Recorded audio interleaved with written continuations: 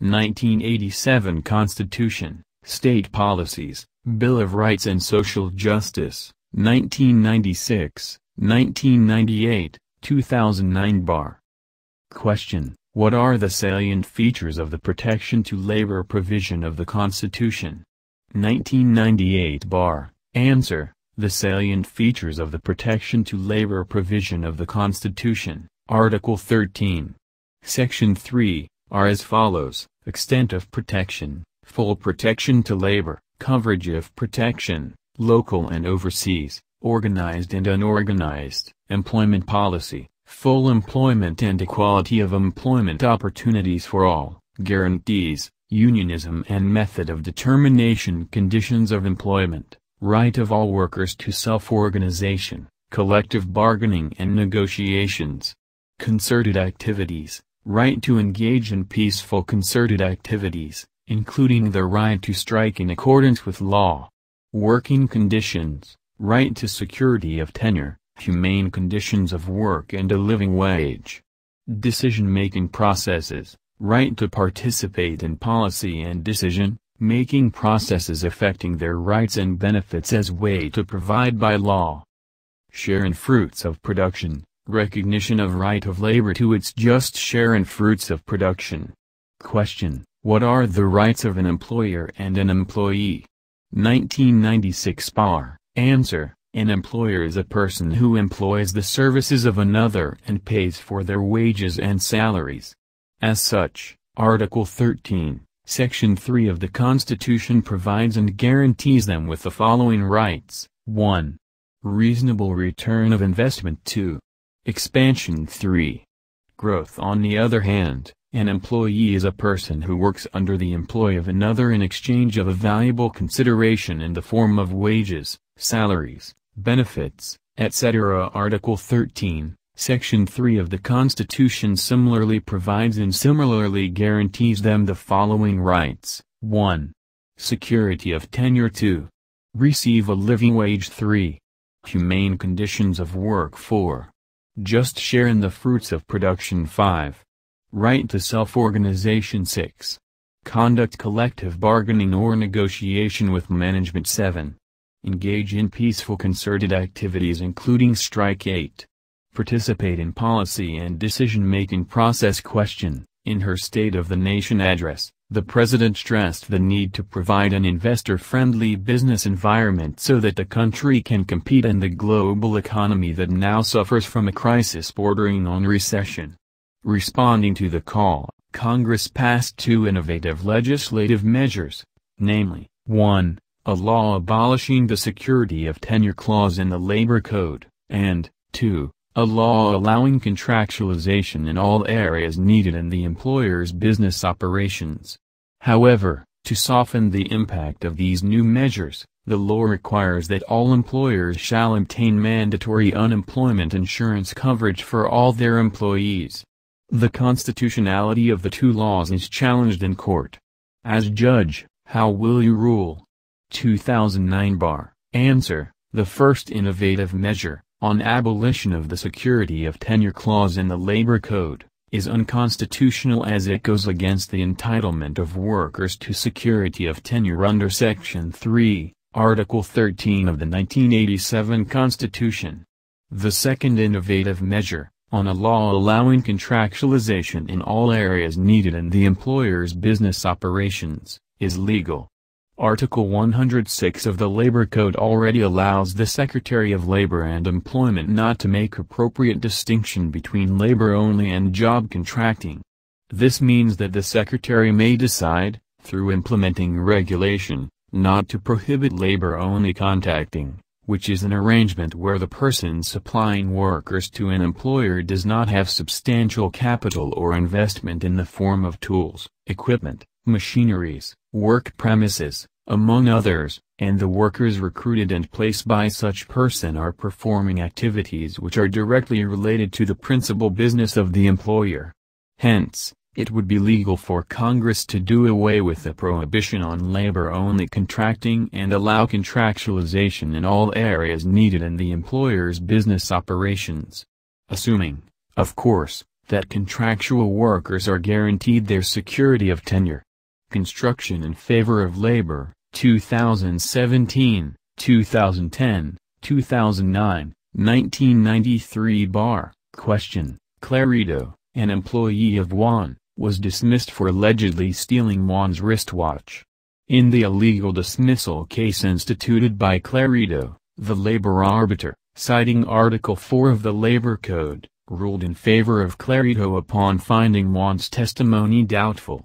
On appeal, the NLRC reversed the labor arbiter, holding that Article 4 applies only when the doubt involves implementation and interpretation of the Labor Code provisions. The NLRC explained that the doubt may not necessarily be resolved in favor of labor since this case involves the application of the rules on evidence, not the Labor Code. Is the NLRC correct? Reasons. 2009. Answer: the NLRC is not correct. It is a well-settled doctrine that if doubts exist between the evidence presented by the employer and the employee, the scale of justice must be tilted in favor of the latter. It is a time-honored rule that in controversies between laborer and master, doubts necessarily arising from the evidence, or in the implementation of the agreement and writing should be resolved in favor of the laborer. Social Justice, 2003, 1994 bar. Question: may social justice as a guiding principle in labor law be so used by the courts in sympathy with the working man if it collides with the Equal Protection Clause of the Constitution? Explain. 2003 bar. Answer: yes. The state is bound under the Constitution to afford full protection to labor, and when conflicting interests collide and they are to be weighed on the scales of social justice, the law should accord more sympathy and compassion to the less privileged working man. Fuentes vs. NLRC. 266 SCRA 24,119,971. However, it should be borne in mind that social justice ceases to be an effective instrument for the equalization of the social and economic forces by the state when it is used to shield wrongdoing. Corazon Jamer vs. NLRC. 278 SCRA 632, 1997.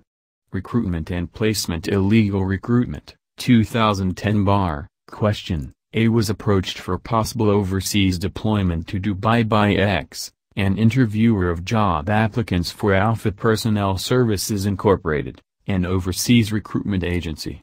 X required A to submit certain documents, passport, NBI clearance, medical certificate, and to pay 25,000 pesos as processing fee.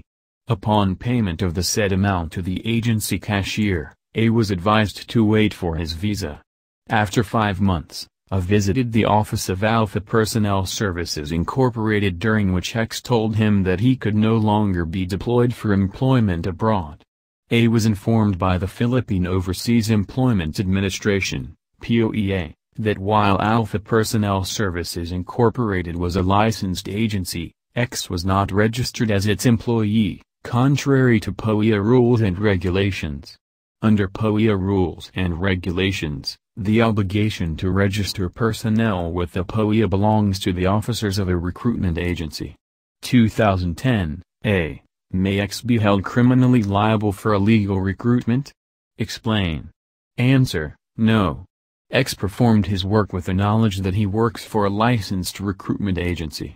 He is in no position to know that the officers of said recruitment agency failed to register him as its personnel. People vs. Chowder, GR number 129577-80, February 15, 2000. The fault not being attributable to him, he may be considered to have apparent authority to represent Alpha in recruitment for overseas employment.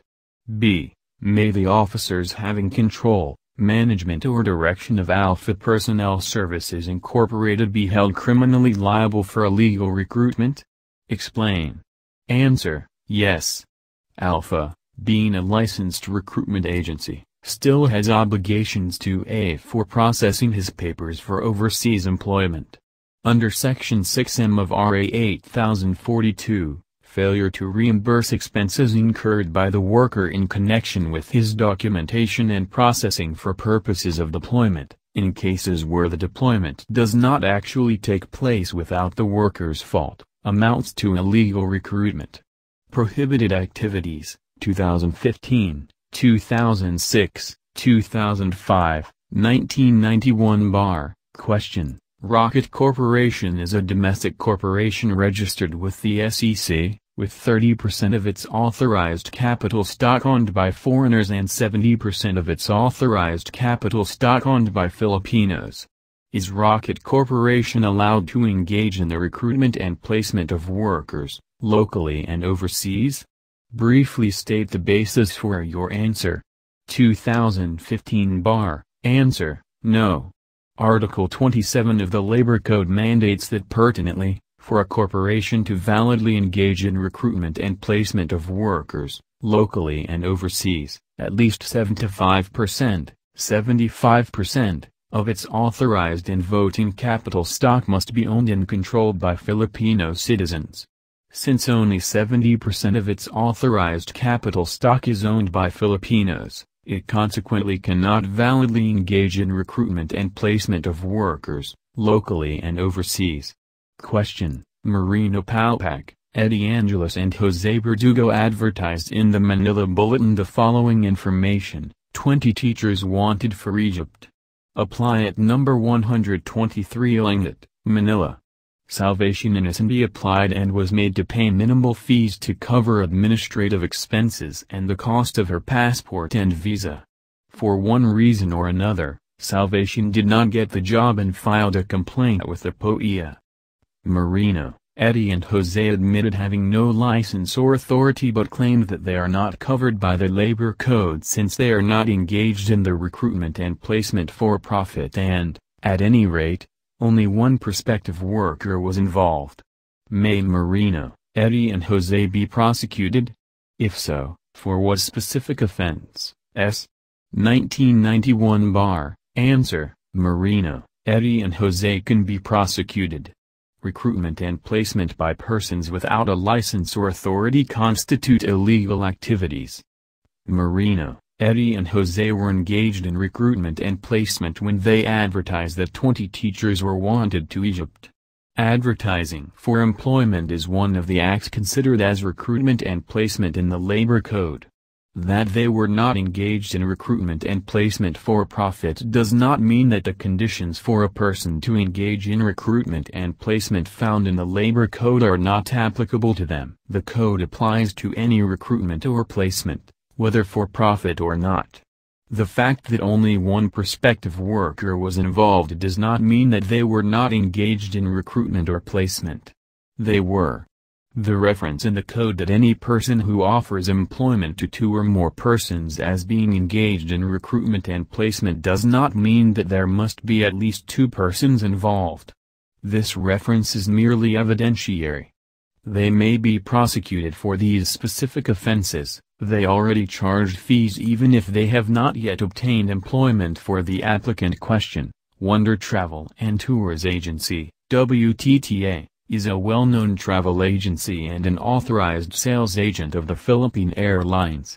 Since majority of its passengers are overseas workers, WTTA applied for a license for recruitment and placement activities.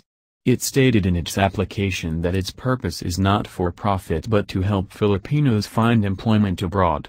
Should the application be approved? 2006 Answer, no. The application should be disapproved. The law clearly states that travel agencies and sales agencies of airline companies are prohibited from engaging in the business of recruitment and placement of workers for overseas employment whether for profit or not. Article 26, Labor Code. In the present case, it is clear that WTTA is the authorized sales agency of PAL, and thus falling within the prohibition of Article 26. Furthermore, its intention of providing Filipinos with employment abroad will not hold water to approve its application no matter how noble it is, because Article 26 provides for an absolute prohibition and does not place any merit on the intention of the applicant. Question. Mary Rose Ganda's application for the renewal of her license to recruit workers for overseas employment was still pending with the Philippine Overseas Employment Administration, POEA. Nevertheless, she recruited Alma and her three sisters, Anna, Joan, and Mavic, for employment as housemaids in Saudi Arabia. Mary Rose represented to the sisters that she had a license to recruit workers for overseas employment. Mary Rose also demanded and received 30,000 pesos from each of them for her services. However, Mary Rose's application for the renewal of her license was denied, and consequently failed to employ the four sisters in Saudi Arabia. The sisters charged Mary Rose with large-scale illegal recruitment. Testifying in her defense, Mary Rose declared that she acted in good faith because she believed that her application for the renewal of her license would be approved.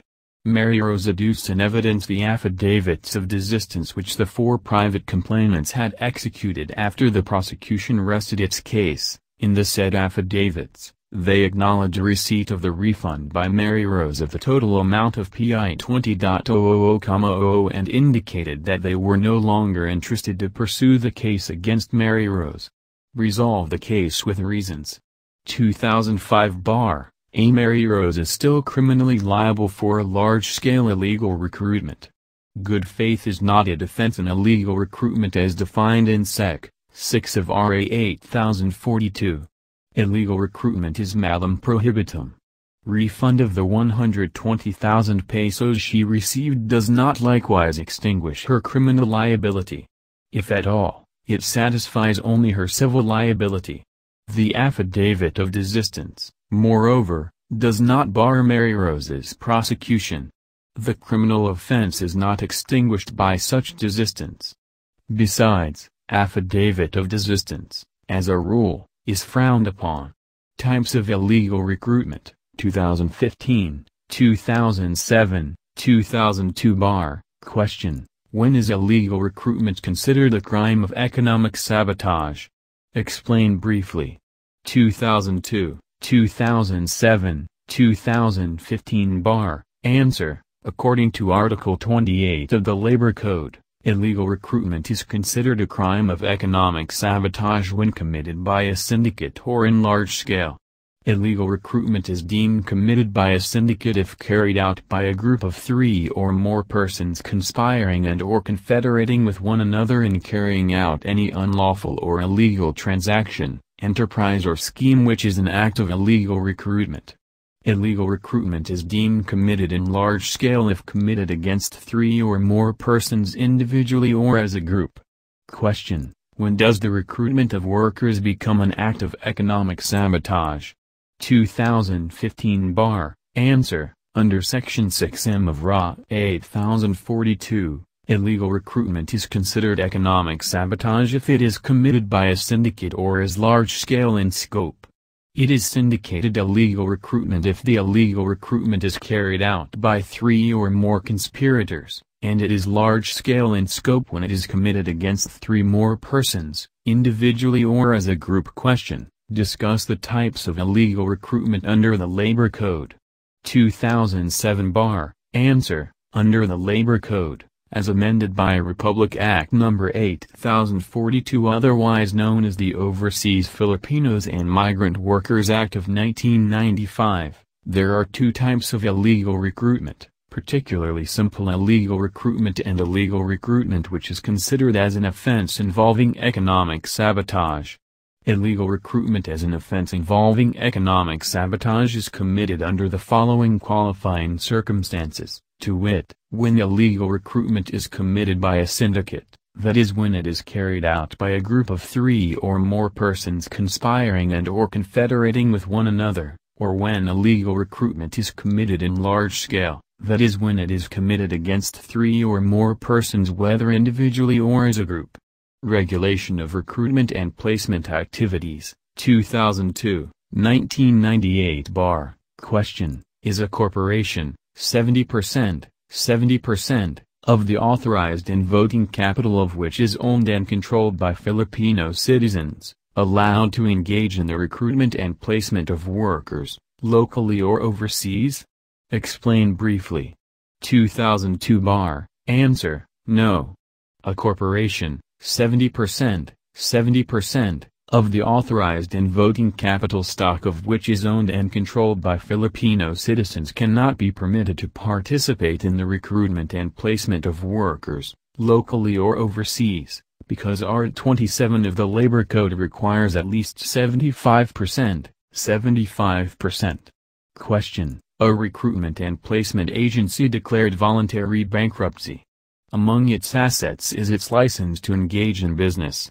Is the license of the bankrupt agency an asset which can be sold in public auction by the liquidator? 1998 bar. Answer, no, because of the non-transferability of the license to engage in recruitment and placement. The Labor Code, in Article 29, provides that no license to engage in recruitment and placement shall be used directly or indirectly by any person other than the one in whose favor it was issued, nor may such license be transferred, conveyed or assigned to any other person or entity. It may be noted that the grant of a license is a governmental act by the Department of Labor and Employment based on personal qualifications, and citizenship and capitalization requirements. Articles 27-28, Labor Code.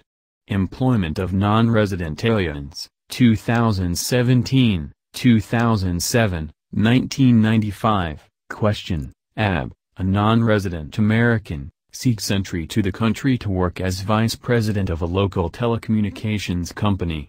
You are with the Department of Labor and Employment, DOLE. What permit, if any, can the DOLE issue so that AB can assume as vice president in the telecommunications company? Discuss fully. 2007 bar. Answer, the Labor Code provides that any alien seeking admission to the Philippines for employment purposes and any domestic or foreign employer who desires to engage an alien for employment in the Philippines shall obtain an employment permit from the Department of Labor. The employment permit may be issued to a non-resident alien or to the applicant employer after a determination of the non-availability of a person in the Philippines who is competent, able and willing at the time of application to perform the services for which the alien is desired. Thus, AB, or telecommunication company, should be issued the above-mentioned alien employment permit so that AB can assume as vice president of the telecommunication company. Question: Philnorx Group Company, Incorporated, a domestic corporation engaged in the optics business, imported from Sweden highly sophisticated and sensitive instruments for its laboratory. To install the instruments and operate them, the company intends to employ Boyija Anders, a Swedish technician sojourning as a tourist in the Philippines. As lawyer of the company, what measures will you take to ensure the legitimate employment of Boyija Anders and at the same time protect Philippine labor? Discuss fully. 1995 bar. Answer, to ensure the legitimate employment of Boyija Anders, a non-resident alien, I will apply at the Department of Labor and Employment for the issuance of an employment permit claiming that there is no one in the Philippines who can do the work that Anders is being asked to do. At the same time, to protect Philippine labor, I will see to it that Anders will have an understudy who will learn by working with Anders how to install and operate the highly sophisticated and sensitive instruments from Sweden. To protect Philippine labor, the Labor Code provides that the alien employee shall not transfer to another job or change his employer without prior approval of the Secretary of Labor. Training and employment of special workers, disabled workers, 2006, 2000 bar. Question: for humanitarian reasons, a bank hired several handicapped workers to count and sort out currencies. Their employment contract was for 6 months. The bank terminated their employment on the ground that their contract has expired, prompting them to file with the labor arbiter a complaint for illegal dismissal. Will their action prosper? 2006 bar. Answer: yes, their action will prosper. They are doing necessary or desirable jobs and are qualified for the job, and therefore they should be treated like other qualified able-bodied employees. Bernardo vs. NLRC and Far East Bank, 310 SCRA 186, 1999. They cannot be terminated simply because of the expiration of the contract. The nature of their work gives them the status of regular employees. What determines regularity is not the employment contract but the nature of the job. A.M. Morita and Company Incorporated vs. NLRC, 176 SCRA 218, 1989. Question: Anna Cruz has a low IQ. She has to be told at least 3 times before she understands her daily work assignment. However, her work output is at least equal to the output of the least efficient worker in her work section. Is Miss Cruz a handicapped worker? Explain. 2000 bar. Answer: no. Low IQ or low efficiency does not make the worker handicapped in the contemplation of law. Handicap means such physical or mental infirmity that impairs capacity to work. The deficiency may also be due to age or injury. Article 78, Labor Code. Equal Opportunity, 2012, 2006, 1998 bar. Question: a lady worker was born with a physical deformity, specifically, hard of hearing, speech impaired and color blind. However, these deficiencies do not impair her working ability. Can the employer classify the lady worker as a handicapped worker so that her daily wage will only be 75% of the applicable daily minimum wage? 1998 bar. A. No, the employer cannot classify the lady worker as a handicapped worker because according to the facts in the question, her deficiencies do not impair her working ability. If her earning capacity is therefore not also impaired, then she cannot be considered a handicapped worker. Because of the above fact, the employer shall not pay her less than the applicable daily minimum wage, Article 78 of the Labor Code. Question: for humanitarian reasons, a bank hired several handicapped workers to count and sort out currencies. Their employment contract was for 6 months. The bank terminated their employment on the ground that their contract has expired, prompting them to file with the labor arbiter a complaint for illegal dismissal. Will their action prosper? 2012 bar. Answer: no. Article 80 provides that in cases of employing handicapped workers, an employment agreement must be contracted. Article 80 further provides that such employment agreement shall contain the duration of the employment period. In the case at bar, the action will not prosper for the bank cannot be held liable for a legal dismissal for the handicapped employees themselves have agreed that their term of employment will only be limited to 6 months. Note: the contract signed by the workers is akin to a probationary employment, during which the bank determined the employee's fitness for the job. If the bank renewed the contract after the lapse of the 6-month probationary period, the employees will then become regular employees since the task of counting and sorting bills is necessary and desirable to the business of the bank. Bernardo et al. Versus NLRC and Far East Bank and Trust Company GR number 122917, July 12, 1999. Labor Standards Conditions of Employment Hours of Work, 2004, 1997 bar. Question: Gil Bates, a computer analyst and programmer of Hard Drive Company, works 8 hours a day for 5 days a week at the main office providing customers information technology assistance. On Saturdays, however, the company requires him to keep his cellular phone open from 8 a.m. to 5 p.m. so that the management could contact him in case of heavy workload or emergency problems needing his expertise. May said hours on Saturdays be considered compensable working hours while on call? If so, should said compensation be reported to the Social Security system? 2004 bar. Answer: said hours on Saturdays should be considered as compensable working hours while on call. In accordance with the rules and regulations implementing the Labor Code, an employee who is not required to leave word at his home or with company officials as to where he may be reached is not working while on call.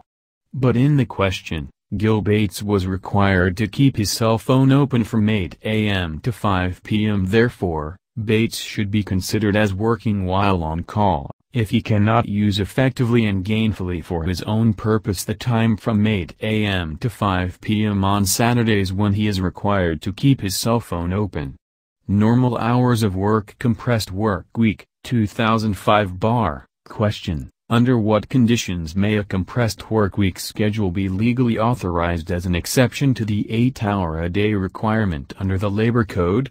2005 bar. Answer: compressed work week is resorted to by the employer to prevent serious losses due to causes beyond his control, such as when there's a substantial slump in the demand for his goods or services or when there is lack of raw materials. Explanatory Bulletin on the Reduction of Workdays on Wages issued by Dole, July 23, 1985.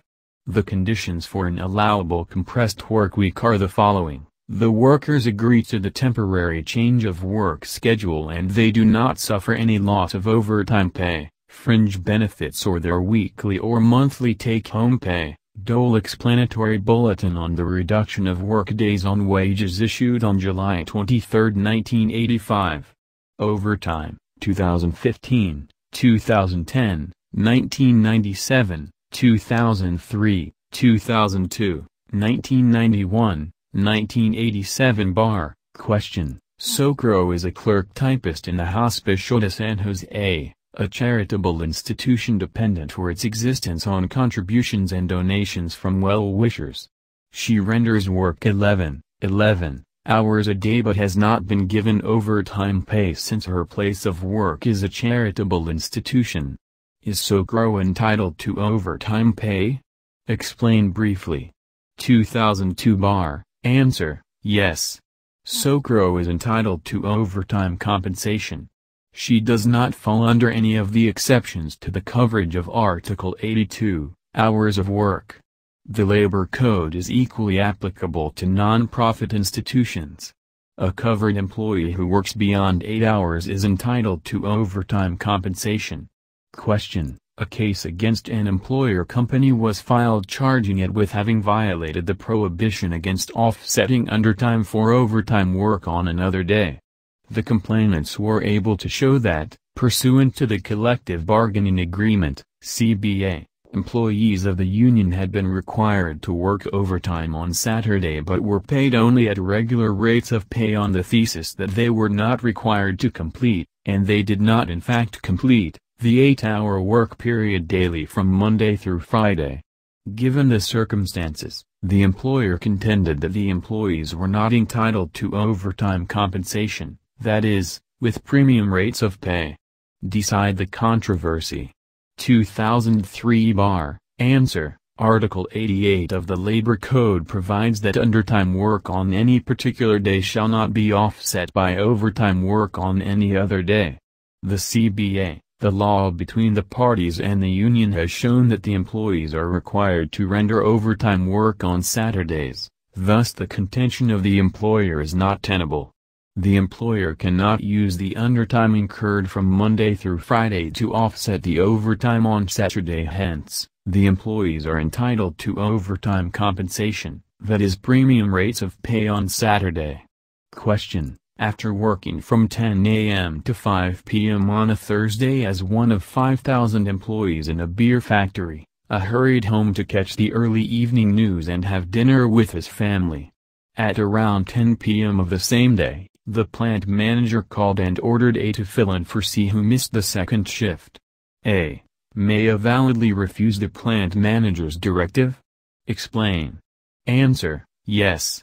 A may validly refuse to fill in for C.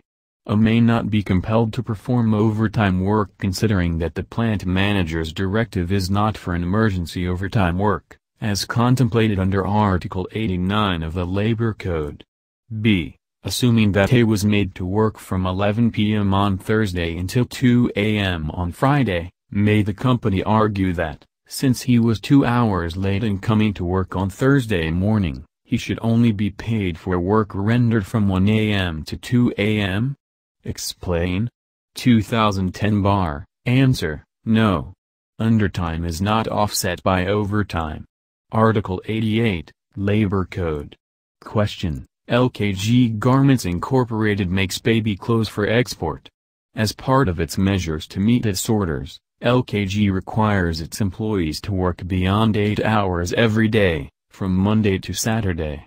It pays its employees an additional 35% of their regular hourly wage for work rendered in excess of 8 hours per day. Because of additional orders, LKG now requires 2 shifts of workers, with both shifts working beyond 8 hours but only up to a maximum of 4 hours. Carding is an employee who used to render up to 6 hours of overtime work before the change in schedule. He complains that the change adversely affected him because now he can only earn up to a maximum of 4 hours worth of overtime pay. Does Carding have a cause of action against the company? 2015 bar. Answer: no. A change in work schedule is a management prerogative of LKG. Thus, Carding has no cause of action against LKG if, as a result of its change to 2 shifts, he now can only expect a maximum of 4 hours overtime work. Besides, Article 87 of the Labor Code does not guarantee Carding a certain number of hours of overtime work. In Manila Jockey Employees Union vs. Manila Jockey Club, GR number 167760, March 7, 2007, the Supreme Court held that the basis of overtime claim is an employee's having been permitted to work. Otherwise, as in this case, such is not demandable.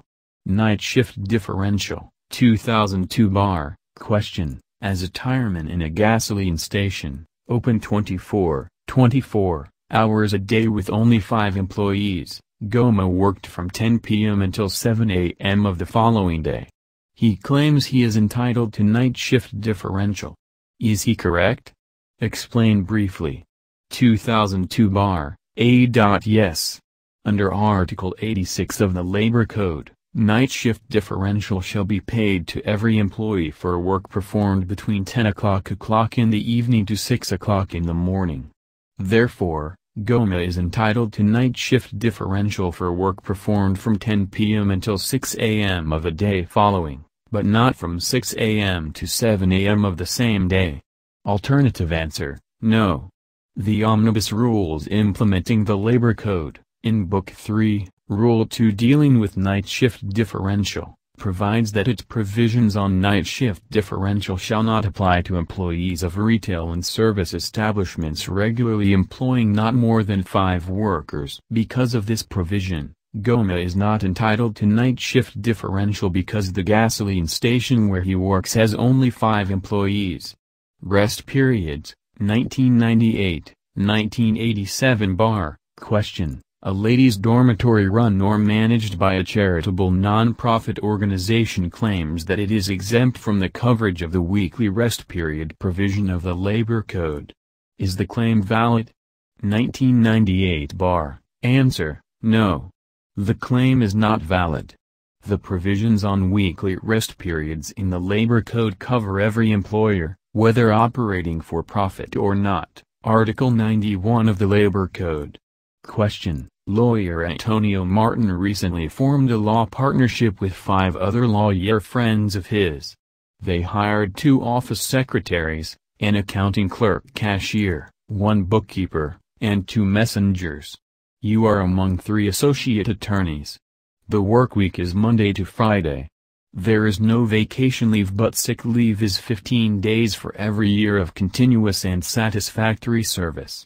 Managing Partner Martin is preparing a set of personnel policies and terms and conditions of employment for the staff and has asked you to give him a brief memo on the questions listed below. Should the law firm schedule a rest day for the employees, including you? 1987 bar. Answer: there is no need under the Labor Code to schedule a rest day. The Code, in Article 91, requires an employer to provide each of his employees a weekly rest day after every 6 consecutive normal work days. Here, the work week is such that it is for 5 days. The Saturdays and Sundays when the employees are not required to work more than satisfy the required weekly rest day. Holiday pay, 13th month pay, 2012, 2005, 2004, 2002, 1998, 1994, 1987 bar. Question: Dennis was a taxi driver who was being paid on the boundary system basis. He worked tirelessly for Cabrera Transport Incorporated for 14 years until he was eligible for retirement. He was entitled to retirement benefits. During the entire duration of his service, Dennis was not given his 13th month pay or his service incentive leave pay. A. Is Dennis entitled to 13th month pay and service leave incentive pay? Explain. Answer: No.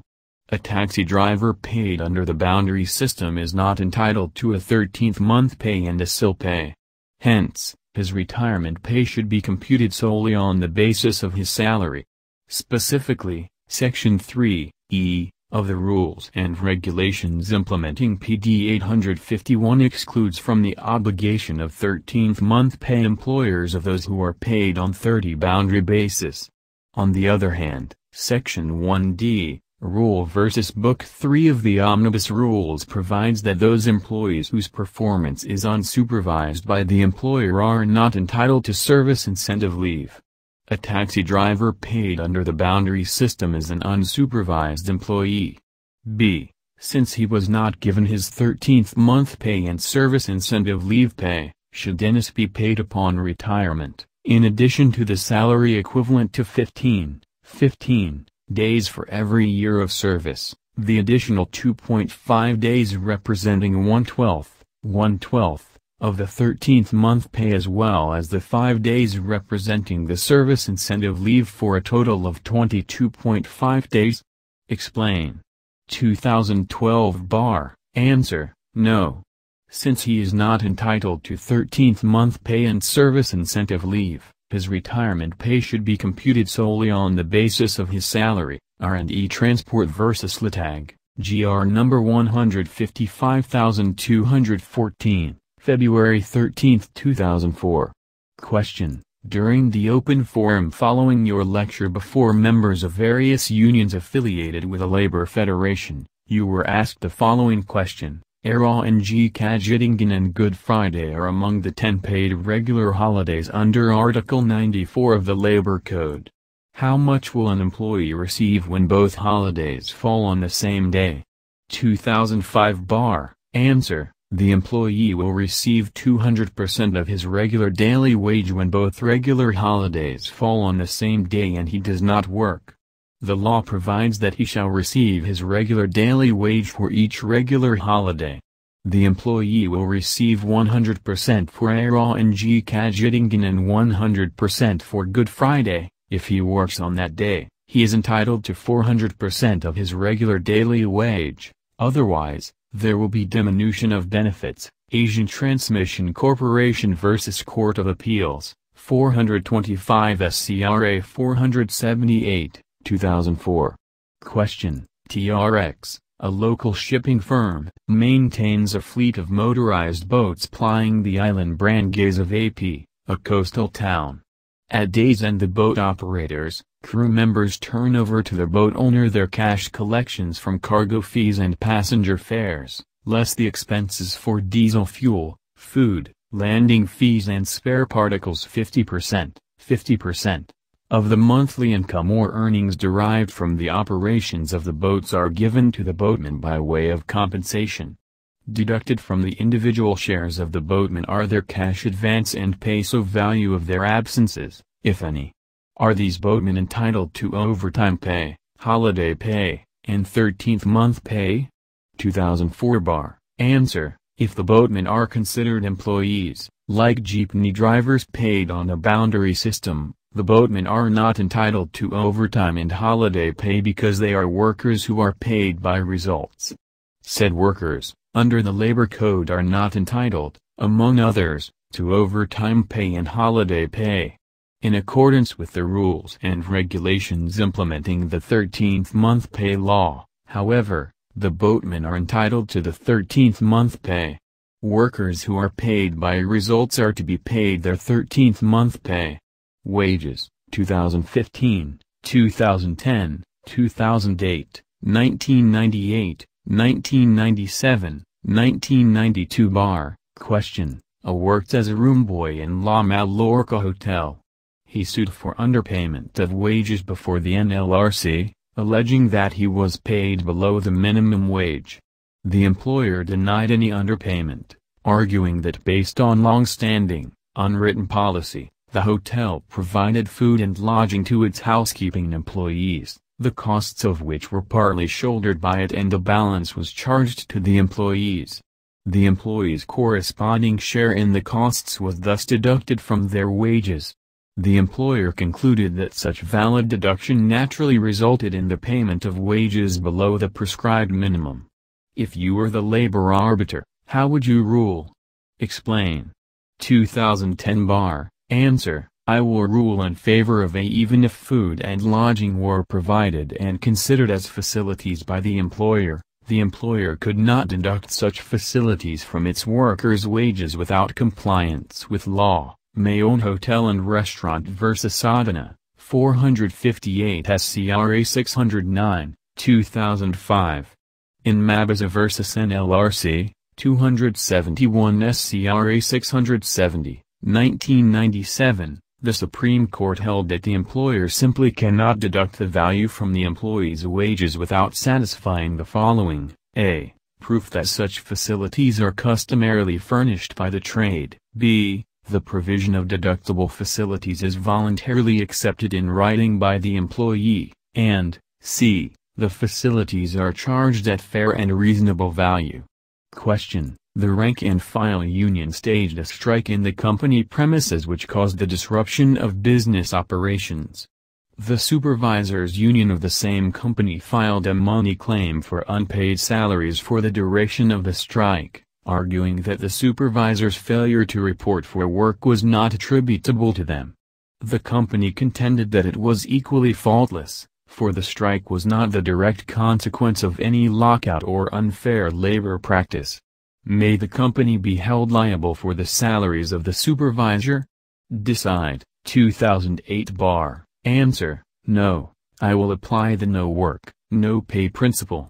The supervisors are not entitled to their money claim for unpaid salaries, as they should not be compensated for services skipped during the strike of the rank and file union. The age-old rule governing the relation between labor and capital, or management and employee of a fair day's wage for a fair day's labor remains as the basic factor in determining employees' wages. Auckland Electric Cooperative Incorporated vs. NLRC, GR number 121439, January 25, 2000. Question. Benito is the owner of an eponymous clothing brand that is a top seller. He employs a number of male and female models who wear Benito's clothes in promotional shoots and videos. His deal with the models is that Benito will pay them with 3 sets of free clothes per week. Is this arrangement allowed? 2015 bar. Answer. No. The arrangement is not allowed. The models are Benito's employees. As such, their services are required to be paid only in legal tender, even when expressly requested by the employee, Article 102, Labor Code. Hence, no lawful deal in this regard can be entered into by and between Benito and his models. The 3 sets of clothes, regardless of value, are in kind, hence, the former's compensation is not in the form prescribed by law. Wage versus salary question. Distinguish salary from wages. 1994 bar. Answer. In the case of GA vs. Court of Appeals, GR No. L 44169, December 3, 1985, the Supreme Court had the opportunity to distinguish salary and wages. According to the Supreme Court, the term wages refer to the compensation given in consideration of manual labor, skilled or unskilled. On the other hand, salary denotes a compensation for a higher degree of employment. Payment of wages, 2004, 1998 bar. Question. TRX, a local shipping firm, maintains a fleet of motorized boats plying the island Brandeis of AP, a coastal town.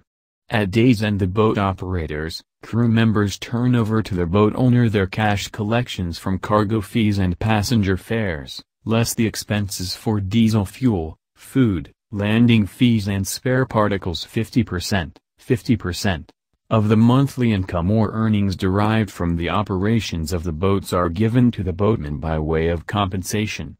Deducted from the individual shares of the boatman are their cash advance and peso value of their absences, if any. Are these boatmen entitled to overtime pay, holiday pay, and 13th month pay? 2004 Answer: no. The boatmen are considered as workers who are paid by results. More specifically, they are task workers who are paid not based on the number of units produced, but are paid based on the completion of their task, with appropriate deductions based on circumstances such as road and traffic conditions. Adriano Quindos, et al. Versus DD Transportation Co., NLRC Case No. RB 420,941, May 31, 1979. In the case at bar, the boatman's payment differs depending on conditions such as the increase or decrease of the price of diesel, food expenses, landing fees and spare particles in connection. Their payment, although being direct remunerations or compensation for their service, cannot be considered as wages, for they do not partake the nature of wages as defined by the laws on labor. Instead, their payment is considered as commissions, and as held by the Supreme Court in the case of King of Kings Transport Incorporated et al. Versus Mamag, GR number 166208. June 29, 2007, workers who are paid by commission are not entitled to the 13th month pay. Non-diminution of benefits, 2015, 2006, 2005, 2003, 2002, 1995 Question: can an employer and an employee enter into an agreement reducing or increasing the minimum percentage provided for night differential pay, overtime pay, and premium pay? 2006 Answer: no. If the agreement is with regards to reduction, Article 100 provides for the prohibition against elimination or diminution of benefits. However, if the agreement seeks to increase the minimum percentage, it is allowed because there is nothing in the law which prohibits the same. What is expressly prohibited under the law is only reduction. Question: Far East Bank, FEB, is one of the leading banks in the country. Its compensation and bonus packages are top of the industry. For the last 6 years, February had been providing the following bonuses across the board to all its employees: A. 13th month pay, B. 14th to 18th month pay, C. Christmas basket worth 6,000 pesos, D. Gift check worth 4,000 pesos, and E. Productivity-based incentive ranging from a 20% to 40% increase in gross monthly salary for all employees who would receive an evaluation of excellent for 3 straight quarters in the same year. Because of its poor performance overall, February decided to cut back on the bonuses this year and limited itself to the following: A. 13th month pay, B. 14th month pay, C. Christmas basket worth 4,000 pesos, and D. Gift check worth 2,000 pesos. Katrina, an employee of February, who had gotten a rating of excellent for the last 3 quarters, was looking forward to the bonuses plus the productivity incentive bonus. After learning that February had modified the bonus scheme, she objected. Is Katrina's objection justified? Explain. 2015 Answer: Katrina's objection is justified. Having enjoyed the across-the-board bonuses, Katrina has earned a vested right. Hence, none of them can be withheld or reduced. In the problem, the company has not proven its alleged losses to be substantial.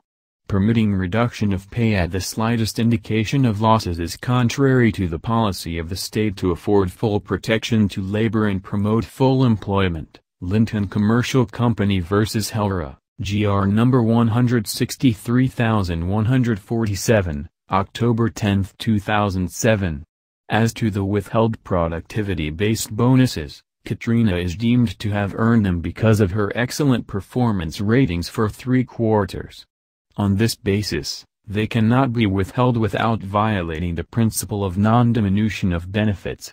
Moreover, it is evident from the facts of the case that what was withdrawn by February was a productivity bonus, protected by Law 6791, which mandates that the monetary value of the productivity improvement be shared with the employees. The productivity-based incentive scheme of February cannot just be withdrawn without the consent of its affected employees. Wage Order, Wage Distortion, 2009, 2008, 2006, 2002, 1997 bar, question, when is there a wage distortion? 2006, 1997, 2009 bar, answer. There is wage distortion where an increase in prescribed wage rates results in the elimination or severe contraction of intentional quantitative differences in wage or salary rates between and among employee groups in an establishment as to effectively obliterate the distinctions embodied in such wage structure based on skills, length of service, or other logical bases of differentiation. Wage distortion arises when, 4 essential elements are present. A. An existing hierarchy of positions with corresponding salary rates. B. A significant change or increase in the salary rate of a lower pay class without a corresponding increase in the salary of a higher one. C. The elimination of the distinction between 2 groups or classes. And D. The distortion exists in the same region of the country. Per Bankers Association vs. Prudential Bank and Trust Co. 302 SCRA 74, 1999. Question, how should a wage distortion be settled? 2006, 1997, 2009 bar. Answer, any dispute arising from wage distortion shall be resolved through the grievance procedure as provided in the applicable collective bargaining agreement and, if the dispute remains unresolved, then through voluntary arbitration. In cases where there are no collective bargaining agreements or recognized labor unions, the employers and workers shall endeavor to correct such wage distortions.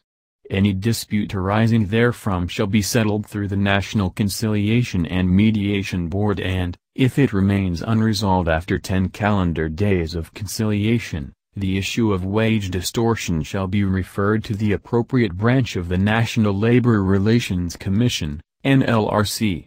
Question, can the issue of wage distortion be raised in a notice of strike? Explain.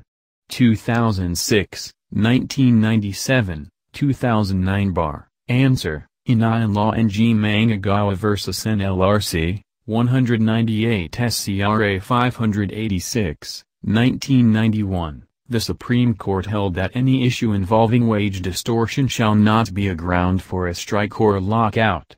The legislative intent is to solve wage distortion problems through voluntary negotiation or arbitration. Question, how should a wage distortion be resolved? 1. In case there is a collective bargaining agreement and, 2. In case there is none. Explain briefly. 2002 bar. Answer, according to Article 124 of the Labor Code, in case there is a collective bargaining agreement, a dispute arising from wage distortion shall be resolved through the grievance machinery provided in the CBA, and if remains unresolved, through voluntary arbitration. In case there is no collective bargaining agreement, the employers and workers shall endeavor to correct such distortions. Any dispute arising therefrom shall be settled through the National Conciliation and Mediation Board, and if it remains unresolved after 10 calendar days of conciliations, then the dispute is referred to the appropriate branch of the National Labor Relations Commission. Leaves Service Incentive Leave, 2012, 2010, 1987 bar. Question, Dennis was a taxi driver who was being paid on the boundary system basis. He worked tirelessly for Cabrera Transport Incorporated for 14 years until he was eligible for retirement. He was entitled to retirement benefits. During the entire duration of his service, Dennis was not given his 13th month pay or his service incentive leave pay. A. Is Dennis entitled to 13th month pay and service leave incentive pay? Explain. Answer: no. A taxi driver paid under the boundary system is not entitled to a 13th month pay and a SIL pay. Hence, his retirement pay should be computed solely on the basis of his salary. Specifically, Section 3A of the Rules and Regulations implementing PD 851 excludes from the obligation of 13th month pay employers of those who are paid on 30 boundary basis. On the other hand, Section 1D, Rule versus Book 3 of the Omnibus Rules provides that those employees whose performance is unsupervised by the employer are not entitled to service incentive leave. A taxi driver paid under the boundary system is an unsupervised employee. B. Since he was not given his 13th month pay and service incentive leave pay, should Dennis be paid upon retirement, in addition to the salary equivalent to 15 days for every year of service, the additional 2.5 days representing 1/12 of the 13th month pay as well as the 5 days representing the service incentive leave for a total of 22.5 days? Explain. 2012 bar. Answer: no. Since he is not entitled to 13th month pay and service incentive leave, his retirement pay should be computed solely on the basis of his salary. R&E Transport vs. Littag, GR number 155214, February 13, 2004. Question: a driver for a bus company sued his employer for non-payment of commutable service incentive leave credits upon his resignation after 5 years of employment. The bus company argued that A was not entitled to service incentive leave since he was considered a field personnel and was paid on commission basis and that, in any event, his claim had prescribed. If you were the labor arbiter, how would you rule? Explain. 2010 bar. Answer: I will grant the prayer of A payment on commission basis alone does not prove that A is a field personnel. There must be proof that A is left to perform his work unsupervised by his employer. Otherwise, he is not a field personnel, thus entitled to commutable service incentive leave, SIL, credits. Autobus vs. Bautista, 458 SCRA 578, 2005. His action has not yet prescribed. In Autobus vs. Bautista, Supra, the Supreme Court recognized that SIL is such a unique labor standard benefit, because it is commutable. An employee may claim his accrued SIL throughout the years of his service with the company upon his resignation, retirement, or termination. Therefore, when A resigned after 5 years, his right of action to claim all of his SIL benefits accrued at the time when the employer refused to pay him his rightful SIL benefits, Article 291. Labor Code. Maternity leave, 2010, 2007, 2005 bar. Question: A. Single, has been an active member of the Social Security system for the past 20 months. She became pregnant out of wedlock and on her 7th month of pregnancy, she was informed that she would have to deliver the baby through cesarean section because of some complications. Can A claim maternity benefits? If yes, how many days can she go on maternity leave? If not, why is she not entitled? 2010 bar. Answer: yes. The SSS law does not discriminate based on the civil status of a female member employee. As long as said female employee has paid at least 3 monthly contributions in the 12-month period immediately preceding the semester of her childbirth, she can avail of the maternity benefits under the law. Since A gave birth through C-section, she is entitled to 100% of her average salary credit for 78 days, provided she notifies her employer of her pregnancy and the probable date of her childbirth, among others. Section 14A, Rep. Act No. 8282. The same maternity benefits are ensured by Section 22, B. 2, of the Magna Carta of Women, Rep. Act Number 9710. Question: Ab, single and living in with CD, a married man, is pregnant with her fifth child. She applied for maternity leave but her employer refused the application because she is not married. Who is right? Decide. 2007 bar. Answer: Ab is right. The Social Security law, which administers the maternity benefit program, does not require that the relationship between the father and the mother of the child be legitimate. The law is compensating the female worker because of her maternal function and resultant loss of compensation. The law is morality-free. Question: Mansueto had been an employee of Naples Assurance Company for the last 10 years. His wife of 6 years died last year. They had 4 children. He then fell in love with Jovi, his co-employee, and they got married. In October this year, Guido's new wife is expected to give birth to her first child. He has accordingly filed his application for paternity leave, conformably with the provisions of the paternity leave law which took effect in 1996. The HRD manager of the assurance firm denied his application, on the ground that Guido had already used up his entitlement under that law. Guido argued that he has a new wife who will be giving birth for the first time. Therefore, his entitlement to paternity leave benefits would begin to run anew. Is Jovi entitled to maternity leave benefits?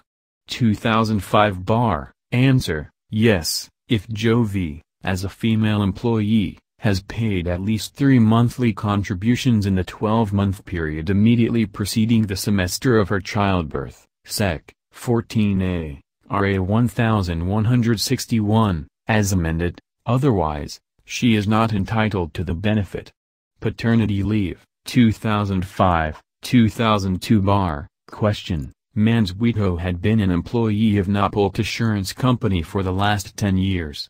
His wife of 6 years died last year. They had 4 children.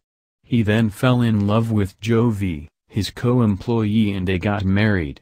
In October this year, Guido's new wife is expected to give birth to her first child. He has accordingly filed his application for paternity leave, conformably with the provisions of the paternity leave law which took effect in 1996. The HRD manager of the assurance firm denied his application, on the ground that Guido had already used up his entitlement under that law. Guido argued that he has a new wife who will be giving birth for the first time. Therefore, his entitlement to paternity leave benefits would begin to run anew. Whose contention is correct, Guido or the HRD manager? 2005 bar. Answer: the contention of Guido is correct. The law provides that every married male is entitled to a paternity leave of 7 days for the first 4 deliveries of the legitimate spouse with whom he is cohabiting. Section 2, RA 6187. Jovi is Guido's legitimate spouse with whom he is cohabiting. The fact that Jovi is his second wife and that Guido had 4 children with his first wife is beside the point. The important fact is that this is the first child of Jovi with Guido. The law did not distinguish and we should therefore not distinguish. The paternity leave was intended to enable the husband to effectively lend support to his wife in her period of recovery and/or in the nursing of the newly born child. Section 3, RA 8187. To deny Guido this benefit would be to defeat the rationale for the law. Question: how many times may a male employee go on paternity leave? Can he avail himself of this benefit, for example, 50 days after the first delivery by his wife? 2002 bar. Answer: a male employee may go on paternity leave up to 4 children. Section 2, RA 8187. On the question of whether or not he can avail himself of this benefit 50 days after the delivery of his wife, the answer is, yes, he can, because the rules implementing Paternity Leave Act says that the availment should not be later than 60 days after the date of delivery. Special Leaves for Women Workers, Magna Carta for Women, 2013 bar. Question: because of the stress in caring for her 4 growing children, Tammy suffered a miscarriage late in her pregnancy and had to undergo an operation. In the course of the operation, her obstetrician further discovered a suspicious-looking mass that required the subsequent removal of her uterus, hysterectomy. After surgery, her physician advised Tammy to be on full bed rest for 6 weeks. Meanwhile, the biopsy of the sample tissue taken from the mass in Tammy's uterus showed a beginning malignancy that required an immediate series of chemotherapy once a week for 4 weeks. What benefits can Tammy claim under existing social legislation? 2013 Bar. Answer: assuming she is employed, Tammy is entitled to a special leave benefit of 2 months with full pay, gynecological leave, pursuant to RA 9710 or the Magna Carta of Women. She can also claim sickness leave benefit in accordance with the SSS law. Question: A. Single, has been an active member of the Social Security system for the past 20 months. She became pregnant out of wedlock, and on her 7th month of pregnancy, she was informed that she would have to deliver the baby through cesarean section because of some complications. Can she claim maternity benefits? If yes, how many days can she go on maternity leave? If not, why is she not entitled? 2010 Bar. Answer: yes. The SSS law does not discriminate based on the civil status of a female member employee. As long as said female employee has paid at least 3 monthly contributions in the 12-month period immediately preceding the semester of her childbirth, she can avail of the maternity benefits under the law. Since a gave birth through C-section, she is entitled to 100% of her average salary credit for 78 days, provided she notifies her employer of her pregnancy and the probable date of her childbirth, among others. See Section 14A, Rep. Act No. 8282. The same maternity benefits are ensured by Section 22(b)(2) of the Magna Carta of Women, Rep. Act No. 9710. Special Groups of Employees Women Discrimination, 2000, 1998 Bar. Question: an airline which flies both the international and domestic routes requested the Secretary of Labor and Employment to approve the policy that all female flight attendants upon reaching age 40, with at least 15 years of service shall be compulsorily retired. However, flight attendants who have reached age 40, but have not worked for 15 years will be allowed to continue working in order to qualify for retirement benefits, but in no case will the extension exceed 4 years. Does the Secretary of Labor and Employment have the authority to approve the policy? 1998 Bar. A. Yes, the Secretary of Labor and Employment has the authority to approve a policy dealing with the retirement of flight attendants of airlines. Article 132d of the Labor Code provides that the Secretary of Labor and Employment shall establish standards that will ensure the safety and health of women employees, including the authority to determine appropriate minimum age and other standards for retirement or termination in special occupations such as those of flight attendants and the like. Caveat: it could be argued that Article 132d may be unconstitutional because this may constitute discrimination in violation of the spirit of Section 14 of Article 14 of the Constitution, which provides that the state shall protect working women by providing safe and healthful working conditions, taking into account their maternal functions, and such facilities and opportunities that will enhance their welfare and enable them to realize their full potential in the service of the nation. Question: an exclusive school for girls, run by a religious order, has a policy of not employing unwed mothers, women with live-in partners, and lesbians. A. Is the policy violative of any provision of the Labor Code on employment of women? Answer: no, the policy does not violate the Labor Code.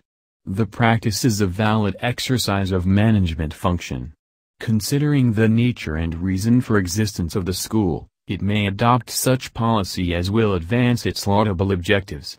In fact, The policy accords with the constitutional precept of inculcating ethical and moral values in schools. The school policy does not discriminate against women solely on account of sex, Article 135, Labor Code, nor are the acts prohibited under Article 137 of the Labor Code. B. The same school dismissed 2 female faculty members on account of pregnancy out of wedlock. Did the school violate any provision of the Labor Code on employment of women? 2000 bar. Answer: no, because to tolerate pregnancy out of wedlock will be a blatant contradiction of the school's laudable mission which, as already stated, accords with high constitutional precepts. This answer does not contradict the ruling in QUAMTO where the teacher merely fell in love with a bachelor student and the teacher, also single, did not get pregnant out of wedlock. Stipulation against marriage, 2012, 1998, 1995, 1991 bar. Question: Philair Aviation Company, Philair, is a new airline company recruiting flight attendants for its domestic flights. It requires that the applicant be single, not more than 24 years old, attractive, and familiar with 3 major Visayan dialects, viz., Ilonggo, Cebuano, and Waray. Lord. 23 years old was accepted as she possessed all the qualifications. After passing the probationary period, Lourdes disclosed that she got married when she was 18 years old, but the marriage was already in the process of being annulled on the ground that her husband was afflicted with a sexually transmissible disease at the time of the celebration of their marriage. As a result of this revelation, Lourdes was not hired as a regular flight attendant. Consequently, she filed a complaint against Philair alleging that the pre-employment qualifications violate relevant provisions of the Labor Code and are against public policy. Is the contention of Lourdes tenable? Discuss fully. 1995 bar. Answer: the contention of Lourdes is tenable. When she was not hired as a regular flight attendant by Philair because she disclosed that she got married when she was 18 years old, the airline company violated the provision of the Labor Code which states, "It shall be unlawful for an employer to require as a condition of employment or continuation of employment that a woman employee shall not get married, or to stipulate expressly or tacitly that upon getting married a woman employee shall be deemed resigned or separated, or to actually dismiss, discharge, discriminate or otherwise prejudice a woman employee merely by reason of her marriage." Question: Mamanu Aviation Company, Mamanu, is a new airline company recruiting flight attendants for its domestic flights. It requires that the applicant be single, not more than 24 years old, attractive, and familiar with 3 dialects, viz., Ilonggo, Cebuano and Kapampangan. Luna, 23 years old, was accepted as she possesses all the qualifications. After passing the probationary period, Luna disclosed that she got married when she was 18 years old, but the marriage was already in the process of being annulled on the ground that her husband was afflicted with a sexually transmissible disease at the time of the celebration of their marriage. As a result of this revelation, Luna was not hired as a regular flight attendant. Consequently, she filed a complaint against Mamanu alleging that the pre-employment qualifications violate relevant provisions of the Labor Code and are against public policy. Is the contention of Luna tenable? Why? 2012 bar. Answer: yes. Mamanu's pre-employment requirement cannot be justified as a bona fide occupational qualification, where the particular requirements of the job would justify it. The said requirement is not valid because it does not reflect an inherent quality that is reasonably necessary for a satisfactory job performance. PT&T vs NLRC, GR number 118978, May 23, 1997, citing 45 AM. Jur. 2D, Job Discrimination, Section 506, p. 486. Sexual Harassment, 2009, 2006, 2005, 2004, 2003, 2000 bar. Question: As a condition for her employment, Josephine signed an agreement with her employer that she will not get married, otherwise, she will be considered resigned or separated from the service. Josephine got married. She asked Owen, the personnel manager, if the company can reconsider the agreement. He told Josephine he can do something about it, insinuating some sexual favors. She complained to higher authorities but to no avail. She hires you as her counsel. What action or actions will you take? Explain. 2006 Bar. Answer: As counsel for Josephine, I will file a complaint for work-related sexual harassment which, as in the case at bar, occurs when a person who has authority, influence or moral ascendancy over another demands, requests or otherwise requires any sexual favor from the latter as a condition for, inter alia, the continued employment of said individual. Section 3, RA 7877. I will likewise file a complaint for illegal dismissal citing Article 136 of the Labor Code, which provides that it is unlawful for an employer to require as a condition of continued employment or continuation of employment that a woman employee shall not get married, or to stipulate expressly or tacitly that upon getting married a woman employee shall be deemed resigned or separated, or to actually dismiss, discharge, discriminate or otherwise prejudice a woman employee merely by reason of her marriage. Question: Pedrito Masculato, a college graduate from the province, tried his luck in the city and landed a job as utility maintenance man at the warehouse of a big shopping mall. After working as a casual employee for 6 months, he signed a contract for probationary employment for 6 months. Being well-built and physically attractive, his supervisor, Mr. Hercules Baruch, took special interest to befriend him. When his probationary period was about to expire, he was surprised when one afternoon after working hours, Mr. Baruch followed him to the men's comfort room. After seeing that no one else was around, Mr. Baruch placed his arm over Pedrito's shoulder and softly said, "You have great potential to become regular employee and I think I can give you a favorable recommendation. Can you come over to my condo unit on Saturday evening so we can have a little drink? I'm alone, and I'm sure you want to stay longer with the company." Is Mr. Baruch liable for sexual harassment committed in a work-related or employment environment? 2004 Bar. Answer: Yes, the elements of sexual harassment are all present. A. The act of Mr. Baruch was committed in a workplace. B. Mr. Baruch, as supervisor of Pedrito Masculato, has authority, influence and moral ascendancy over Masculato.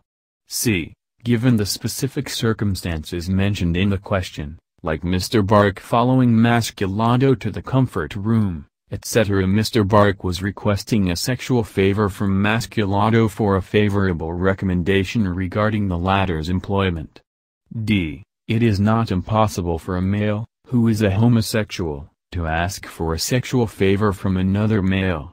Question: Can an individual, the sole proprietor of a business enterprise, be said to have violated the Anti-Sexual Harassment Act of 1995 if he clearly discriminates against women in the adoption of policy standards for employment and promotions in the enterprise? Explain. 2003 Bar. Answer: When an employer discriminates against women in the adoption of policy standards for employment and promotion in his enterprise, he is not guilty of sexual harassment. Instead, the employer is guilty of discrimination against women employees, which is declared to be unlawful by the Labor Code. For an employer to commit sexual harassment, he, as a person of authority, influence or moral ascendancy, should have demanded, requested or otherwise required a sexual favor from his employee whether the demand, request or requirement for submission is accepted by the object of said act. In the question, no such act was committed by the sole proprietor. Question: Attorney Renan, a CPA lawyer and managing partner of an accounting firm, conducted the orientation seminar for newly hired employees of the firm, among them, Ms. Maganda. After the seminar, Renan requested Maganda to stay, purportedly to discuss some work assignment. Left alone in the training room, Renan asked Maganda to go out with him for dinner and ballroom dancing.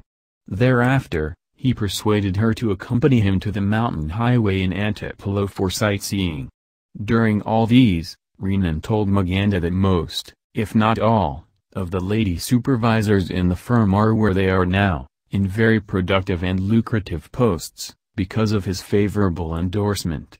Did Renan commit acts of sexual harassment in a work-related or employment environment? Reasons. 2009 bar. A yes. Attorney Renan is guilty of sexual harassment. This conclusion is predicated upon the following consideration. A. Attorney Renan has authority, influence or moral ascendancy over Miss Maganda. B. While the law calls for a demand, request or requirement of a sexual favor, it is not necessary that the demand, request or requirement of a sexual favor be articulated in a categorical oral or written statement.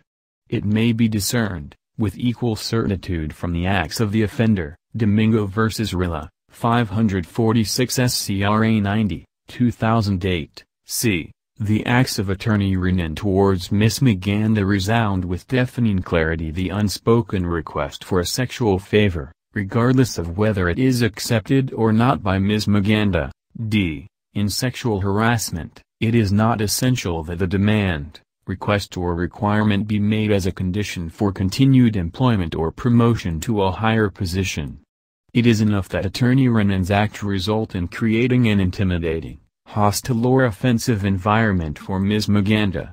Minors, 2007, 2006, 2004, 2002 bar. Question. Determine whether the following minors should be prohibited from being hired and from performing their respective duties indicated hereunder. 2006 bar. A. A 17-year-old boy working as a miner at the Walwadi Mining Corporation. Answer. Yes, he should be prohibited from being hired and from performing the duties of a miner because such constitutes hazardous work under DO No. 04 Series of 1999. Article 139, c. of the Labor Code expressly prohibits the employment of persons below 18 years of age in an undertaking which is hazardous or deleterious in nature as determined by the Secretary of Labor. B. An 11-year-old boy who is an accomplished singer and performer in different parts of the country. Answer. No, he should not be prohibited from being hired and from performing as a singer. Under Article 8 Section 12 Par. 2 of RA 7610 as amended by RA 7658, this constitutes an exception to the general prohibition against the employment of children below 15 years of age, provided that the following requirements are strictly complied with. A. The employer shall ensure the protection, health, safety and morals of the child. B. The employer shall institute measures to prevent the child's exploitation or discrimination taking into account the system and level of remuneration, and the duration and arrangement of working time, and c. The employer shall formulate and implement, subject to the approval and supervision of competent authorities, a continuing program for training and skill acquisition of the child. Moreover, the child must be directly under the sole responsibility of his parents or guardian and his employment should not in any way interfere with his schooling. C. A 15-year-old girl working as a library assistant in a girls' high school. Answer. No, she should not be prohibited from working as a library assistant because the prohibition in the Labor Code against employment of persons below 18 years of age merely pertains to employment in an undertaking which is hazardous or deleterious in nature as identified in the guidelines issued by the Dole Secretary. Working as a library assistant is not one of undertakings identified to be hazardous under DO No. 04 Series of 1999. D. A 16-year-old girl working as model promoting alcoholic beverages. Answer. Yes, she should be prohibited from working as a model promoting alcoholic beverages. RA 7610 categorically prohibits the employment of child models in all commercials or advertisements promoting alcoholic beverages and intoxicating drinks, among other things. A 17-year-old boy working as dealer in a casino. Answer: yes, he should be prohibited from working as a dealer in a casino, because Article 140 of the Labor Code prohibits the employment of persons below 18 years of age in an undertaking which is hazardous or deleterious in nature as identified in the guidelines issued by the Dole Secretary. Working as a dealer in a casino is classified as hazardous under DO No. 04 Series of 1999 as it exposes children to physical, psychological or sexual abuses. Question: you were asked by 3 paint manufacturing company regarding the possible employment as a mixer of a person, aged 17, who shall be directly under the care of the section supervisor. What advice would you give? Explain briefly. 2002 bar. Answer: I will advise the paint manufacturing company that it cannot hire a person who is aged 17. Article 139, c. of the Labor Code provides that a person below 18 years of age shall not be allowed to work in an undertaking which is hazardous or deleterious in nature as determined by the Secretary of Labor. Paint manufacturing has been classified by the Secretary of Labor as a hazardous work. Kasimbahe, 2015, 2014, 2012, 2009, 2007, 2000. 1998 bar. Question: Soledad, a widowed schoolteacher, takes under her wing one of her students, Kiko, 13 years old, who was abandoned by his parents and has to do odd jobs in order to study. She allows Kiko to live in her house, provides him with clean clothes, food, and a daily allowance of 200 pesos. In exchange, Kiko does routine housework, consisting of cleaning the house and doing errands for Soledad. One day, a representative of the Dole and the DSWD came to Soledad's house and charged her with violating the law that prohibits work by minors. Soledad objects and offers as a defense that she was not requiring Kiko to work as the chores were not hazardous. Further, she did not give him chores regularly but only intermittently as the need may arise. Is Soledad's defense meritorious? 2015 bar. Answer: Soledad's defense is meritorious. Section 4D of the Kasimbahe Law, RA 10361, provides that the term domestic worker shall not include children who are under foster family arrangement, and are provided access to education and given an allowance incidental to education, that is baon, transportation, school projects and school activities.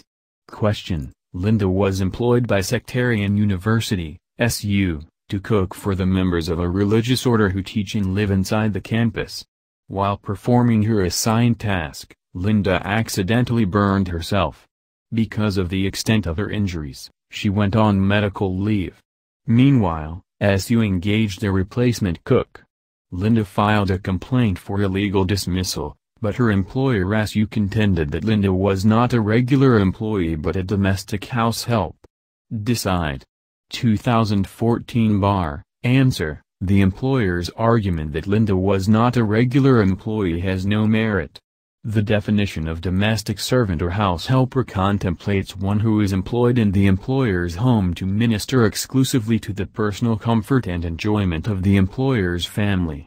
The Supreme Court already held that the mere fact that the house helper is working in relation to or in connection with its business warrants the conclusion that such house helper or domestic servant is and should be considered as a regular employee. Apex Mining Company Incorporated vs. NLRC, GR number 94951, April 22, 1991.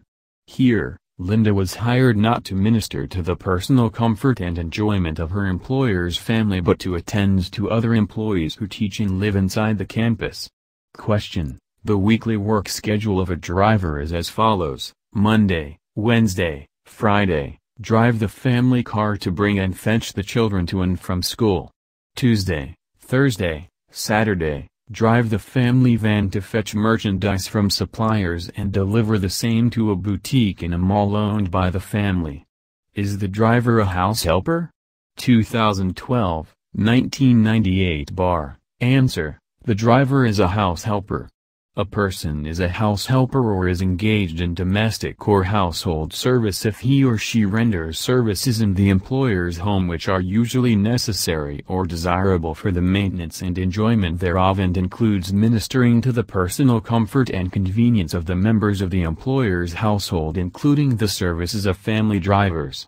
A family driver who drives the family van to fetch merchandise from suppliers and delivers the same to a boutique in a mall owned by the family for whom he works should be paid the minimum daily wage of a driver in the commercial establishment. The Labor Code, in Article 143, provides that no house helper shall be assigned to work in a commercial, industrial or agricultural enterprise at a wage or salary rate lower than that provided by law for agricultural or non-agricultural workers. Homeworkers, 2009, 2000, 1988 bar. Q. Distinguish briefly, but clearly, a house helper from a homeworker. 2009, 2017 bar. A. Article 141, domestic helper. One who performs services in the employer's house which is usually necessary or desirable for the maintenance and enjoyment thereof and includes ministering to the personal comfort and convenience of the members of the employer's household, including the services of a family driver. Article 153, homeworker is an industrial worker who works in her home processing raw materials into finished products for an employer. It is a decentralized form of production with very limited supervision or regulation of methods of work. Question: Novo Bank Incorporation has a rest house and recreational facility in the highlands of Tagtay City for the use of its top executives and corporate clients. The rest house staff includes a caretaker, 2 cooks and laundry woman. All of them are reported to the Social Security system as domestic or household employees of the rest house and recreational facility and not of the bank. A. Can the bank legally consider the caretaker, cooks and laundrywoman as domestic employees of the rest house and not of the bank? Answer: no, they are not domestic employees. They are bank employees because the rest house and recreational facility are business facilities as they are for use of the top executives and clients of the bank. Article 141, Labor Code, Apex Mining Company Incorporated vs. NLRC, 196 SCRA 251, 1991, Traders Royal Bank vs. NLRC. GR number 127864, December 22, 1991. B. Mrs. Josie Wan is the confidential secretary of the chairman of the board of the bank. She is presently on maternity leave. In an arrangement where the chairman of the board can still have access to her services, the bank allows her to work in her residence during her leave. For this purpose, the bank installed a fax machine in her residence, and gave her a cell phone and a beeper. Is Mrs. Wan a home worker under the law? Explain. 2000 bar. Answer: no, she is actually an office worker. She is not an industrial home worker who accepts work to be fabricated or processed at home for a contractor, which work, when finished, will be returned to or repurchased by said contractor. Article 155, Labor Code. Post, Employment Employer-Employee Relationship Tests to Determine Employer-Employee Relationship, 2016, 2014, 2006, 2005, 2002, 2001, 1997, 1996, 1993, 1988, 1987 bar. Question: Don Luis, a widower, lived alone in a house with a large garden. One day, he noticed that the plants in his garden needed trimming. He remembered that Lando, a 17-year-old out-of-school youth, had contacted him in church the other day looking for work. He contacted Lando, who immediately attended to Don Luis's garden and finished the job in 3 days. Is there an employer-employee relationship between Don Luis and Lando? 2014 bar. Answer: yes. All the elements of employer-employee relationship are present, viz. 1. The selection and engagement of the employee, 2. The power of dismissal, 3. The payment of wages, and 4. The power to control the employee's conduct.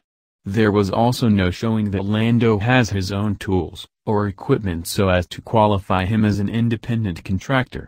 Question: Pandoy, an electronics technician, worked within the premises of Perfect Triangle, an auto accessory shop.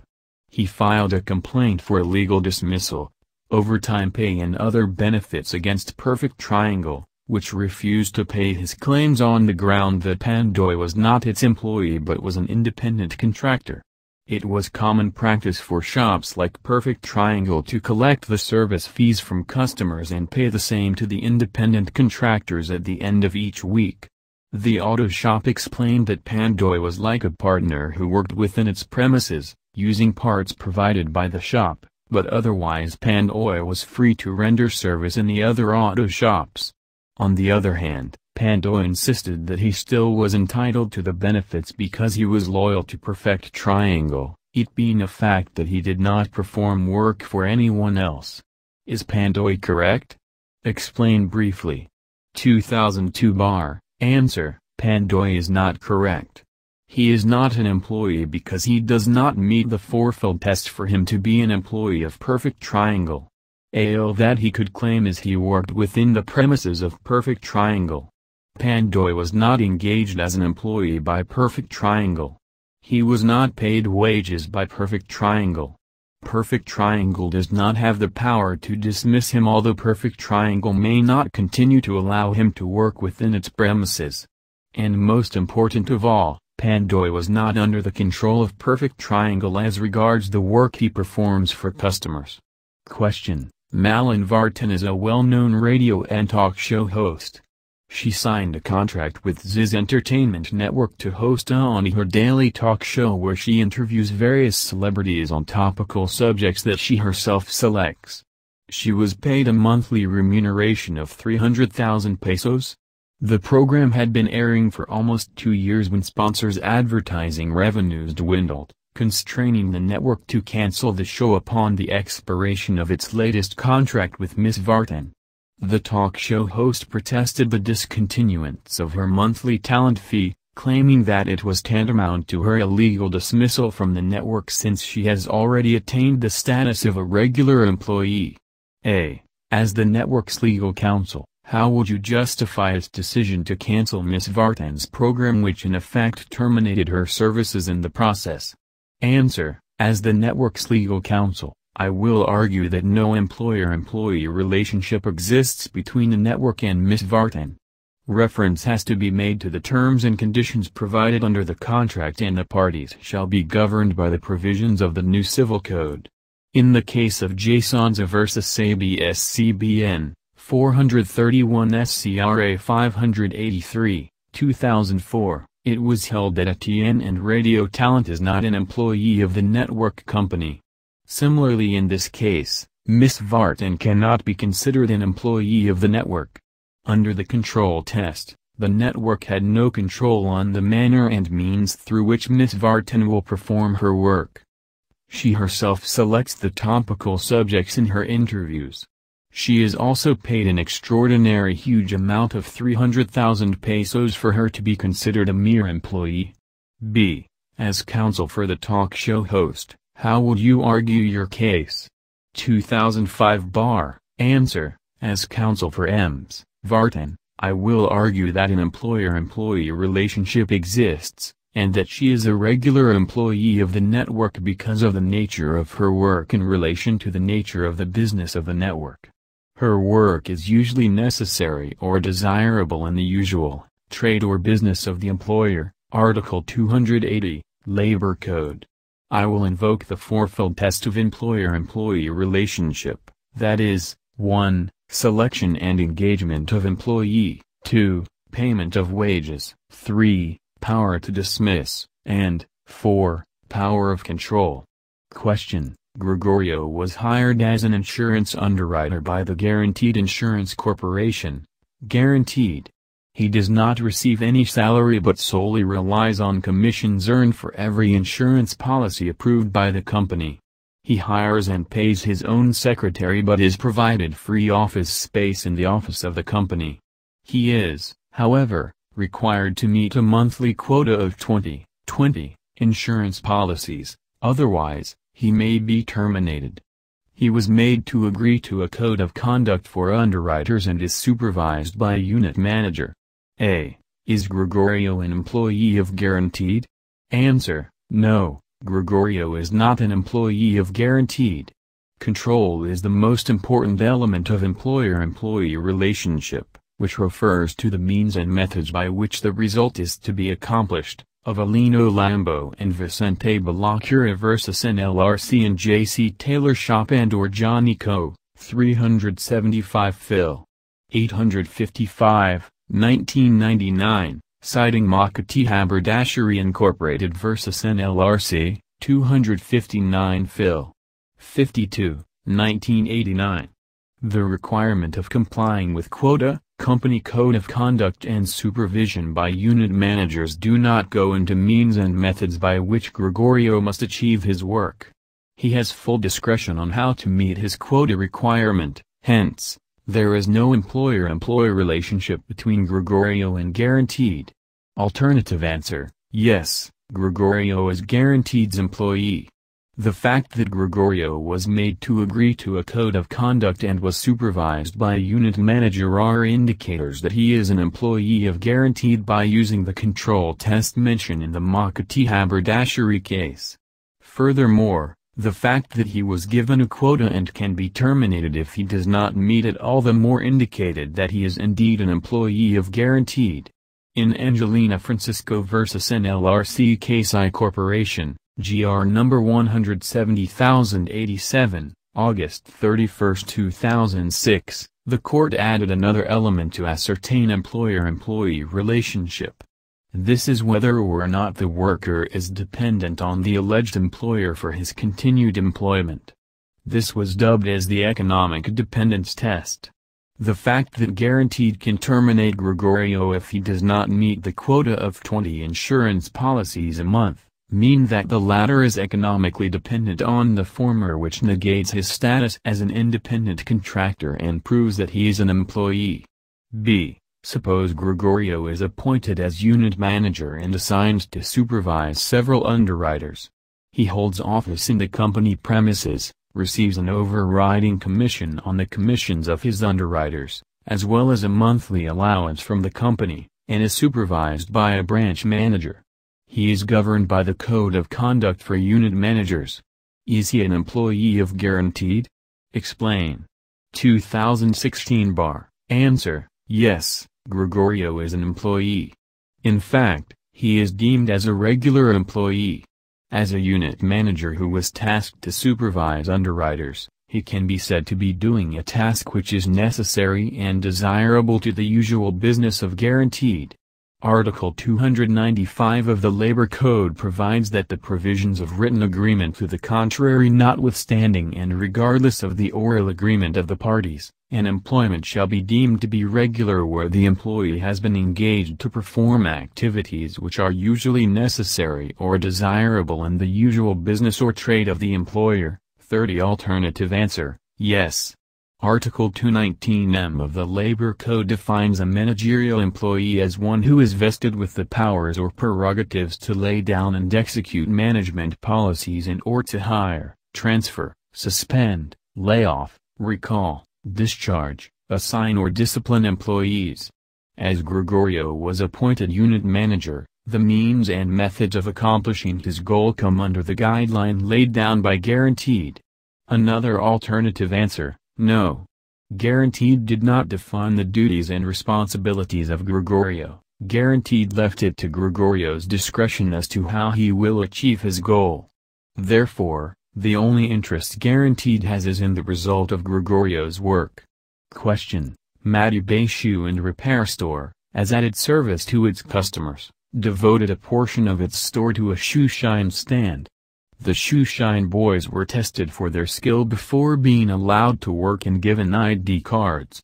They were told to be present from the opening of the store up to closing time and were required to follow the company rules on cleanliness and decorum. They bought their own shoeshine boxes, polish and rags. The boys were paid by their customers for their services, but the payment is coursed through the store's cashier, who pays them before closing time. They were not supervised in their work by any managerial employee of the store, but for a valid complaint by a customer or for violation of any company rule, they can be refused admission to the store. Were the boys employees of the store? Explain. 2016 bar. Answer: yes. The elements to determine the existence of an employment relationship are: A. The selection and engagement of the employee. B. The payment of wages. C. The employer's power to control the employee's conduct. And D. The power of dismissal. The first element is present, as Matty Bay Shoe allowed shoeshine boys in its shoeshine stand to render services that are desirable in the line of business of Matty Bay Shoe. In issuing IDs to the shoeshine boys, the same signifies that they can represent themselves as part of the workforce of Matty Bay Shoe. The second element is also present. Requiring the customers to pay through the Matty Bay Shoe's cashier signifies that their services were not engaged by the customers. Equally important, it was Matty Bay Shoe which gave the shoeshine boys their daily wage. The third element is satisfied. Requiring the shoeshine boys to be present from store opening until store closing and to follow company rules on cleanliness and decorum shows that they cannot conduct their activity anywhere else but inside the store of Matty Bay Shoe. Hence, their means and methods of accomplishing the desired services for the customers of Matty Bay Shoe was controlled by it. Lastly, the fourth element is made apparent when Matty Bay Shoe barred the shoeshine boys from continuing with their work-related activity inside its establishment. Alternative answer: no. The elements to determine the existence of an employment relationship are: A. The selection and engagement of the employee. B. The payment of wages. C. The employer's power to control the employee's conduct. And D. The power of dismissal. The first element is absent. The mere issuance of an ID to the boys is not conclusive of the power of selection of Matty Bay Shoe. They may be given IDs merely as a security measure for the establishment. Furthermore, using the control test, the boys have exclusive power over the means and method by which the shoeshining activity is to be conducted. Question: the Labor Code treats differently in various aspects the employment of I. Managerial employees, 2. Supervisory employees, and 3. Rank-and-file employees. State the basic distinguishing features of each type of employment.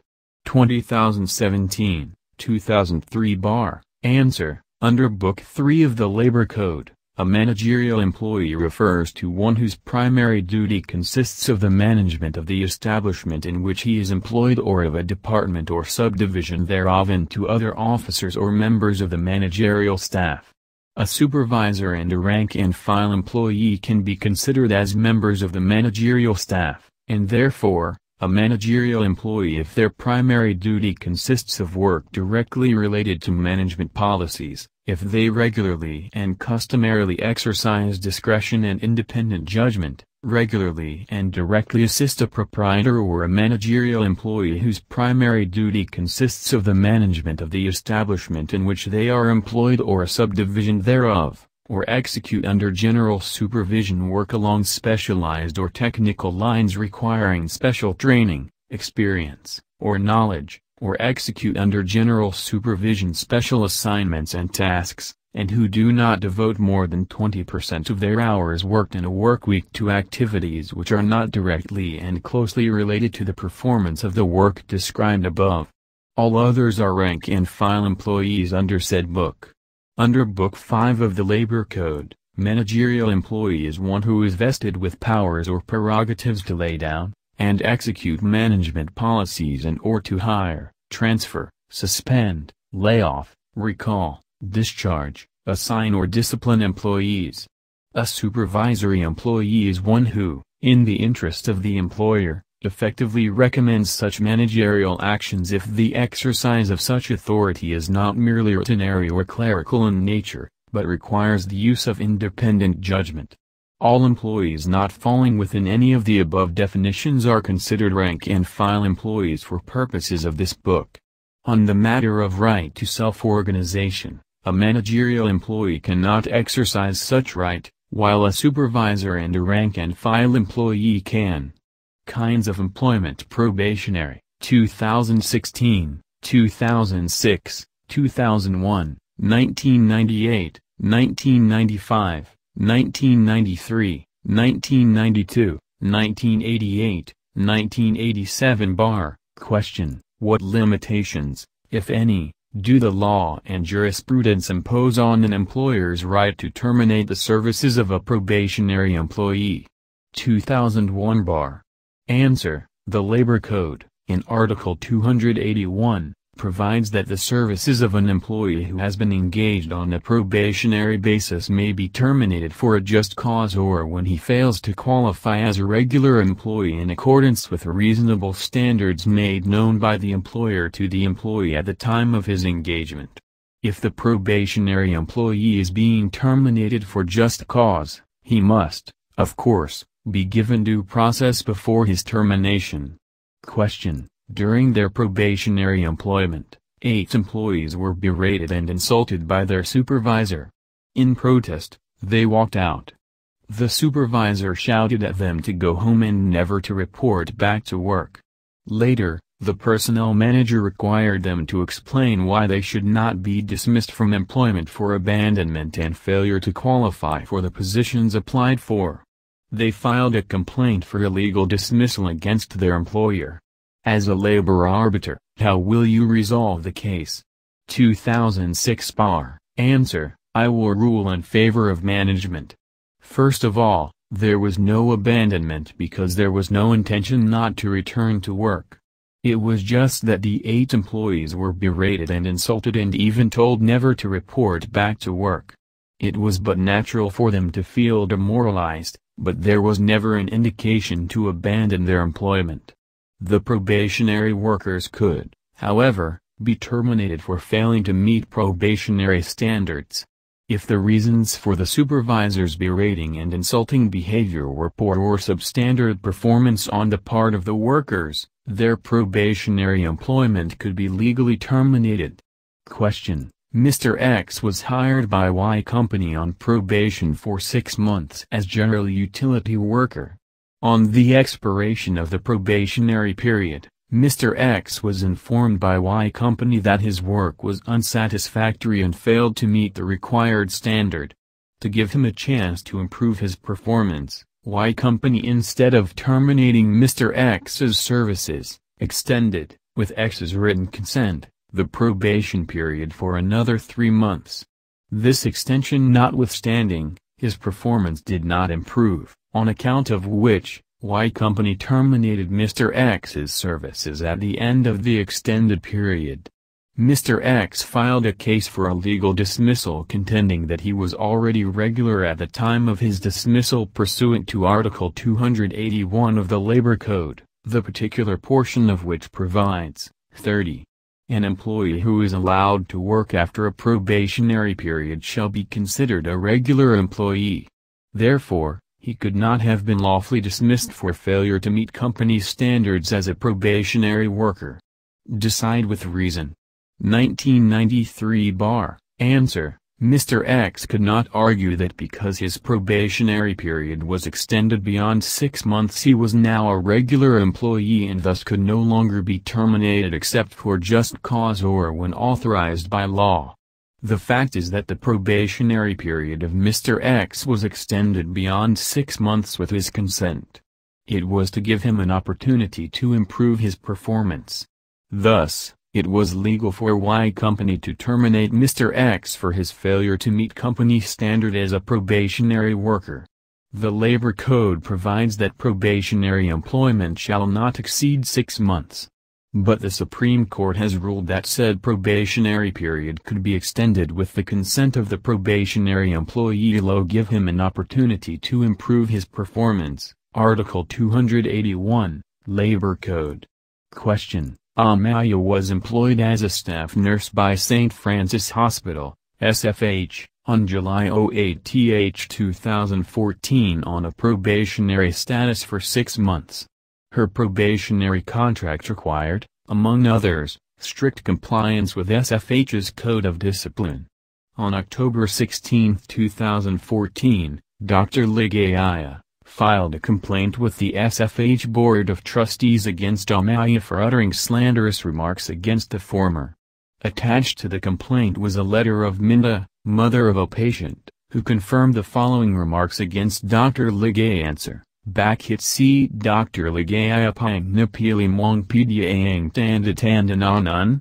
Imakaklimutan na yun xxx lam mabe, kahit wala naming diferensya young baby, I pinapay isolatin niya? The SFH president asks you, being the hospital's counsel, which of these two options is the legal and proper way of terminating her? May answer: A. Terminate her for a just cause under Article 228 of the Labor Code, termination by employer, or, B. Terminate her for violating her probationary contract. Explain. 2016 Bar. Answer: I will advise the president of SFH to terminate Amaya for violating her probationary contract. Part and parcel of the standards of her employment is to strictly follow the Code of Conduct of SFH. The act of defaming Dr. Ligaya is certainly a misdemeanor that is usually not acceptable in any work environment. With such attitude Amaya displayed, she cannot pass the company standard of SFH. I will not suggest the dismissal of Amaya under Article 297.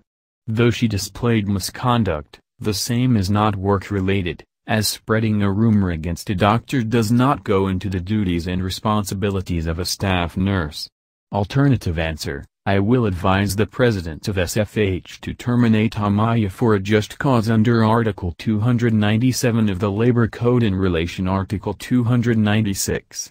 The Labor Code assigns a separate provision, Article 296, and provides a different set of grounds for the dismissal of probationary employees.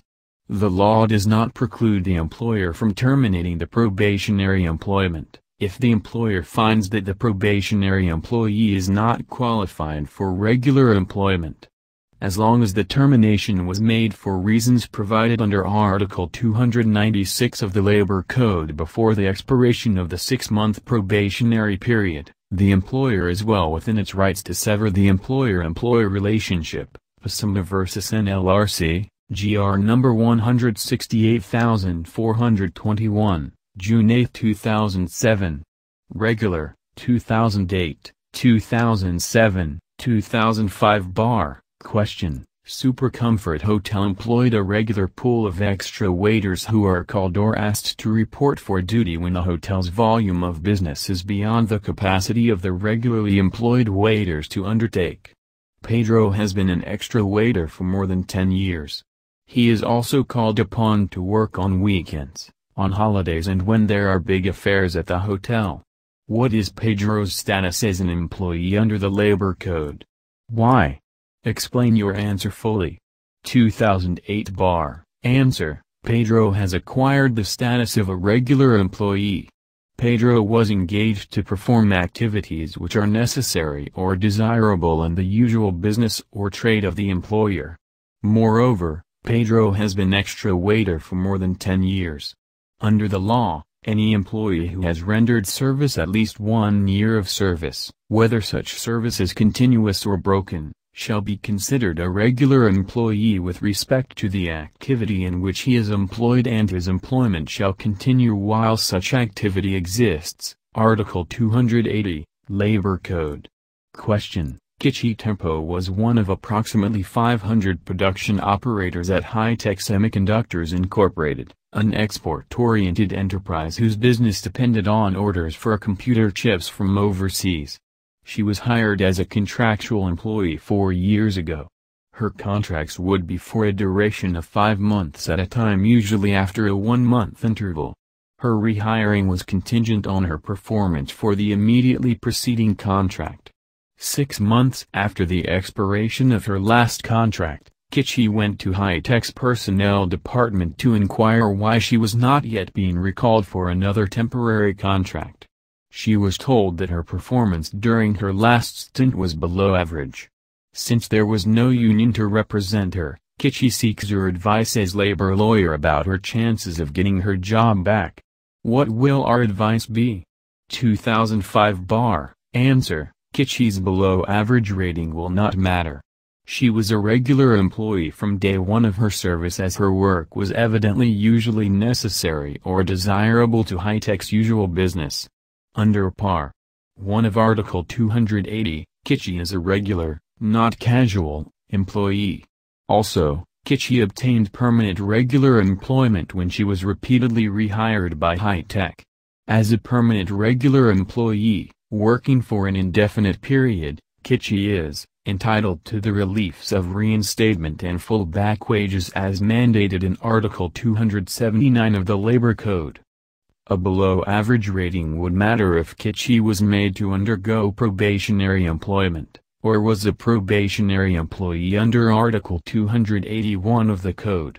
She was not. Obviously, she was a qualified and competent production operator. She would not have been repeatedly rehired if she were not that qualified and competent.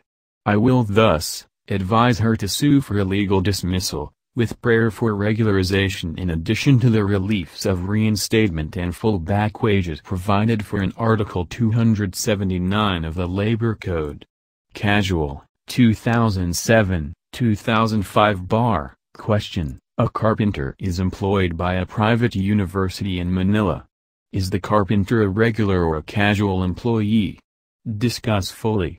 2007 bar. Answer: if the employment of the carpenter is sporadic and brief in nature or occasional, his employment is casual, especially because the work he is performing is not in the usual course of the school's trade or business. However, if the carpenter has rendered services for at least 1 year, whether continuous or broken, he becomes a regular employee by operation by law, with respect to the activity in which he is employed, and his employment shall continue while such activity exists. Article 280, Labor Code. See also Philippine Geothermal Incorporated vs. NLRC, 189 SCRA 211, 1990, Kimberly Independent Labor Union, etc. vs. Drillon, 185 SCRA 190, 1990. Contractual, 2014, 2013, 2002 bar. Question: Lena has been working as a steward with the Miami, USA-based Loyal Cruise Lines for the past 15 years. She was recruited by a local manning agency, McCorpigal Shipping, and was made to sign a 10-month employment contract every time she left for Miami. McCorpigal Shipping paid for Lena's round-trip travel expenses from Manila to Miami. Because of a food poisoning incident which happened during her last cruise assignment, Lena was not rehired. Lena claims she has been illegally terminated and seeks separation pay. If you were the labor arbiter handling the case, how would you decide? 2014 bar. Answer: I will dismiss Lena's complaint. Lena is a contractual employee and the length of her employment is determined by the contracts she entered into. Here, her employment was terminated at the expiration of the contract. Millers, et al. Versus NLRC, 385 SCRA 306, 318, 2002. Question: after 30 years of service, Beta Company compulsorily retired Albert at age 65 pursuant to the company's retirement plan. Albert was duly paid his full retirement benefits of 1 month pay for every year of service under the plan. Thereafter, out of compassion, the company allowed Albert to continue working and paid him his old monthly salary rate, but without the allowances that he used to enjoy. After 5 years under this arrangement, The company finally severed all employment relations with Albert. He was declared fully retired in a fitting ceremony, but the company did not give him any further retirement benefits. Albert thought this treatment unfair as he had rendered full service at his usual hours in the past 5 years. Thus, he filed a complaint for the allowances that were not paid to him, and for retirement benefits for his additional 5 working years, based either on the company's retirement plan or the retirement pay law, whichever is applicable. After Albert's retirement at age 65, should he be considered a regular employee entitled to all his previous salaries and benefits when the company allowed him to continue working? 2013 Bar. Answer: he would be considered a contractual employee, not a regular employee. His salaries and benefits will be in accordance with the stipulations of the contract he signed with the company. The present case is similar to a case decided by the Supreme Court, January Rivera v. United Laboratories, GR number 155639, 2009, where the court held that the company, in employing a retired employee whose knowledge, experience and expertise the company recognized, as an employee or as a consultant, is not an illegality. On the contrary, it is a recognized practice in this country. Project, 2009, 2005, 2002, 1998, 1994 Bar. Question: how is a project worker different from a casual or contractual worker?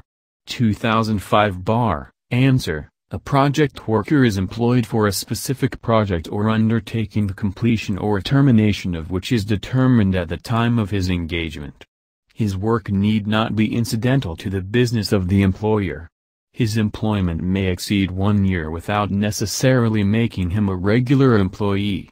A casual employee is engaged to perform a job, work, or service which is incidental to the business of the employer. Moreover, the definite period of his employment is made known to him at the time of his engagement. His continued employment after the lapse of 1 year makes him a regular employee. Under the Social Security law, employment that is purely casual and not for the purpose of occupation or business of the employer is not under the coverage of the aforesaid law. A project worker, on the other hand, is a specific term used to designate workers in the construction industry hired to perform a specific undertaking for a fixed period which is coterminous with a project or phase thereof determined at the time of the engagement of the employee. Policy Instruction No. 19. Dole, and it is mandatorily required that a termination report be submitted to the nearest public employment office upon the completion of the construction project. Aurora Land Projects Corporation vs. NLRC. 266 SCRA 48, Jan. 2. 1997. There is no such requirement for an ordinary contractual worker. Question: Diosdado, a carpenter, was hired by Building Industries Corporation, BIC, and assigned to build a small house in Alabang. His contract of employment specifically referred to him as a project employee, although it did not provide any particular date of completion of the project.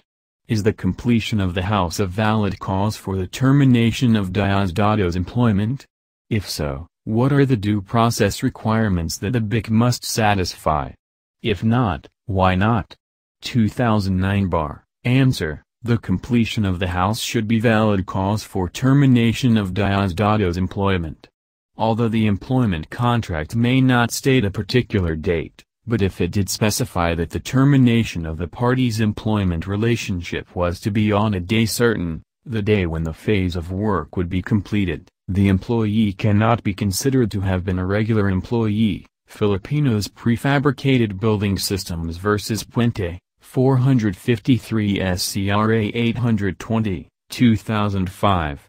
To satisfy due process requirement, under Dole Department Order No. 19, Series of 1993, the employer is required to report to the relevant Dole Regional Office the fact of termination of project employees as a result of the completion of the project or any phase thereof in which one is employed. Question: Martillo and other similarly situated project workers demanded that the increases be extended to them, inasmuch as they should now be considered regular employees and members of the bargaining unit.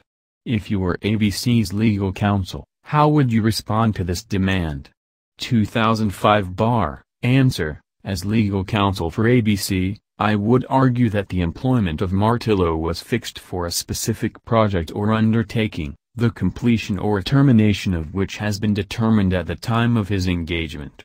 Rendering 14 months of work does not make him a regular employee, when to begin with, he was employed for a specific project, that is, which is the construction of a particular 40-story building. The rule on more than 1 year of service making the employment regular applies only to casual employees, hence, Mariano does not belong to the bargaining unit of regular employees. Question: Design Consultants Incorporated was engaged by the PNCC to supervise the construction of the South Expressway extension. Design Consultants Incorporated hired Omar as a driver for 2 years. After his 2-year contract expired, he was extended another contract for 9 months. These contracts were entered into during the various stages and before the completion of the extension project. Omar claims that because of these repeated contracts, he is now a regular employee of Design Consultants Incorporated. Is he correct? Explain briefly. 2002 Bar. Answer: yes. The principal test for determining whether a particular employee is a project employee as distinguished from a regular employee is whether or not the project employee was assigned to carry out a specific project or undertaking, the duration and scope of which were specified at the time the employee was engaged for the projects. In the problem given, there is no showing that Omar was informed that he was to be assigned to a specific project or undertaking. Neither has it been established that he was informed of the duration and scope of such project or undertaking at the time of his engagement. Philex Mining Corporation vs. NLRC, 312 SCRA 119, 1999. Moreover, the rehiring of Omar is sufficient evidence of the necessity or the indispensability of his services to the company's business. Aurora Land Projects Corp. vs. NLRC, 266 SCRA 48 1997. Hence, Omar is correct in claiming that he is a regular employee of Design Consultants Incorporated. Fixed term. 2014 Bar. Question: Lucy was one of approximately 500 call center agents at Hamburgus Incorporated. She was hired as a contractual employee 4 years ago. Her contracts would be for a duration of 5 months at a time, usually after a 1-month interval. Her rehiring was contingent on her performance for the immediately preceding contract.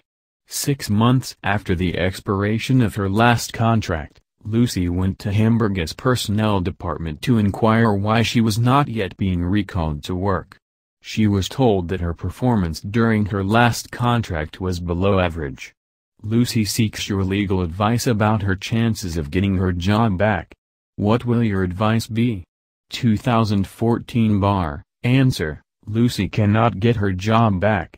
She is a fixed-term employee and as such, her employment terminates upon the expiration of her contract. Royal Industrial Corporation vs. Court of Appeals, 517 SCRA 691, 2007.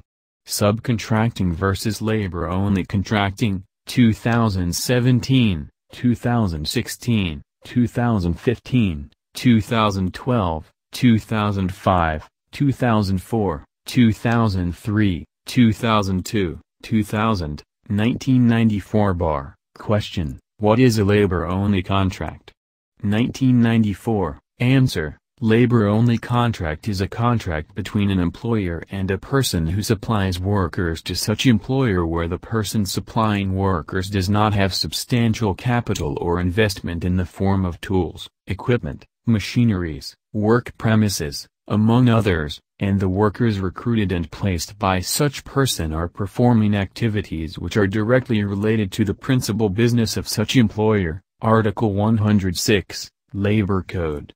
Question: Distinguish the liabilities of an employer who engages the services of a bona fide independent contractor from one who engages a labor-only contractor.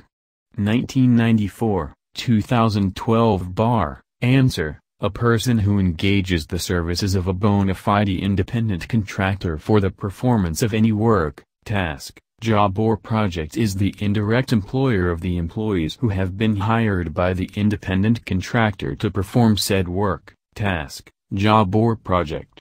In the event that the independent contractor fails to pay the wages of his employees, an indirect employer, in the same manner and extent that he is liable to employees directly employed by him, is jointly and severally liable with the independent contractor to the employees of the latter to the extent of the work performed under the contract.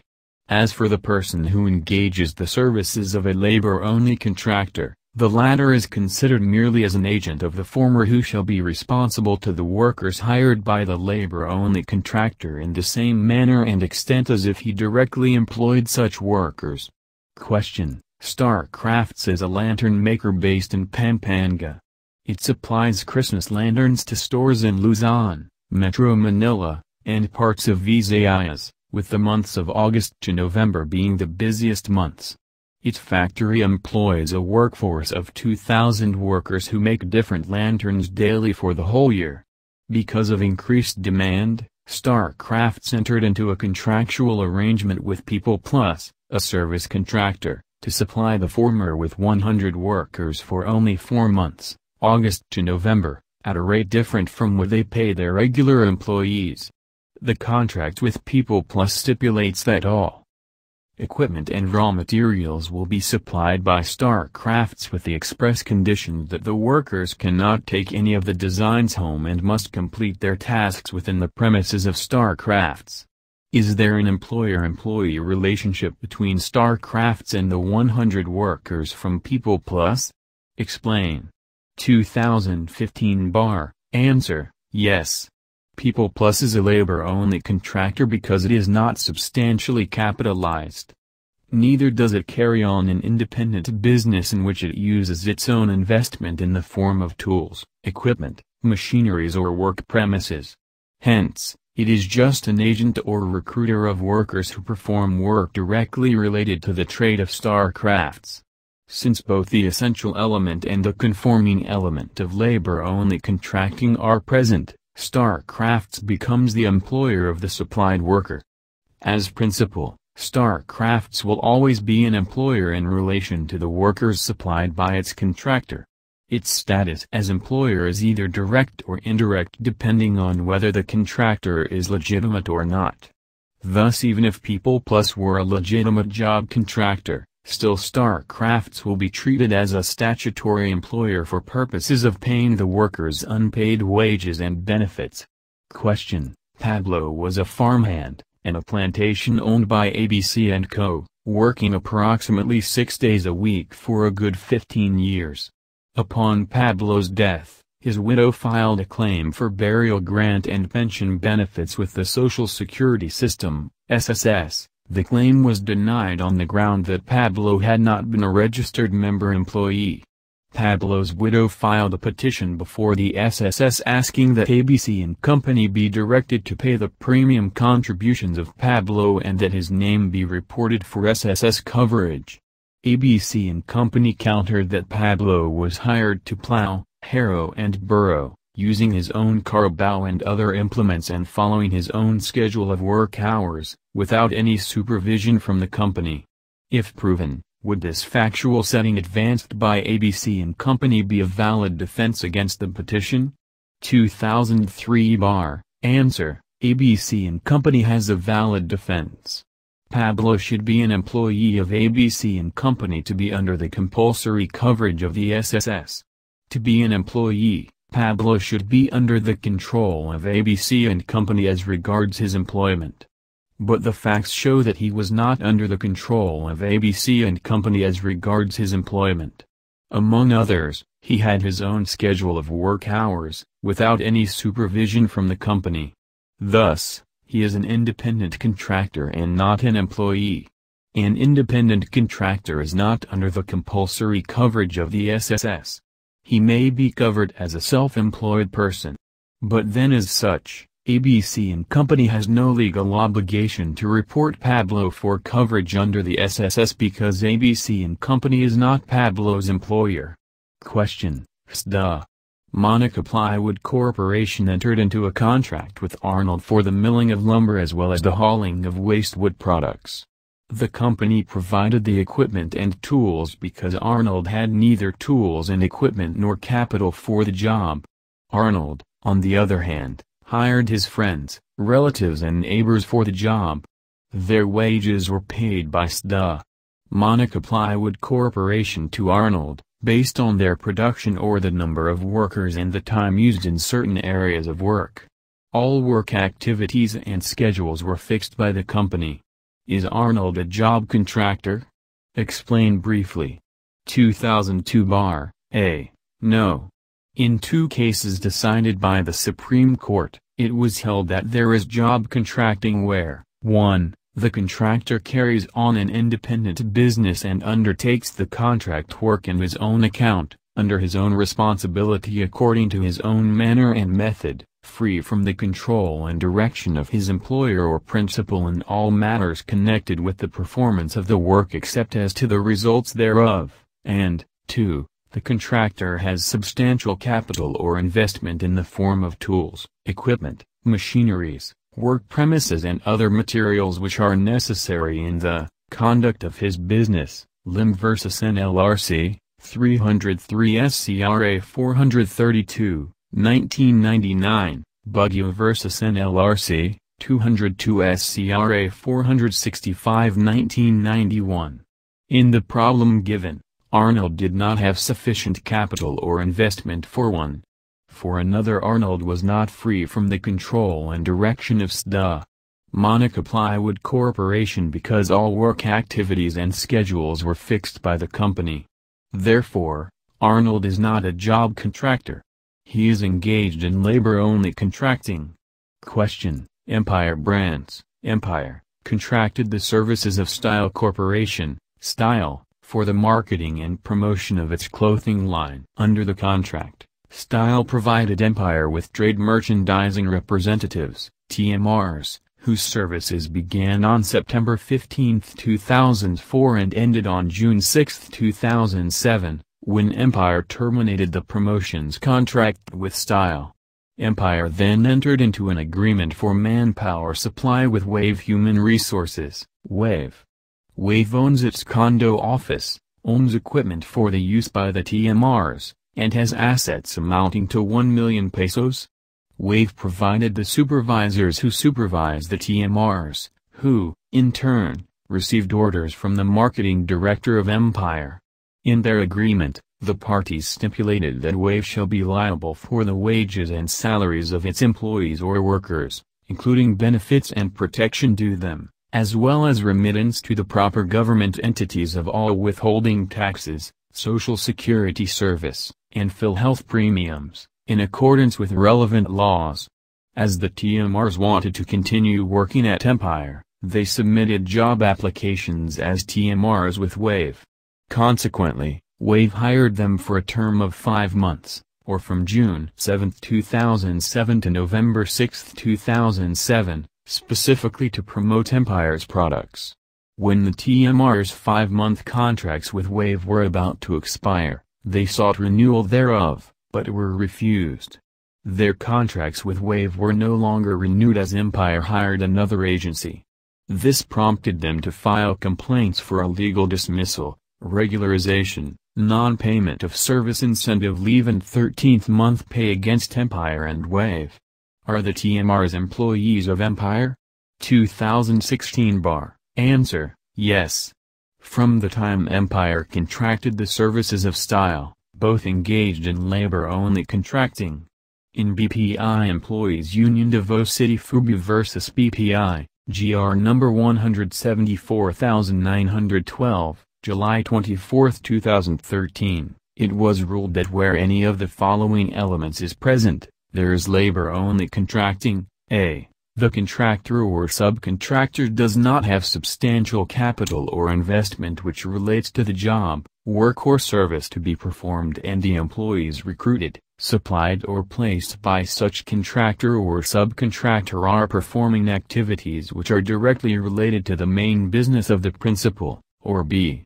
The contractor does not exercise the right to control over the performance of the work of the contractual employee.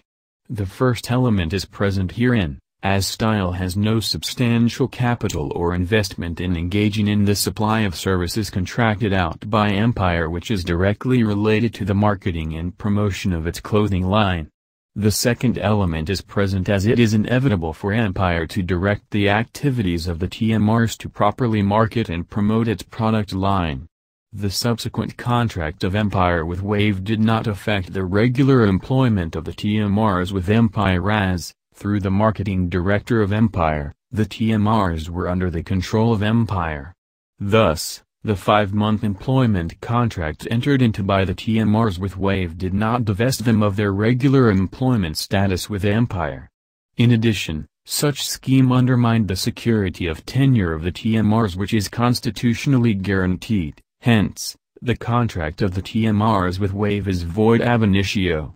Solidary liability, 2009, 2005, 2004 Question: Antonio Antioquin, a security guard, was caught sleeping on the job while on duty at the Yossi cigarette factory. As a result, he was dismissed from employment by the Wagon Security Agency, an independent contractor.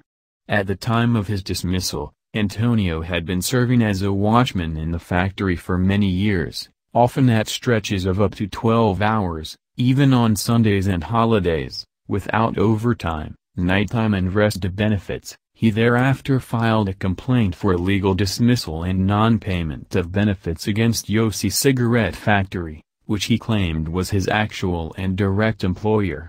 As the labor arbiter assigned to hear the case, how would you correctly resolve Antonio's claim for overtime and other benefits? 2005 Answer: Antonio's claim for overtime and other benefits should be paid by Yossi Cigarette Factory.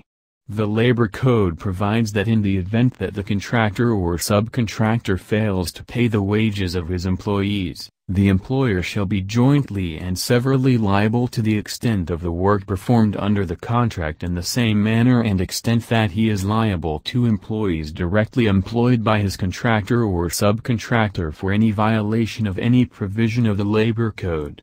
Question: Manpower Incorporated, CMI, had provided janitorial services to the National Economic Development Authority, NEDA, since April 1988. Its service contract was renewed every 3 months. However, in the bidding held on July 1992, CMI was disqualified and excluded. In 1993, 6 janitors of CMI formerly assigned at NEDA filed a complaint for underpayment of wages. Both CMI and NEDA were impleaded as respondents for failure to comply with NCR wage orders Nos. 01 and 02, which took effect on November 1, 1990 and January 2, 1992, respectively. Should NEDA, a government agency subject to budgetary constraints, be held liable solidarity with CMI for the payment of salary differentials due the complainants? Cite the legal basis of your answer. 2004 Answer: NEDA shall be held solidarity liable with CMI for the payment of salary differentials due to the complainants, because NEDA is the indirect employer of said complainants. The Labor Code provides that 30a person, partnership, association or corporation which, not being an employer, contracts with an independent contractor for the performance of any work, task, job or project 30 shall jointly and severally liable with his contractor or subcontractor to such employees, of the contractor or subcontractor, to the extent of work performed under the contract 30, Articles 106 and 107, Labor Code. Termination of Employment 2015-2004 Question: Gabriela Luwanag has been working as a bookkeeper at Great Foods Incorporated, which operates a chain of high-end restaurants throughout the country, since 1970 when it was still a small eatery at Bindo. In the early part of the year 2003, Gabriela, who is already 50 years old, reported for work after a week-long vacation in her province. It was the height of the SARS, severe acute respiratory syndrome, scare, and management learned that the first confirmed SARS death case in the Philippines, a Balikbayan nurse from Canada, is a townmate of Gabriela.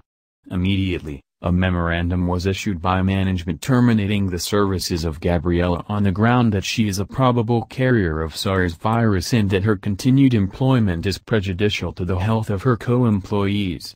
Is the action taken by the employer justified?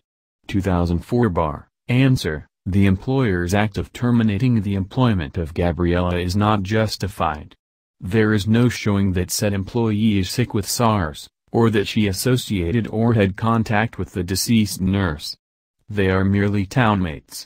Furthermore, there is no certification by a competent authority that the disease is of such a nature or such a stage that it cannot be cured within a period of 6 months even with proper medical treatment. Implementing rules, Book Vi, Rule 1, Section 8, Labor Code. Question: Rico has a temper and, in his work as division manager of Matatag Insurance, frequently loses his temper with his staff. One day, he physically assaults his staff member by slapping him. The staff member sues him for physical injuries. Matatag Insurance decides to terminate Rico, after notice and hearing, on the ground of loss of trust and confidence. Rico claims that he is entitled to the presumption of innocence because he has not yet been convicted. Comment on Matatag's action in relation to Rico's argument. 2015 Answer: Matatag Insurance does not have to await the result of the criminal case before exercising its prerogative to dismiss. Dismissal is not affected by a criminal case. Under the threefold liability rule, a single act may result in 3 liabilities, 2 of which are criminal and administrative. To establish them, the evidence of the crime must amount to proof beyond reasonable doubt, whereas, the evidence of the ground for dismissal is substantial evidence only. In this regard, the company has some basis already for withholding the trust it has reposed on its manager. Hence, Rico's conviction need not precede the employee's dismissal. Termination by employee resignation versus constructive dismissal, 2014, 2004, 1996 Question: an accidental fire gutted the JKL factory in Caloocan. JKL decided to suspend operations and requested its employees to stop reporting for work. After 6 months, JKL resumed operations but hired a new set of employees. The old set of employees filed a case for illegal dismissal. If you were the labor arbiter, how would you decide the case? 2014 Answer: I will rule in favor of the employees. JKL factory merely suspended its operations as a result of the fire that gutted its factory. Article 286 of the Labor Code states that an employer may bona fide suspend the operation of its business for a period not exceeding 6 months. In such a case, there would be no termination of the employment of the employees, but only a temporary displacement. Since the suspension of work lasted more than 6 months, there is now constructive dismissal. Sebagero vs. NLRC, 245 SCRA 532, 1995. Question: R.S., a security guard, filed a complaint for legal dismissal against Star Security Agency. He alleged he was constructively dismissed after 10 years of service to the agency. Having been placed on off-detail and floating status for 6 months already, he claimed the agency just really wanted to get rid of him because it required him to take a neuropsychiatric evaluation test by Mahuzay Medical Center. RS said he already submitted the result of his evaluation test by Brent Medical Clinic, a precondition to a new assignment, but the report was rejected by the agency. RS added that Mahuzay Medical Center had close ties with STAR's president. It could manipulate tests to favor only those guards whom the agency wanted to retain. STAR defended its policy of reliance on Mahuzay Medical Center because it has been duly accredited by the Philippine National Police. It is not one of those dubious testing centers issuing ready-made reports. STAR cited its sad experience last year when a guard ran amok and shot an employee of a client bank. STAR claimed management prerogative in assigning its guards, and prayed that RS complaint be dismissed. What are the issues? Identify and resolve them. 2004 Answer: on the first issue, there is constructive dismissal. RS cannot be placed on off, detail and floating status indefinitely. If it lasts for more than 6 months, RS shall be deemed to have been constructively dismissed, thus entitling him to separation benefits. Superstar Security Agency vs. NLRC, 1114 SCRA 74, 1990. On the second issue, there is no valid exercise of management prerogative. STAR's claim of management prerogative in assigning its guards cannot be exercised to defeat or circumvent RS' right to security of tenure. Question: Lincoln was in the business of trading broadcast equipment used by television and radio networks. He employed Lionel as his agent. Subsequently, Lincoln set up Liberty Communications to formally engage in the same business. He requested Lionel to be one of the incorporators and assigned to him 100 Liberty shares. Lionel was also given the title Assistant Vice President for Sales and Head of Technical Coordination. After several months, there were allegations that Lionel was engaged in under-the-table dealings and received confidential commissions from Liberty's clients and suppliers. He was, therefore, charged with serious misconduct and willful breach of trust, and was given 48 hours to present his explanation on the charges. Lionel was unable to comply with the 48-hour deadline and was subsequently barred from entering company premises. Lionel then filed a complaint with the labor arbiter claiming constructive dismissal. Among others, the company sought the dismissal of the complaint alleging that the case involved an intracorporate controversy which was within the jurisdiction of the Regional Trial Court, RTC. If you were the labor arbiter assigned to the case, how would you rule on the company's motion to dismiss? 2014 Answer: I will deny the motion to dismiss. Corporate officers in the context of Presidential Decree No. 902A are those officers of the corporation who are given that character by the Corporation Code or by the corporation's bylaws. Section 25 of the Corporation Code enumerates 3 specific officers that in law are considered as corporate officers: the President, Secretary and the Treasurer. Lincoln is not one of them. There is likewise no showing that his position as Assistant Vice President is a corporate officer in the company's bylaws. The labor arbiter therefore, has jurisdiction over the case, Article 217, A. 2, Labor Code. Termination by employer A.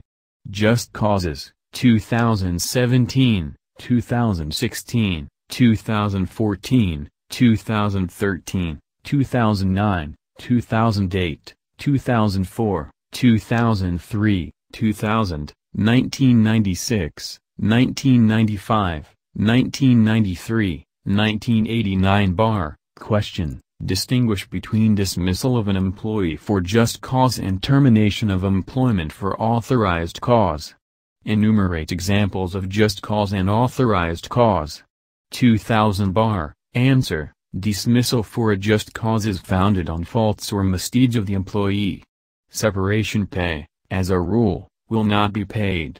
Examples: serious misconduct, willful disobedience, commission of crime, gross and habitual neglect, fraud and other causes analogous to the foregoing, Article 282, Labor Code. Termination for authorized causes are based on business exigencies or measures adopted by the employer, not constituting faults of the employee. Payment of separation pay at varying amounts is required.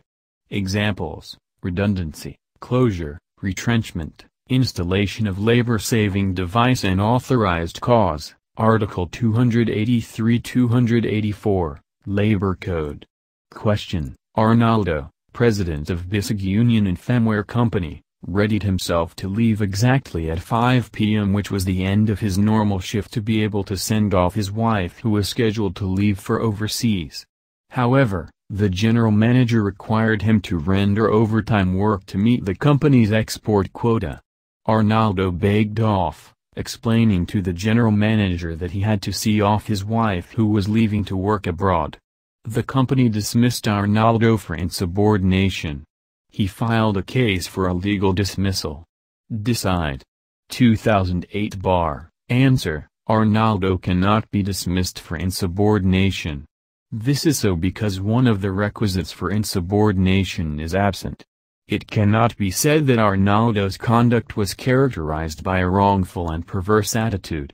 Arnaldo can be said to have been motivated by his honest belief that the order was unreasonable because he had to send off his wife, who was scheduled to leave for overseas. Question: Sergio, an employee of Encantado Philippines Incorporated, EPI, was at the company canteen when Corazon, a canteen helper, questioned him for his use of somebody else's identification card, ID. Sergio flared up and shouted at Corazon, "Wala kang pakialam.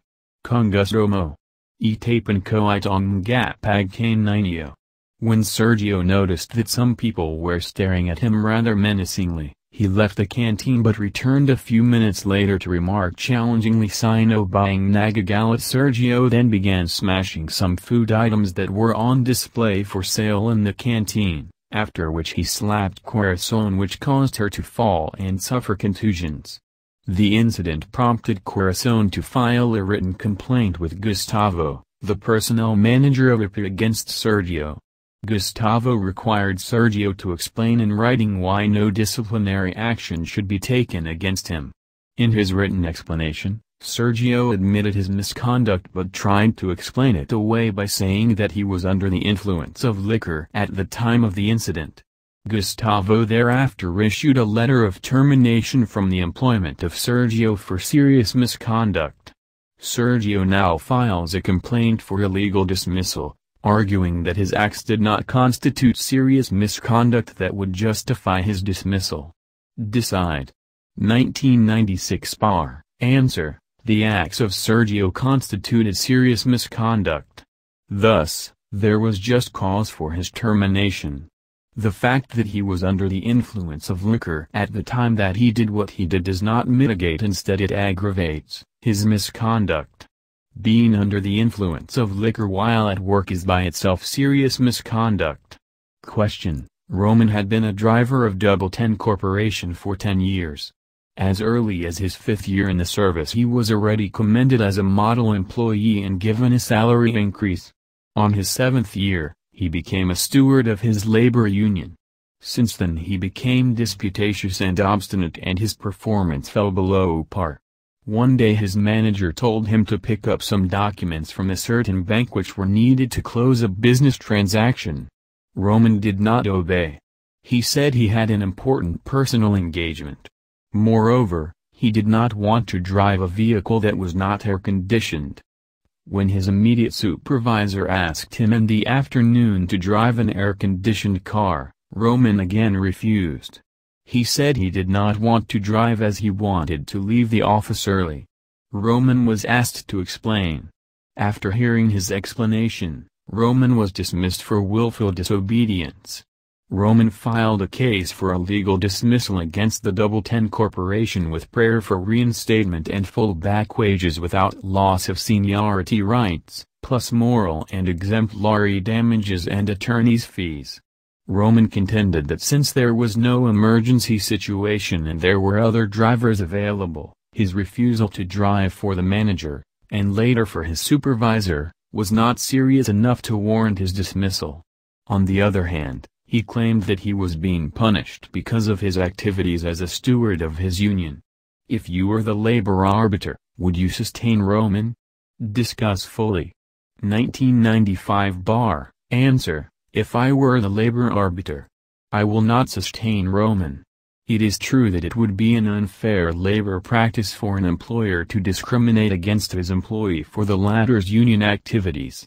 But in the case, the corporation is not discriminating against Roman because he is a union official.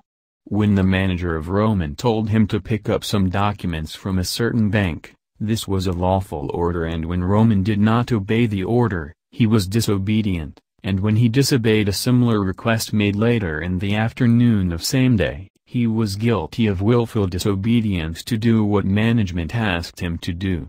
This is just cause for his termination.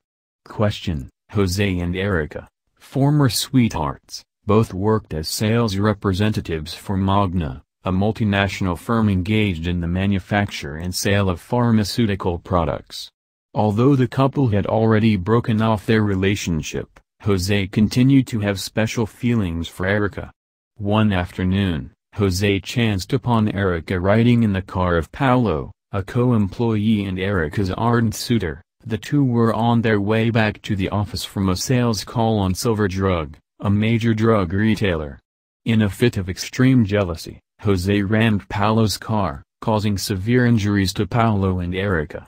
Jose's flare-up also caused heavy damage to the two company-owned cars they were driving. A. As lawyer for Magna, advised the company on whether just and valid grounds exist to dismiss Jose. Answer: Jose can be dismissed for serious misconduct, violation of company rules and regulations, and commission of a crime against the employer's representatives.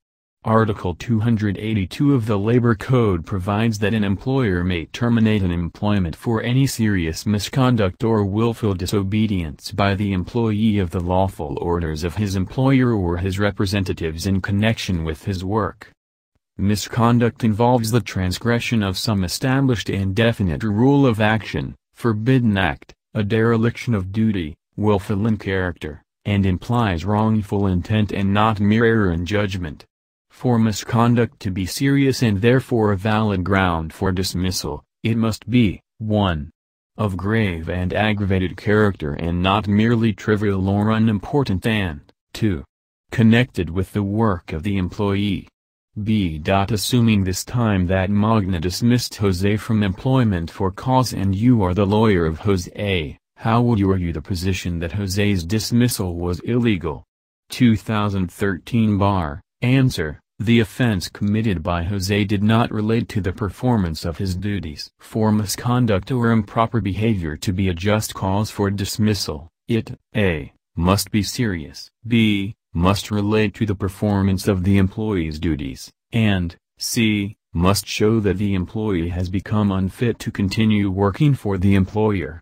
On the basis of the foregoing guidelines, it can be concluded that Jose was not guilty of serious misconduct. Jose was not performing official work at the time of the incident. Lagroses vs. Bristol-Myers Squibb, GR number 168637 170684, 2008.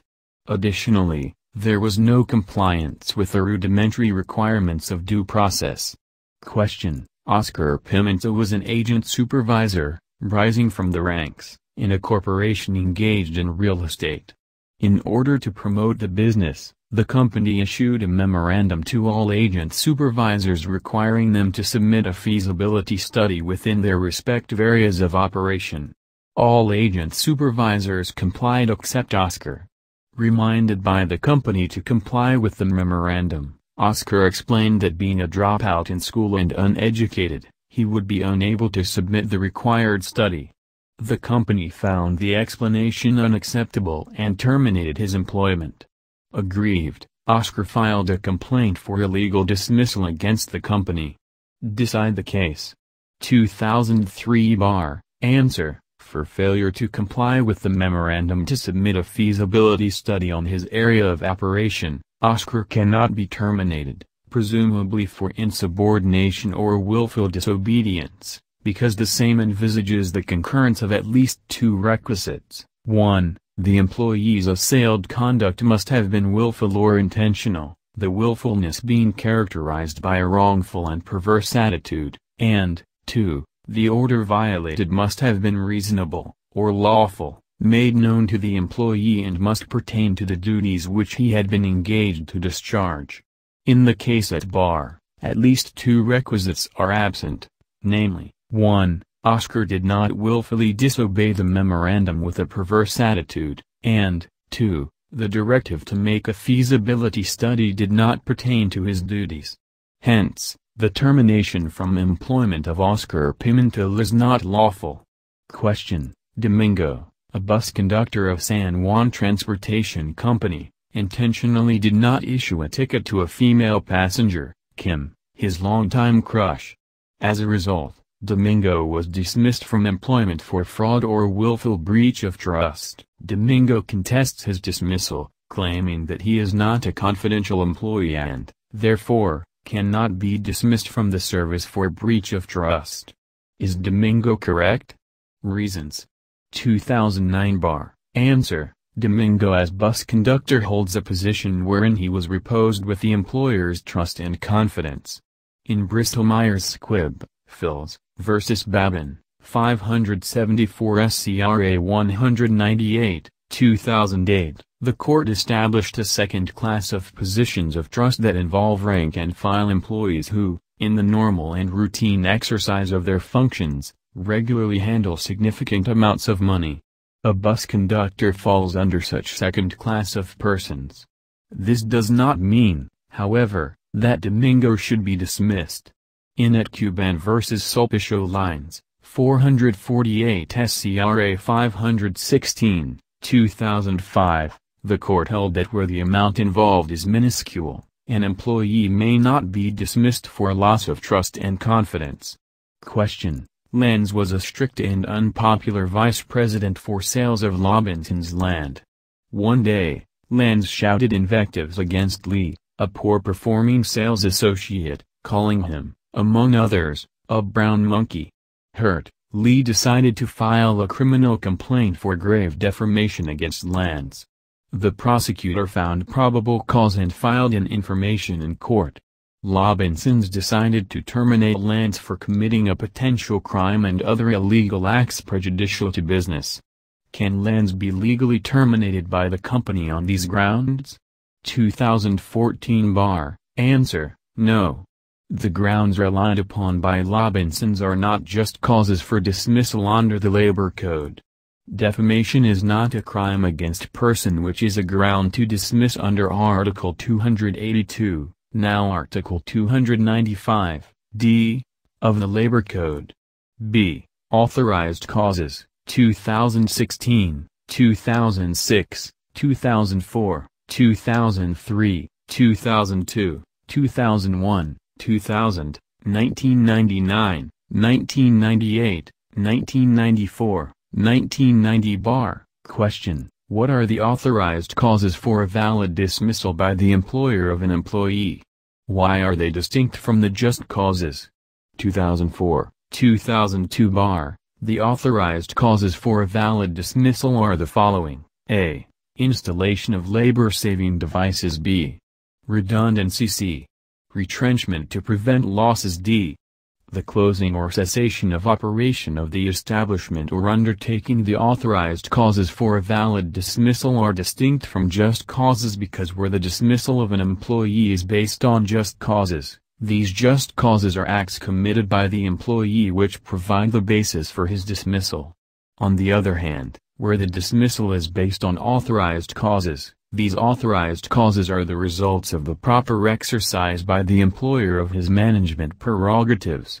If a valid dismissal is based on just causes, there is no liability on the part of the employer, although sometimes, financial assistance to be given to the dismissed employee is asked of the employer. If a valid dismissal is based on authorized causes, the employer has to pay separation pay except in case of closure or cessation of operation due to serious business losses or financial reverses. Question: what conditions must prevail and what requirements, if any, must an employer comply with to justify, effect a valid retrenchment program? 2001 bar.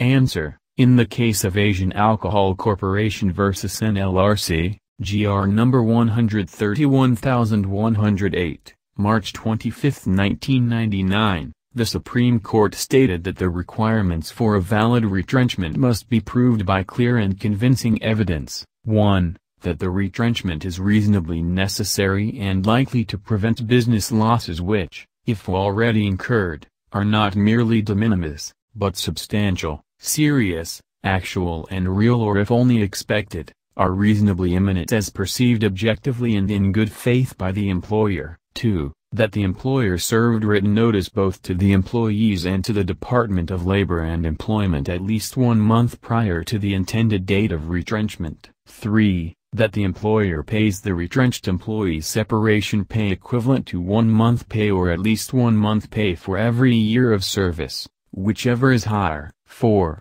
That the employer exercises its prerogative to retrench employees in good faith for the advancement of its interest and not to defeat or circumvent the employee's right to security of tenure. And 5. That the employer used fair and reasonable criteria in ascertaining who would be dismissed and who would be retained among the employees, such as status, that is, whether they are temporary, casual, regular or managerial employees, efficiency, seniority, physical fitness, age, and financial hardship for certain workers. Question: Hajibas Motors Corporation, Hajibas, has 500 regular employees in its car assembly plant. Due to the Asian financial crisis, Hajibas experienced very low car sales resulting to huge financial losses. It implemented several cost-cutting measures such as cost reduction on use of office supplies, employment hiring freeze, prohibition on representation and travel expenses, separation of casuals and reduced work week. As counsel of Hajibas, what are the measures the company should undertake to implement a valid retrenchment? Explain. 2016 Bar. Answer: For a valid retrenchment, the following requisites must be complied with. A. The retrenchment is necessary to prevent losses and such losses are proven. B. Written notice to the employees and to the dole at least 1 month prior to the intended date of retrenchment. And C. Payment of separation pay equivalent to 1 month pay or at least 1/2 month pay for every year of service, whichever is higher. Jurisprudential standards for the losses which may justify retrenchment are: firstly, the losses expected should be substantial and not merely de minimis in extent. If the loss purportedly sought to be forestalled by retrenchment is clearly shown to be insubstantial and inconsequential in character, the bona fide nature of the retrenchment would appear to be seriously in question. Secondly, the substantial loss must be reasonably imminent, as such imminence can be perceived objectively and in good faith by the employer. Thirdly, because of the consequential nature of retrenchment, it must be reasonably necessary and is likely to be effective in preventing the expected losses. Lastly, alleged losses if already realized, and the expected imminent losses sought to be forestalled, must be proved by sufficient and convincing evidence. Manatad vs. Philippine Telegraph and Telephone Corporation, GR number 12363, March 07 th 2008. Hajibas should exercise its prerogative to retrench employees in good faith. It must be for the advancement of its interest and not to defeat or circumvent the employee's right to security of tenure. Hajibas should use fair and reasonable criteria such as status, efficiency, seniority, physical fitness, age and financial hardship for certain workers in ascertaining who would be dismissed and who would be retained among the employees. Question: Daisy's department store hired Leo as a checker to apprehend shoplifters. Leo later became chief of the checkers section and acquired the status of a regular employee. By way of a cost-cutting measure, Daisy's decided to abolish the entire checkers section. The services of Leo, along with those of his co-employees working in the same section, were terminated on the same day. A month after the dismissal of Leo, Daisy's engaged the services of another person as an ordinary checker and with a salary much lower than that which Leo used to receive. Given the above factual settings, nothing more having been established, could the dismissal of Leo be successfully assailed by him? 2003 Answer, yes. Given the factual setting in the problem, and since nothing more have been established, the dismissal of Leo can be successfully assailed by him. This is so because the burden of proof is upon the employer to show compliance with the following requisites for reduction of personnel. 1. Losses or expected losses should be substantial and not merely de minimis. 2. The expected losses must be reasonably imminent, and such imminence can be perceived objectively and in good faith by the employer.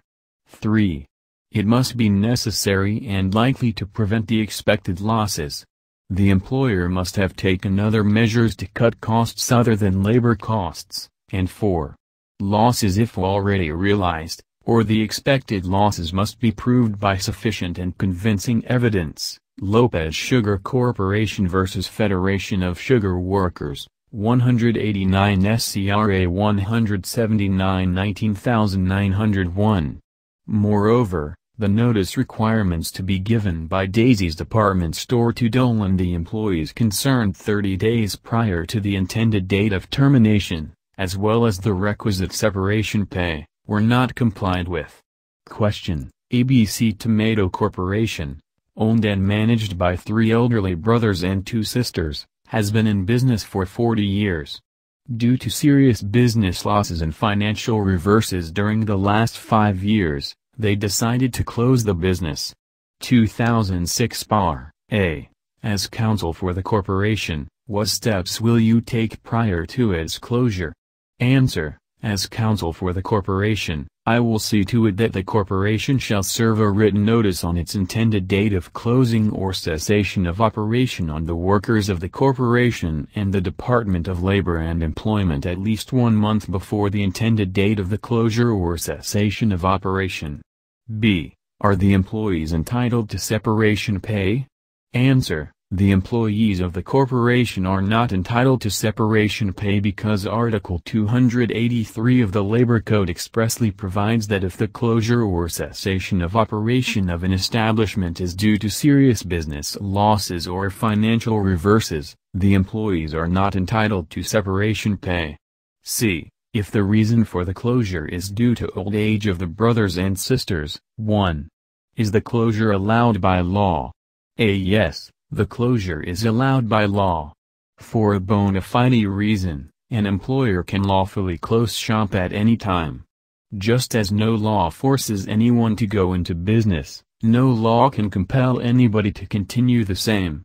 It would be stretching the intent and spirit of the law if the court interferes with management's prerogative to close or cease its business operations just because the business is not suffering from any loss or because of the desire to provide workers continued employment. Alahant Country Club Incorporated vs. NLRC, 466 SCRA 329, 2005. Question: Zia Corporation, Zia, informed the Department of Labor and Employment Regional Director of the end of its operations. To carry out the cessation, Zia sent a letter request for intervention to the NLRC for permission and guidance in effecting payment of separation benefits for its 50 terminated employees. Each of the terminated employees executed a quitclaim and release before labor arbiter Nakamura, to whom the case was assigned. After the erstwhile employees received their separation pay, the labor arbiter declared the labor dispute dismissed with prejudice on the ground of settlement. Thereafter, Zia sold all of its assets to Zandra Company, Zandra, which in turn hired its own employees. Now, one of the 50 terminated employees filed a case for illegal dismissal against Zia. She argued that Zia did not cease from operating since the corporation subsists as Zandra. Nell pointed out that aside from the 2 companies having essentially the same equipment, the managers and owners of Zandra and Zia are likewise one and the same. For its part, Zia countered that Nell is barred from filing a complaint for illegal dismissal against the corporation in view of her prior acceptance of separation pay. Is Nell correct in claiming that she was illegally dismissed? 2016 Answer: No. In SME Bank vs. de Guzman, GR number 184517 and 186641, October 8, 2013. There are two types of corporate acquisitions: asset sales and stock sales.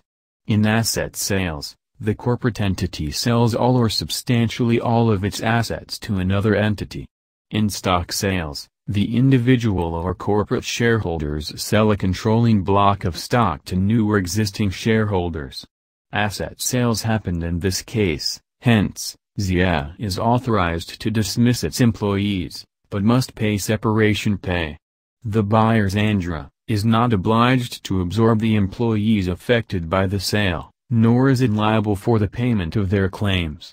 The most that Zandra may do, for reasons of public policy and social justice, is to give preference in hiring qualified separated personnel of ZIA. C. Due Process, 2016, 2006, 1999, 1998, 1997, 1995, 1994, 1990 bar. Question: distinguish between the substantive and the procedural requirements for the dismissal of an employee. 1994 bar. Answer: this is the substantive requirement for the valid dismissal of an employee. There should be a just cause for the termination of an employee, or that the termination is authorized by law. This is the procedural requirement. The employer should furnish the employee whose employment is sought to be terminated a written notice containing a statement of the causes for termination, and the employer should afford the employee to be terminated ample opportunity to be heard and to defend himself with the assistance of his representative if he so desires. Articles 279 and 277, b. Labor Code. Twin Notice Requirement, 2017, 2009, 2006, 1998 bar. Question: assuming the existence of valid grounds for dismissal, what are the requirements before an employer can terminate the services of an employee? 1998 bar. Answer: assuming that there is a valid ground to terminate employment, the employer must comply with the requirement of procedural due process, written notice of intent to terminate stating the cause for termination, hearing and notice of termination. The Labor Code reads, a notice and hearing. Article 277. Miscellaneous Provisions. -30. A 30. The employer shall furnish the worker whose employment is sought to be terminated a written notice containing a statement of the causes for termination, and shall afford the latter ample opportunity to be heard and to defend himself with the assistance of his representative if he so desires. 30. The Supreme Court ruled in Salal v. NLRC, 202 SCRA 7, 1991. 30. Not only must the dismissal be for a valid or unauthorized cause as provided by law. 30. But the rudimentary requirements of due process, notice and hearing, must also be observed before an employee must be dismissed. B2 Notice Requirements. The Supreme Court in Tanila v. NLRC, 252 SCRA 314, 1996, and in a long line of earlier cases, ruled. 30. This court has repeatedly held that to meet the requirements of due process, the law requires that an employer must furnish the workers sought to be dismissed with 2 written notices before termination of employment can be legally effected, that is, 1. A notice which apprises the employee of the particular acts or omissions for which his dismissal is sought, and, 2. Subsequent notice, after due hearing, which informs the employee of the employer's decision to dismiss him. Question: Alfredo was dismissed by management for serious misconduct. He filed suit for a legal dismissal, alleging that although there may be just cause, he was not afforded due process by management prior to his termination. He demands reinstatement with full back wages. What are the twin requirements of due process which the employer must observe in terminating or dismissing an employee? Explain. 2009 bar. Answer: the twin requirements of due process are notice and hearing to be given to the worker. There is likewise a 2 notice requirement rule, with the first notice pertaining to specific causes or grounds for termination and a directive to submit a written explanation within a reasonable period. The second notice pertains to notice of termination. Pursuant to Perez v. Philippine Telegraph and Telephone Company, GR number 152048, April 7, 2009, the court held that a hearing or conference is not mandatory, as long as the employee is given ample opportunity to be heard, that is any meaningful opportunity, verbal or written, to answer the charges against him or her and submit evidence in support of the defense, whether in a hearing, conference, or some other fair, just and equitable way.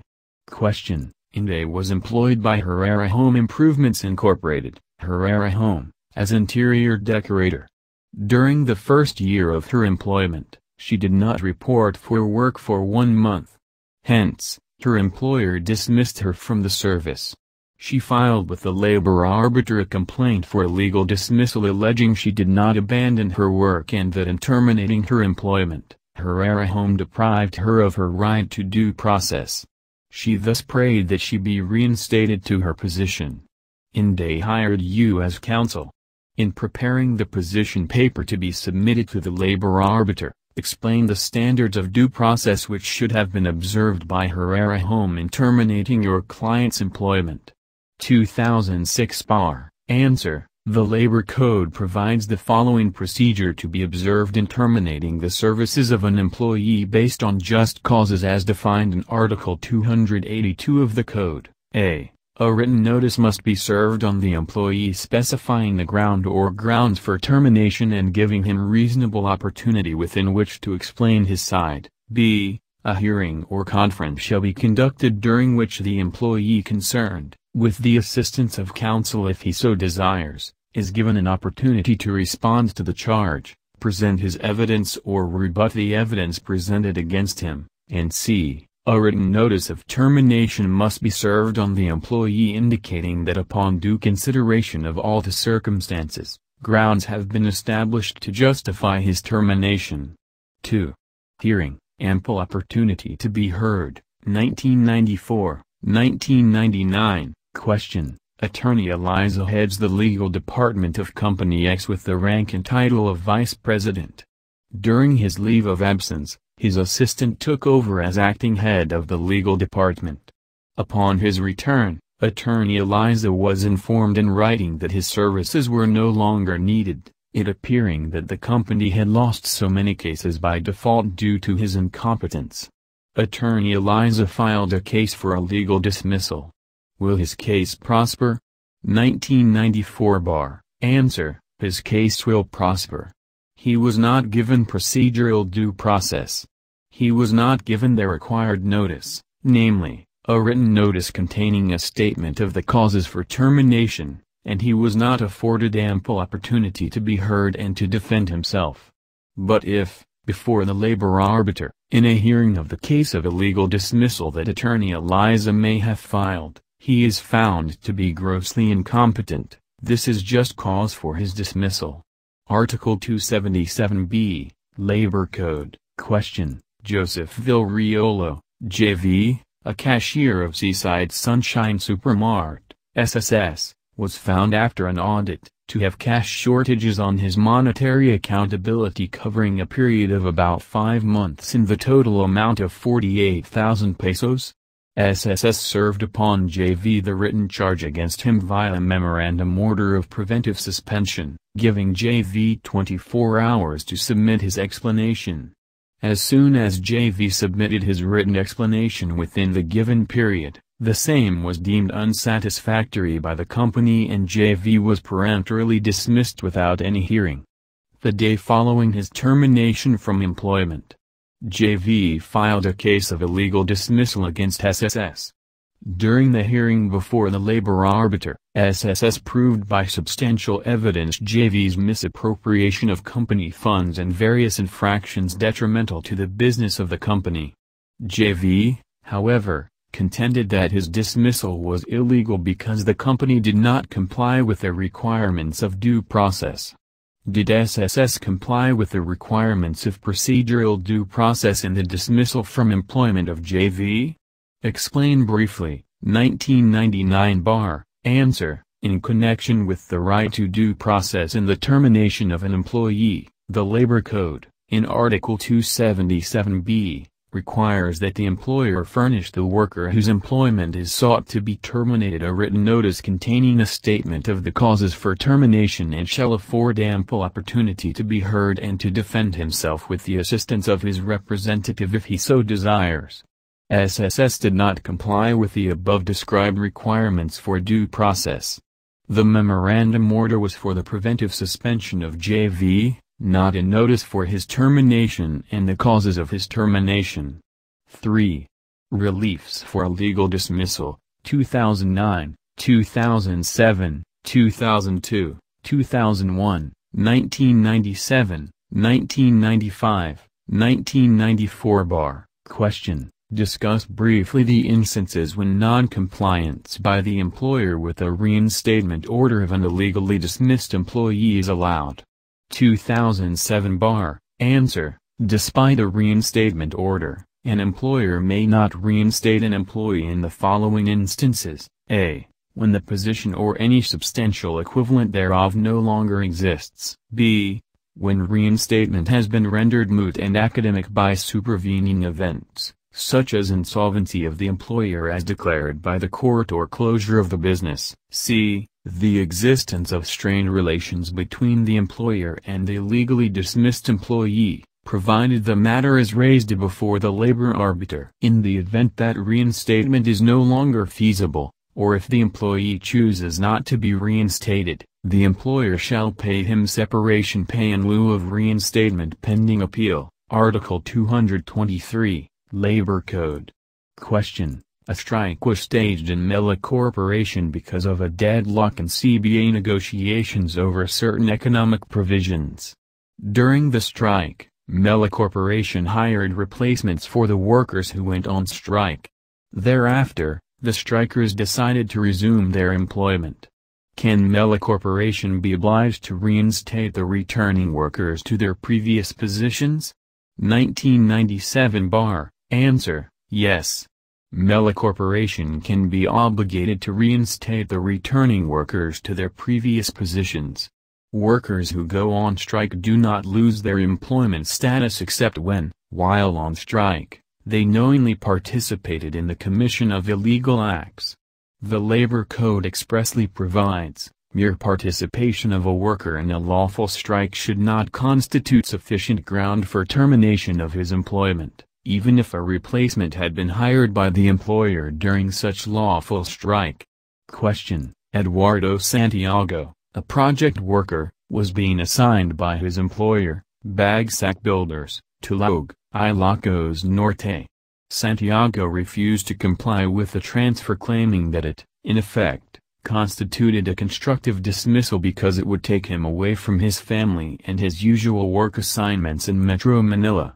The labor arbiter found that there was no constructive dismissal but ordered the payment of separation pay due to strained relations between Santiago and Bagsack Builders plus attorney's fees equivalent to 10% of the value of Santiago's separation pay. A. Is the award of attorney's fees valid? State the reasons for your answer. Answer. Yes. What Article 111, b, prohibits is the demand or acceptance by any person in a judicial or administrative proceedings for the recovery of wages, attorney's fees which exceed 10% of the amount of wages recovered. Since in this case, the amount of attorney's fees is exactly equivalent to the 10% of the separation fee recovered, the award is valid. B. Could a labor arbiter have validly awarded moral and exemplary damages to Santiago instead of attorney's fees? Why? 2001 bar. Answer. No. In the case of Lorag Textile Mills Incorporated et al. Versus Court of Appeals, et al., Gr. No. L 30786, April 14, 1975, The Supreme Court held that when the termination of the services of an employee is attended by fraud or bad faith on the part of the employer, as when the latter knowingly made false allegations of a supposed valid cause when none existed, moral and exemplary damages may be awarded in favor of the former. In this case, there was no showing that there was a bad faith on the part of the employer. In fact, the bad faith and false allegations were on the part of the employee when he refused to obey the transfer mandated by his employer solely on the shallow basis that he will be away from his family. Question: what damages can an illegally dismissed employee collect from his employer? 2001 bar. Answer: an illegally dismissed employee may collect from his employer actual and compensatory damages, moral damages and exemplary damages, as well as attorney's fees as damages. Question: Lyric Theatre Corporation issued a memorandum prohibiting all ticket sellers from encashing any check from their cash collections and requiring them instead to turn over all cash collections to the management at the end of the day. In violation of this memorandum, Melody, a ticket seller, encashed 5 checks from her cash collection. Subsequently, the checks were dishonored when deposited in the account of Lyric Theatre. For this action, Melody was placed under a 20-day suspension and directed to explain why she should not be dismissed for violation of the company's memorandum. In her explanation, she admitted having encashed the checks without the company's permission. While the investigation was pending, Melody filed a complaint against Lyric Theatre for back wages and separation pay. The labor arbiter ordered Lyric Theatre to pay Melody 115,420 pesos and 79 centavos representing separation pay and back wages. The NLRC affirmed the ruling of the labor arbiter. Is the ruling of the NLRC correct? Explain briefly. 2002 bar. Answer: the ruling of the NLRC affirming the labor arbiter's decision ordering Lyric Theatre to pay 115,420 pesos and 79 centavos representing separation pay and back wages is wrong. The labor arbiter's decision is wrong because, a. it is premature. There was still no termination. All that was done by the employer, Lyric Theatre, was to place the employee, Melody, under a 20-day suspension, meanwhile directing her to explain why she should not be dismissed for violation of company's memoranda. b. The order for Lyric Theatre to pay separation pay has no factual basis. Separation pay is to be paid to an employee who is terminated due to the installation of labor-saving devices, redundancy, retrenchment to prevent losses, or the closing or cessation of operation of the establishment undertaking. None of these events has taken place. Neither is separation pay here in lieu of reinstatement applicable because there is just cause if Melody is terminated under the circumstances. c. The order for Lyric Theatre to pay back wages has no factual basis either because there is just cause if she will be terminated after investigation. In this case, there is willful disobedience by the employee of the lawful orders of her employer in connection with her work. She did not just violate the lawful order of the employer, she violated it 5 times. Melody did not give any justifiable reason for violating the company's memorandum prohibiting the encashment of checks. Joe Cinema Corporation vs. Avalona, GR number 32837, June 28, 2001. Question: A. An employee of Company B was found to have been illegally dismissed and was ordered to be reinstated and paid back wages from the time of dismissal until actual reinstatement. The case was elevated all the way to the Supreme Court. By the time the Supreme Court's decision became final and executory, B had closed down and was in the process of winding up. Nonetheless, B paid A his back wages and separation pay. A complained that B's computation was erroneous and that A's allowances was not included. Is A correct in his claim? For what reasons? 2001 bar. Answer: A is correct. Article 279 provides that an employee who is unjustly dismissed from work shall be entitled to reinstatement without loss of seniority rights and other privileges and to his full back wages, inclusive of allowances, and to his other benefits or their monetary equivalent computed from the time his compensation was withheld from him up to the time of his actual reinstatement. Clearly, based from the foregoing provision, A is entitled to his allowances. Retirement, 2013, 2007, 2005, 2001, 1994 Question, as a rule, when is retirement due? 2007 Answer, Article 287 provides for two types of retirement, A. Optional retirement, which may be availed of by an employee reaching the age of 60 years, B. Compulsory retirement, which may be availed of by an employee upon reaching the age of 65 years. In both instances, the law imposes the minimum service requirement of 5 years with the establishment. Question, when is retirement due for underground miners? 2007 Answer, pursuant to RA 8558. In the absence of a retirement plan or other applicable agreement providing for retirement benefits of underground mine employees in the establishment, any such employee may retire upon reaching the age of 50 years or more if he has served for at least 5 years as underground mine employee or an underground mine of the establishment. Question, Ricky Marvin had worked for more than 10 years in 1 Gigabyte Corporation. Under the terms of the personnel policy on retirement, any employee who had reached the age of 65 and completed at least 10 years of service would be compulsorily retired and paid 30 days pay for every year of service. Ricky Marvin, whose immigrant visa to the USA had just been approved, celebrated his 60th birthday recently. He decided to retire and move to California where the son who petitioned him had settled. The company refused to grant him any retirement benefits on the ground that he had not yet attained the compulsory retirement age of 65 years as required by its personnel policy. Moreover, it did not have a policy on optional or early retirement.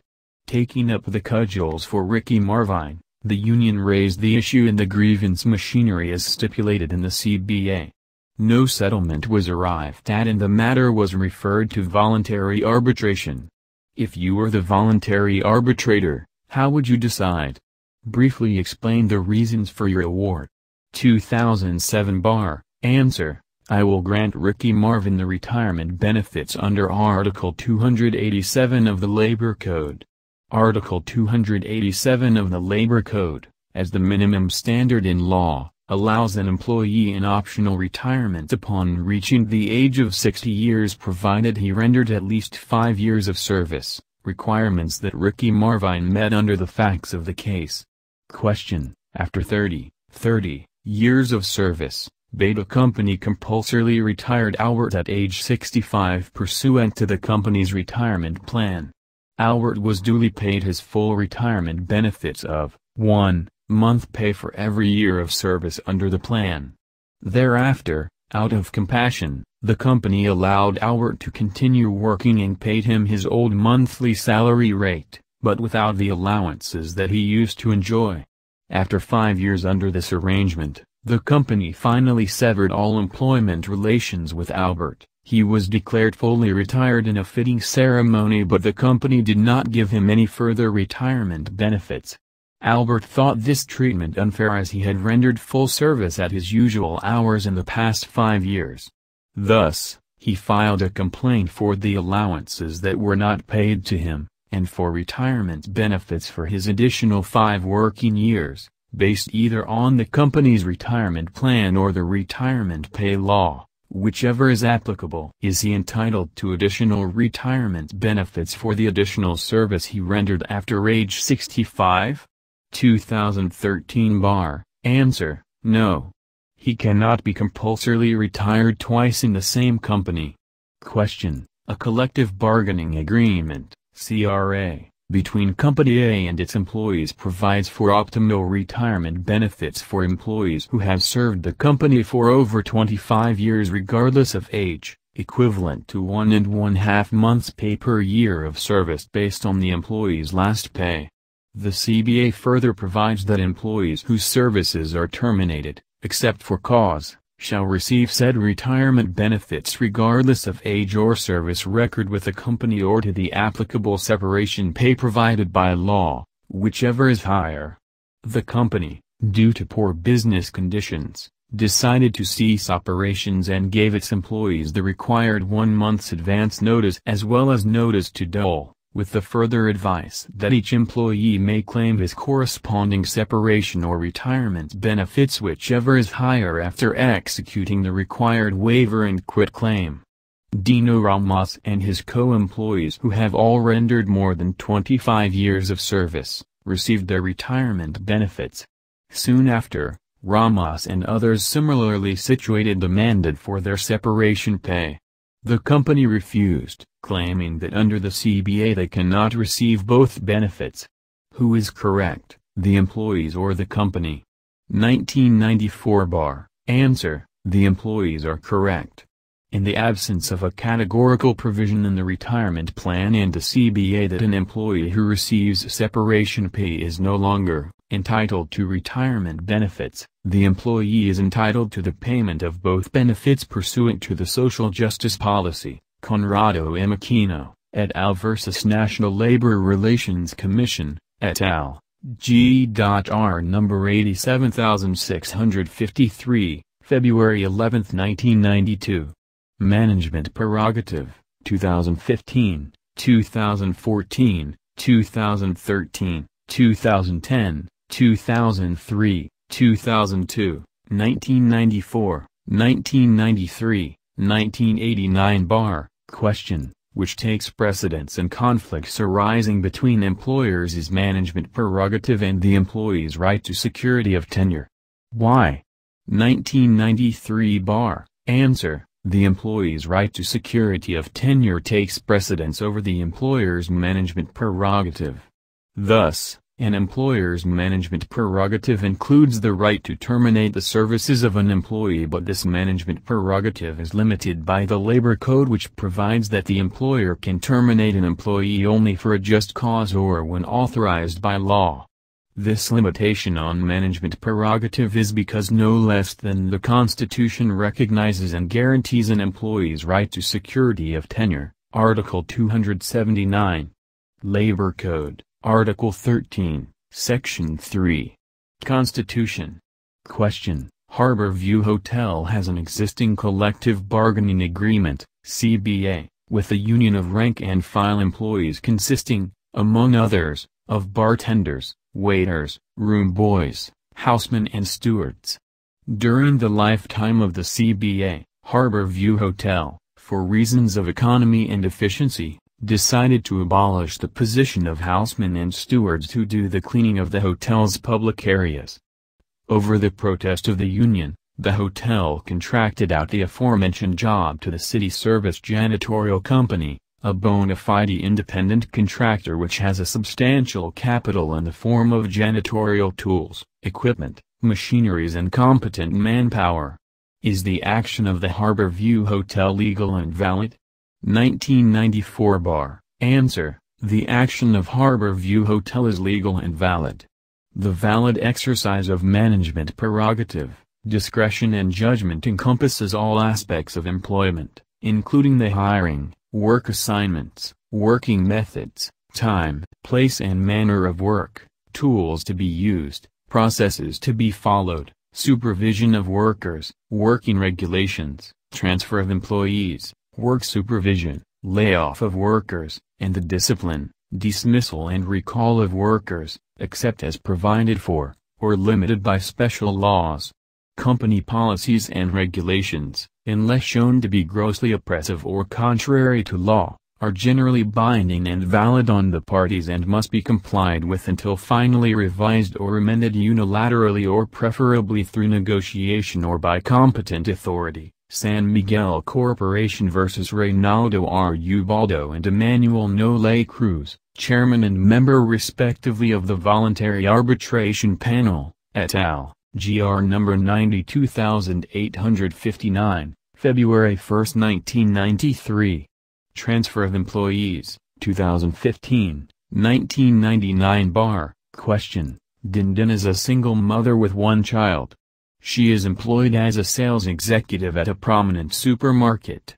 She and her child live in Quezon City and her residence and workplace are a 15-minute drive apart. One day, Dindin is informed by her boss that she is being promoted to a managerial position, but she is now being transferred to the Visayas. Dindin does not want to uproot her family and refuses the offer. Her boss is so humiliated by Dindin's refusal of the offer that she gives Dindin successive unsatisfactory evaluations that result in Dindin being removed from the supermarket. Dindin approaches you, as counsel, for legal advice. What would you advise her? 2015 bar. Answer: I will advise Dindin to sue her boss and the supermarket for illegal dismissal. Dindin cannot be compelled to accept the promotion. Her unsatisfactory evaluations as well as her boss' insistence that she should agree to the intended transfer to Visayas are badges of an abuse of management prerogative. In Pfizer Incorporated vs. Velasco, 645 SCRA 135, the Supreme Court held that the managerial prerogative to transfer personnel must be exercised without abuse of discretion, bearing in mind the basic elements of justice and fair play. Hence, Dindin's dismissal is illegal. Bonus, 2015, 2003, 2002 bar. Question: The projected bonus for the employees of Seward Company was 50% of their monthly compensation. Unfortunately, due to the slump in the business, the president reduced the bonus to 5% of their compensation. Can the company unilaterally reduce the amount of bonus? Explain briefly. 2002 bar. Answer: yes. The granting of a bonus is a management prerogative, something given in addition to what is ordinarily received by or strictly due the recipient. An employer, like Seward Co., cannot be forced to distribute bonuses when it can no longer afford to pay. To hold otherwise would be to penalize the employer for his past generosity. Producers Bank of the Phil. Versus NLRC, 355 SCRA 489, 2001. Question: Lido was anticipating the bonus he would receive for 2013.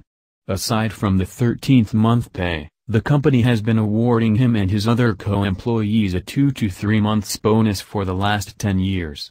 However, because of poor overall sales performance for the year, the company unilaterally decided to pay only a 1-month bonus in 2013.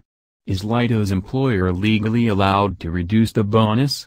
2014 bar. Answer: yes. A bonus is an act of generosity granted by an enlightened employer to spur the employee to greater efforts for the success of the business and realization of bigger profits. The granting of a bonus is a management prerogative, something given in addition to what is ordinarily received by or strictly due the recipient. Thus, a bonus is not a demandable and enforceable obligation, except when it is made part of the wage, salary or compensation of the employee.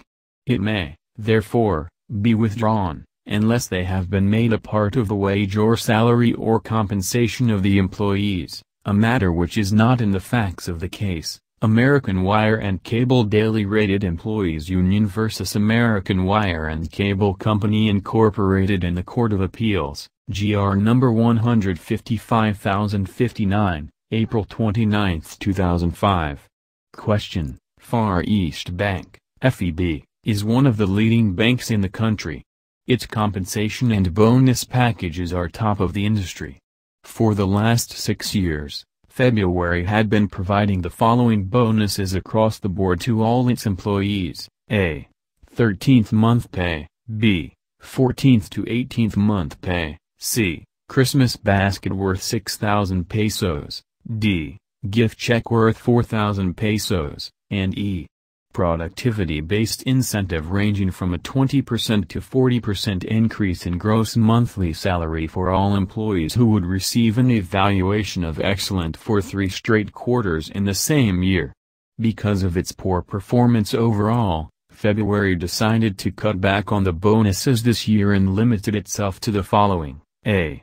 13th month pay, B. 14th month pay, C. Christmas basket worth 4,000 pesos, and D. Gift check worth 2,000 pesos. Katrina, an employee of February, who had gotten a rating of excellent for the last 3 quarters, was looking forward to the bonuses plus the productivity incentive bonus. After learning that February had modified the bonus scheme, she objected. Is Katrina's objection justified? Explain. 2015 bar. Answer: Katrina's objection is justified. Having enjoyed the across-the-board bonuses, Katrina has earned a vested right. Hence, none of them can be withheld or reduced. In the problem, the company has not proven its alleged losses to be substantial. Permitting reduction of pay at the slightest indication of losses is contrary to the policy of the state to afford full protection to labor and promote full employment. Linton Commercial Company vs. Helra, 535 SCRA 434. As to the withheld productivity-based bonuses, Katrina is deemed to have earned them because of her excellent performance ratings for 3 quarters. On this basis, they cannot be withheld without violating the principle of non-diminution of benefits. Moreover, it is evident from the facts of the case that what was withdrawn by February was a productivity bonus, protected by RA 6791, which mandates that the monetary value of the productivity improvement be shared with the employees. The productivity-based incentive scheme of February cannot just be withdrawn without the consent of its affected employees. Change of working hours question. Intergarments Company manufactures garments for export and requires its employees to render overtime work ranging from 2 to 3 hours a day to meet its clients' deadlines. Since 2009, it has been paying its employees on overtime an additional 35% of their hourly rate for work rendered in excess of their regular 8 working hours. Due to the slowdown of its export business in 2012, Intergarments had to reduce its overtime work. At the same time, it adjusted the overtime rates so that those who worked overtime were only paid an additional 25% instead of the previous 35%. To replace the workers' overtime rate loss, the company granted a one-time 5% across-the-board wage increase. Vigilant Union, the rank-and-file bargaining agent, charged the company with unfair labor practice on the ground that 1. No consultations had been made on who would render overtime work, and 2. The unilateral overtime pay rate reduction is a violation of Article 100, entitled Prohibition Against Elimination or Diminution of Benefits, of the Labor Code. Is the union position meritorious? 2013 bar. Answer: the allegation of ULP by the union is not meritorious. The selection as to who would render overtime work is a management prerogative. However, the charge of the union on the diminution of benefits, violation of Article 100 of the Labor Code, appears to be meritorious. Since 3 years have already lapsed, the overtime rate of 35% has ripened into practice and policy, and cannot anymore be removed. Sevilla Trading vs. Samana, 428 SCRA 239, 2004. This is deliberate, consistent and practiced over a long period of time. Marriage between employees of competitor employers question. A was working as a medical representative of RX Pharmaceutical Company when he met and fell in love with B, a marketing strategist for Delta Drug Company, a competitor of RC. On several occasions, the management of RX called A's attention to the stipulation in his employment contract that requires him to disclose any relationship by consanguinity or affinity with co-employees or employees of competing companies in light of a possible conflict of interest. A seeks your advice on the validity of the company policy. What would be your advice? 2010 bar. Answer: the company policy is valid. However, it does not apply to A. As A and B are not yet married, no relationship by consanguinity or affinity exists between them. The case of Duncan vs. GlaxoWellcome, 438 SCRA 343, 2004, does not apply in the present case. Social welfare legislation question, state the respective coverage of A. Social Security Law B. Revised Government Service Insurance Act C. Employees Compensation Act. 1997 bar. Answer, Social Security Law, coverage of SSS includes, Section 9 and 9A, Social Security Act of 1997, A. Employees not over 60 years of age and their employers B. Domestic helpers provided their monthly income shall not be less than P1000 C. Self-employed persons as provided by law and as determined by the Commission D. Spouse that is fully devoted to management of household and family affairs, on voluntary basis E. Filipinos recruited by foreign-based employers abroad, on voluntary basis. Note, under RA 10361, Kasambahay Law, domestic helpers who have rendered at least 1 month of service regardless of the amount of their salary shall be covered by the SSS. Premium payments or contributions shall be shouldered by the employer. However, if the domestic worker is receiving a wage of 5,000 pesos and above per month, the domestic worker shall pay the proportionate share in the premium payments or contributions, as provided by law. Section 30, RA 10361. Revised GSIS, Membership in the Government Service Insurance System, Article 3, RA 8291, shall be compulsory for all employees receiving compensation who have not reached the compulsory retirement age, irrespective of employment status, except members of the AFP, plug-and-play, and contractuals that have no employer-employee relationship with the agencies that they serve.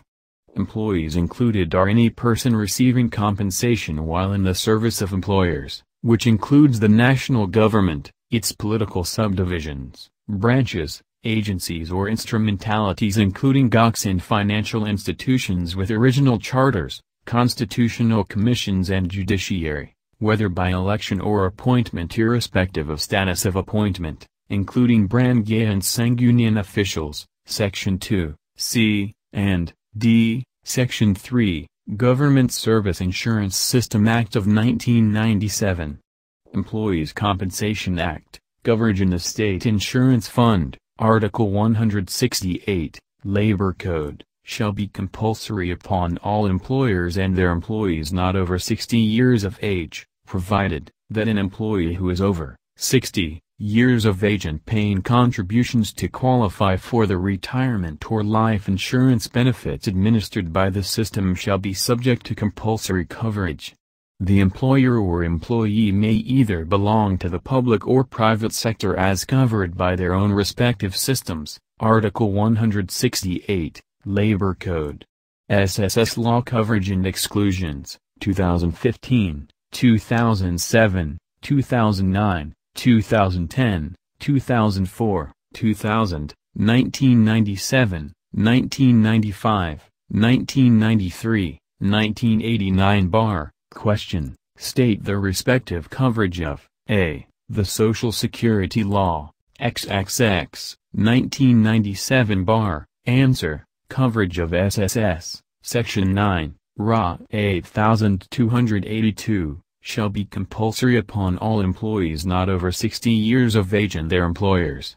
Filipinos recruited in the Philippines by foreign-based employers for employment abroad may be covered by the SSS on a voluntary basis.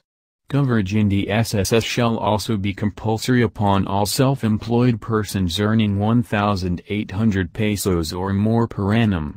Question, Luisa is an unwed mother with 3 children from different fathers. In 2004, she became a member of the Social Security System, SSS. That same year, she suffered a miscarriage of a baby out of wedlock from the father of her 3rd child. She wants to claim maternity benefits under the SSS Act. Is she entitled to claim? 2000, 2007, 2010, 2015 bar. Answer, yes. Provided Louisa has reported to her employer her pregnancy and date of expected delivery and paid at least 3 monthly contributions during the 12-month period immediately preceding her miscarriage. Then she is entitled to maternity benefits up to 4 deliveries.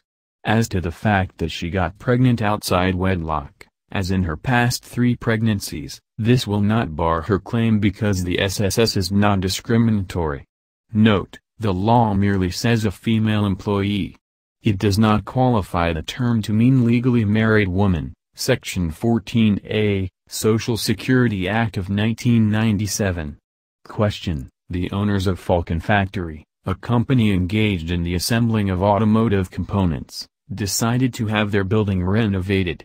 50 persons, composed of engineers, architects and other construction workers, were hired by the company for this purpose. The work was estimated to be completed in 3 years. The employees contended that since the work would be completed after more than 1 year, they should be subject to compulsory coverage under the Social Security law. Do you agree with their contention? Explain your answer fully. 2002 bar. Answer: no. Under Section 8J of RA 1161, as amended, employment of purely casual and not for the purpose of the occupation or business of the employer are excepted from compulsory coverage. An employment is purely casual if it is not for the purpose of occupation or business of the employer. In the problem given, Falcon Factory is a company engaged in the assembling of automotive components.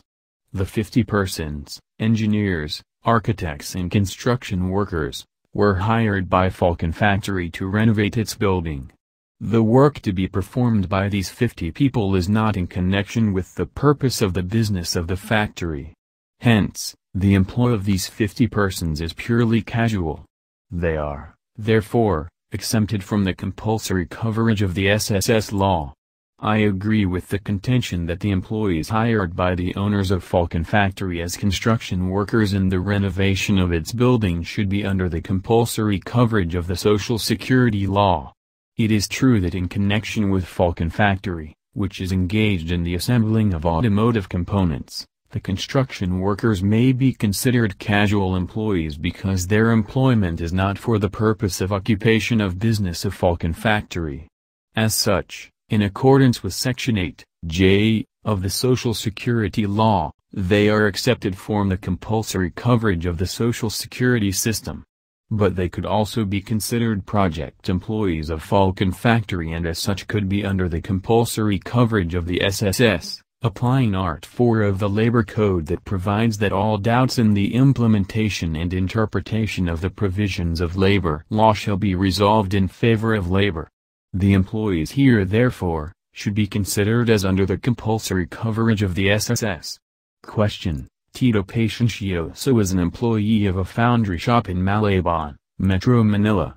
He is barely able to make ends meet with his salary of 4,000 pesos a month. One day, he asked his employer to stop deducting from his salary his SSS monthly contribution, reasoning out that he is waiving his Social Security coverage. If you were Tito's employer, would you grant his request? Why? 2008 bar. Answer: no. As Tito's employer, I am bound by law to remit to SSS Tito's monthly contribution.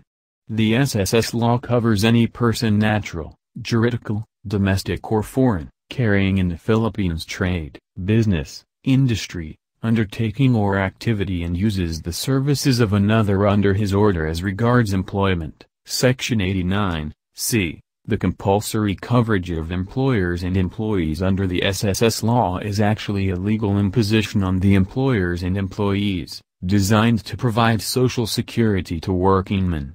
Membership in SSS is in compliance with the lawful exercise of the police power of the state, and may not be waived by agreement of any party. Phil. Blooming Mills, Company Incorporated vs. SSS. 17 SCRA 1077 1966. Question: Can a member of a cooperative be deemed an employee for purposes of compulsory coverage under the Social Security Act? Explain. 2009 bar. A. Yes, an employee of a cooperative, not over 60 years of age is, under the SSS law, subject to compulsory coverage. The Section 8D SSS law defines an employee as, Section 8D, any person who performs services for an employer in which either or both mental and physical efforts are used and who receives compensation for such service, where there is an employer-employee relationship. Dependents, beneficiaries, 2008, 1992, 1990, 1987 bar, question. A is an employee of B who in turn registered A with the Social Security system as required by law.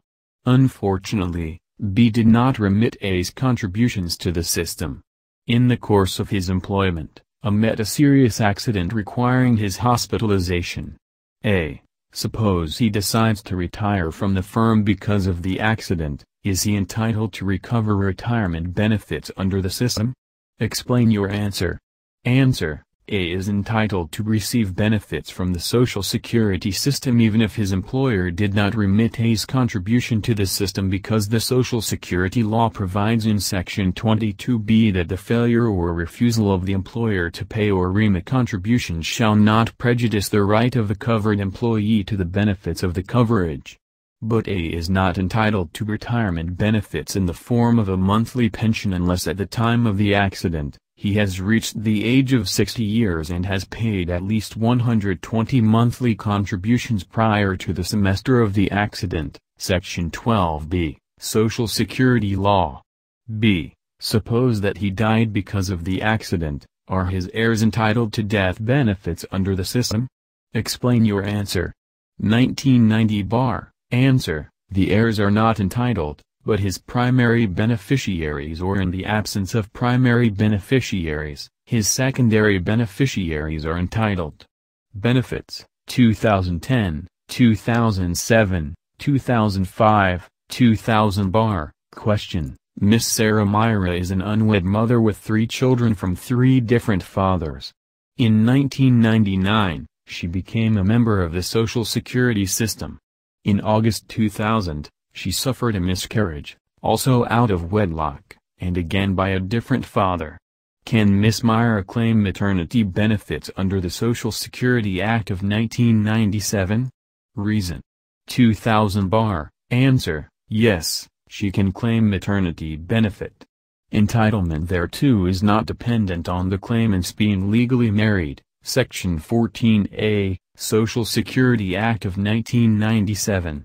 XIS Law Coverage and Exclusions, 2015, 2009, 2005, 2004, 1999 bar. Question. Adak, a policeman, was on leave for a month. While resting in their house, he heard 2 of his neighbors fighting with each other. Adak rushed to the scene intending to pacify the protagonists. However, he was shot to death by one of the protagonists. Zop, a housemaid, was Adak's surviving spouse whom he had abandoned for another woman years back. When she learned of Adak's death, Zop filed a claim with XIS for death benefits. However, her claim was denied because, A. When Adak was killed, he was on leave, and, B. She was not the dependent spouse of Adak when he died. Resolve with reasons whether XIS is correct in denying the claim. 2005 bar. Answer. Yes, because under the law, a dependent is one who is a legitimate spouse living with the employee, Article 167, I, Labor Code. In the problem given, Zop had been abandoned by Adak who was then living already with another woman at the time of his death. Moreover, Adak was on leave when he was killed. The 24-hour duty rule does not apply when a policeman is on vacation leave. Employees Compensation Commission vs. CA, GR number 121545, November 14, 1996. Taking together jurisprudence and the pertinent guidelines of the ECC with respect to claim for death benefits, namely, A. That the employee must be at the place where his work requires him to be, B. That the employee must have been performing his official functions, and C. That the injury is sustained elsewhere, The employee must have been executing an order for the employer. It is not difficult to understand then why Zopp's claim was denied by the GSIS. Dansenko vs. GSIS, GR number 132916, November 16, 2001. In the present case, Otik was resting at his house when the incident happened, thus, he was not at a place where his work requires him to be. Although at the time of his death Otik was performing a police function, it cannot be said that his death occurred elsewhere other than the place where he was supposed to be because he was executing an order for his employer. Question: Luis, a plug-and-play officer, was off-duty and resting at home when he heard a scuffle outside his house. He saw two of his neighbors fighting and he rushed out to pacify them. One of the neighbors shot Luis by mistake, which resulted in Luis's death. Marian, Luis's widow, filed a claim with the GSIS seeking death benefits. The GSIS denied the claim on the ground that the death of Luis was not service-related as he was off-duty when the incident happened. Is the GSIS correct? 2015 bar, answer, no. The GSIS is not correct. Luis, a policeman, just like a soldier, is covered by the 24-hour duty rule. He is deemed on round-the-clock duty unless on official leave, in which case his death outside performance of official peacekeeping mission will bar death claim. In this case, Luis was not on official leave and he died in the performance of a peacekeeping mission. Therefore, his death is compensable. Dependents, beneficiaries, 1999, 1997, 1991 bar, question. Pitoy Mondero was employed as a public school teacher at the Mayoranjic High School from July 1, 1983 until his untimely demise on May 27, 1997. On April 27, 1997, a memorandum was issued by the school principal, which reads, "You are hereby designated to prepare the model dam project, which will be the official entry of our school in the forthcoming division search for outstanding improvised secondary science equipment for teachers to be held in Manila on June 4, 1997.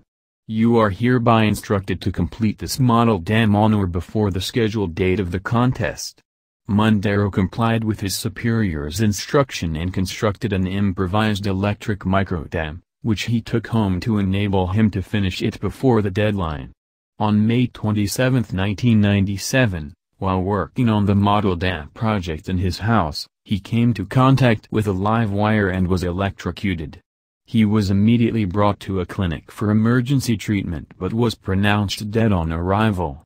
The death certificate showed that he died of cardiac arrest due to accidental electrocution. Pepa Palapay, Pitoy Mondero's common-law wife for more than 20 years, and a Pitoy Mondero Jr., his only son, filed a claim for death benefits with the Government Service Insurance System, GSIS, which was denied on the ground that Pitoy Mondero's death did not arise out of and in the course of employment and therefore not compensable because the accident occurred in his house and not in the school premises. Is Pepa Palapay entitled to file a claim for death benefits with the GSIS? Why? Answer. The beneficiaries of a member of the GSIS are entitled to the benefits arising from the death of said member. Death benefits are called survivorship benefits under the GSIS law. Pepa Palapay is not entitled to receive survivorship benefits since she is not a beneficiary, being a common-law wife and not a legal dependent spouse. Section 2G, GSIS Act of 1997.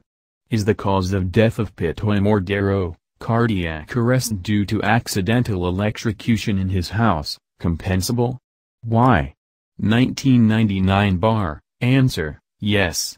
To be compensable under the GSIS law, the death need not be work-connected. Note, as long as the decedent member was a. in service, b. rendered 3 years of service and at least paid 36 monthly contributions within the 5-year period immediately preceding his death, or c. paid a total of at least 180 monthly contributions prior to his death. Benefits question. Attorney CLM, a dedicated and efficient public official, was the top executive of a government-owned and controlled corporation, GOCC. While inspecting an ongoing project in a remote village in Mindanao, she suffered a stroke and since then had been confined to a wheelchair. At the time she stopped working because of her illness in line of duty. Attorney CLM was only 60 years old, but she had been an active member of the GSIS for 30 years without any break in her service record. What benefits could she claim from the GSIS? Cite at least 5 benefits. 2004 bar. Answer: 1. Separation benefit, Section 1112, GSIS Act of 1997. 2. Retirement benefits, Section 1314. GSIS Act of 1997. 3.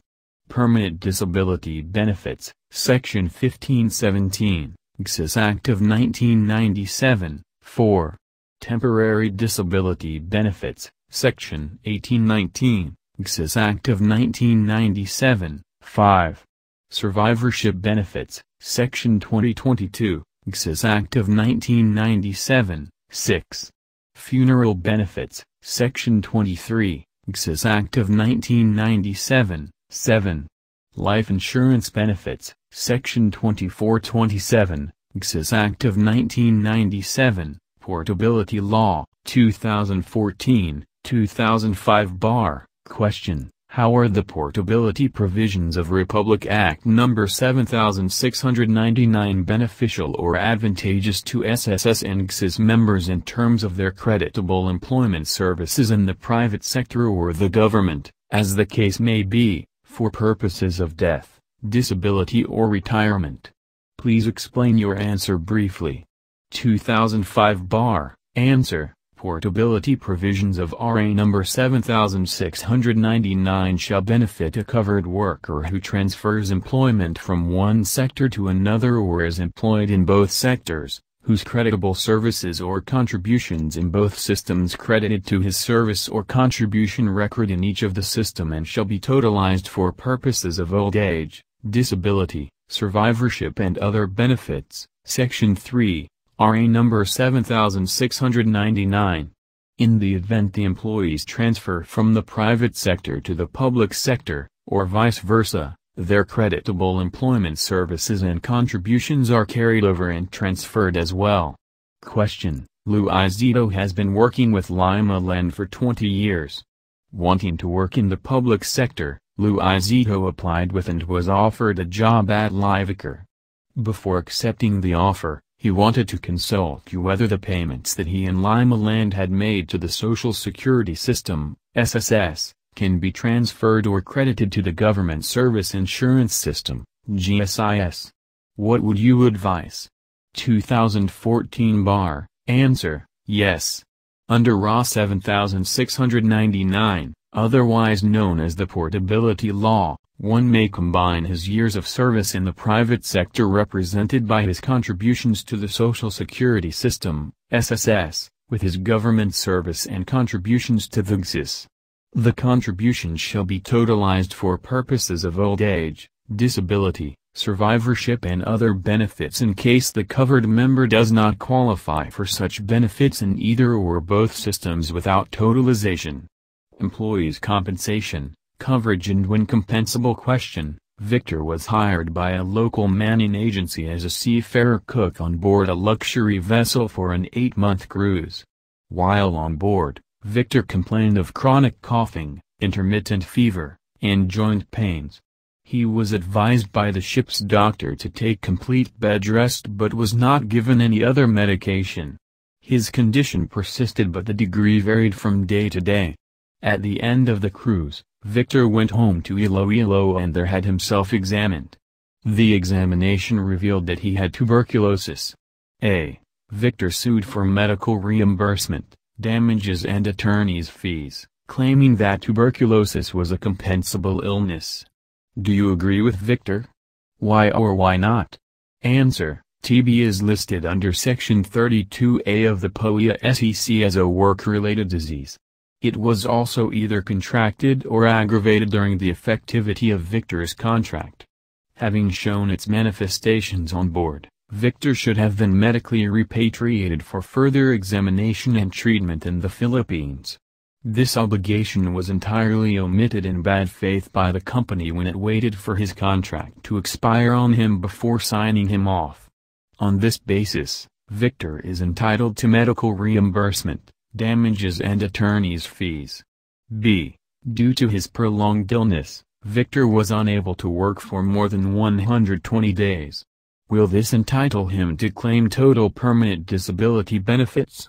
2015 Bar. Answer: no. Victor's TB is work-related and it developed on board, thereby satisfying the twin requisites of compensability. However, despite his knowledge of his medical condition, he failed to report to his manning agent within 3 days from his arrival as required by Section 20b(3) of the POEA section. Since he already felt the manifestations of TB before his sign-off, he should have submitted to post-employment medical examination, Jebson's Maritime Incorporated vs. Enrique and Ag. 662 SCRA 670. The effect of his Coastal Safeway Marine Services Incorporated vs. Elmer T. Escra, 655 SCRA 300 omission is forfeiture by him of disability benefits. In effect, the 120-day rule has no application at all.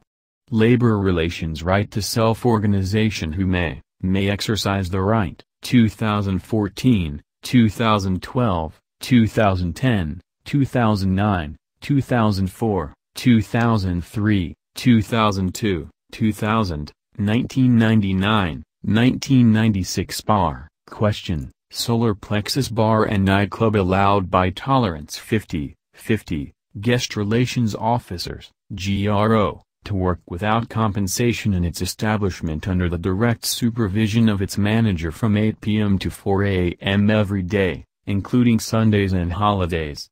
The GROs, however, are free to ply their trade elsewhere at any time, but once they enter the premises of the nightclub, they are required to stay up to closing time. The GROs earned their keep exclusively from commissions for food and drinks, and tips from generous customers. In time, the GROs formed the Solar Ugnayan Njim Gakablebayhang Api, SUKI, a labor union duly registered with Dole. Subsequently, Suki filed a petition for certification election in order to be recognized as the exclusive bargaining agent of its members.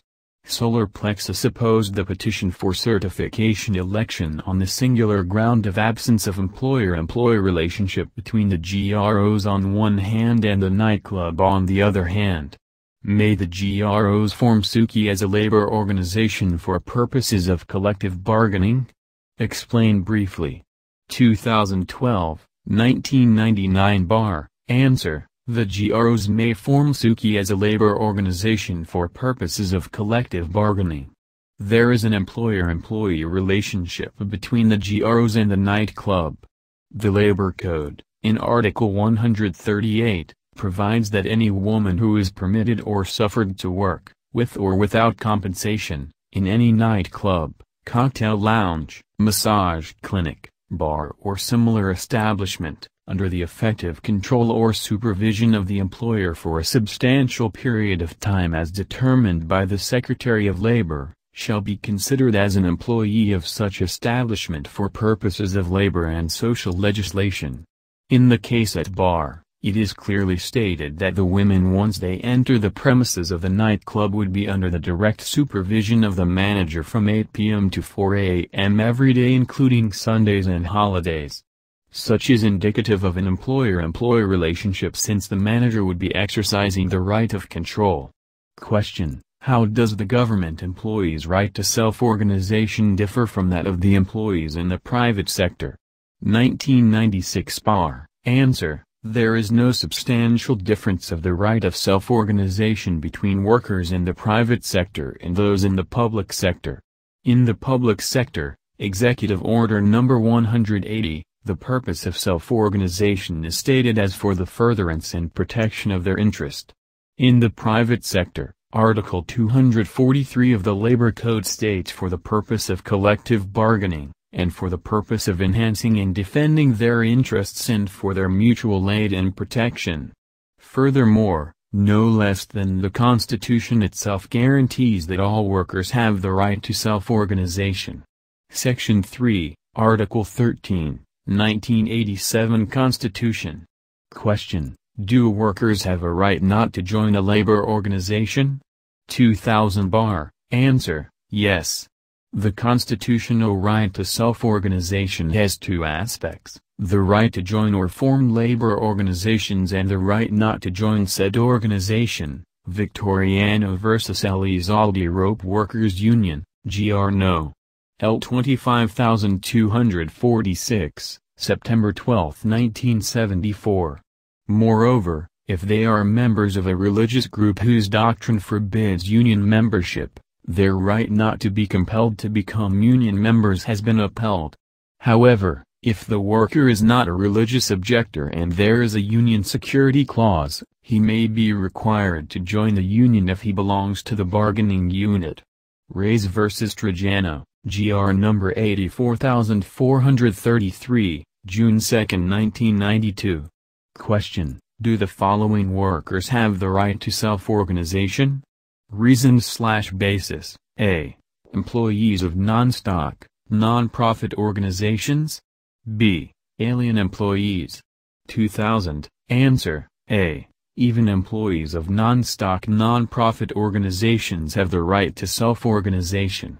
This is explicitly provided for in Article 243 of the Labor Code. A possible exception, however, are employee members of non-stock, non-profit cooperatives. B. Alien employees with valid work permits may exercise their right to self-organization on the basis of parity or reciprocity, that is, if Filipino workers in the alien's country are given the same right. Article 269, Labor Code. Question: Mang Bali, owner of a shoe repair shop with only 9 workers in his establishment, received proposals for collective bargaining from the Bali Shoe Union. Mang Bali refused to bargain with the workers for several reasons. First, his shoe business is just a service establishment. Second, his workers are paid on a piecework basis, that is, per shoe repaired, and not on a time basis. Third, he has less than 10 employees in the establishment.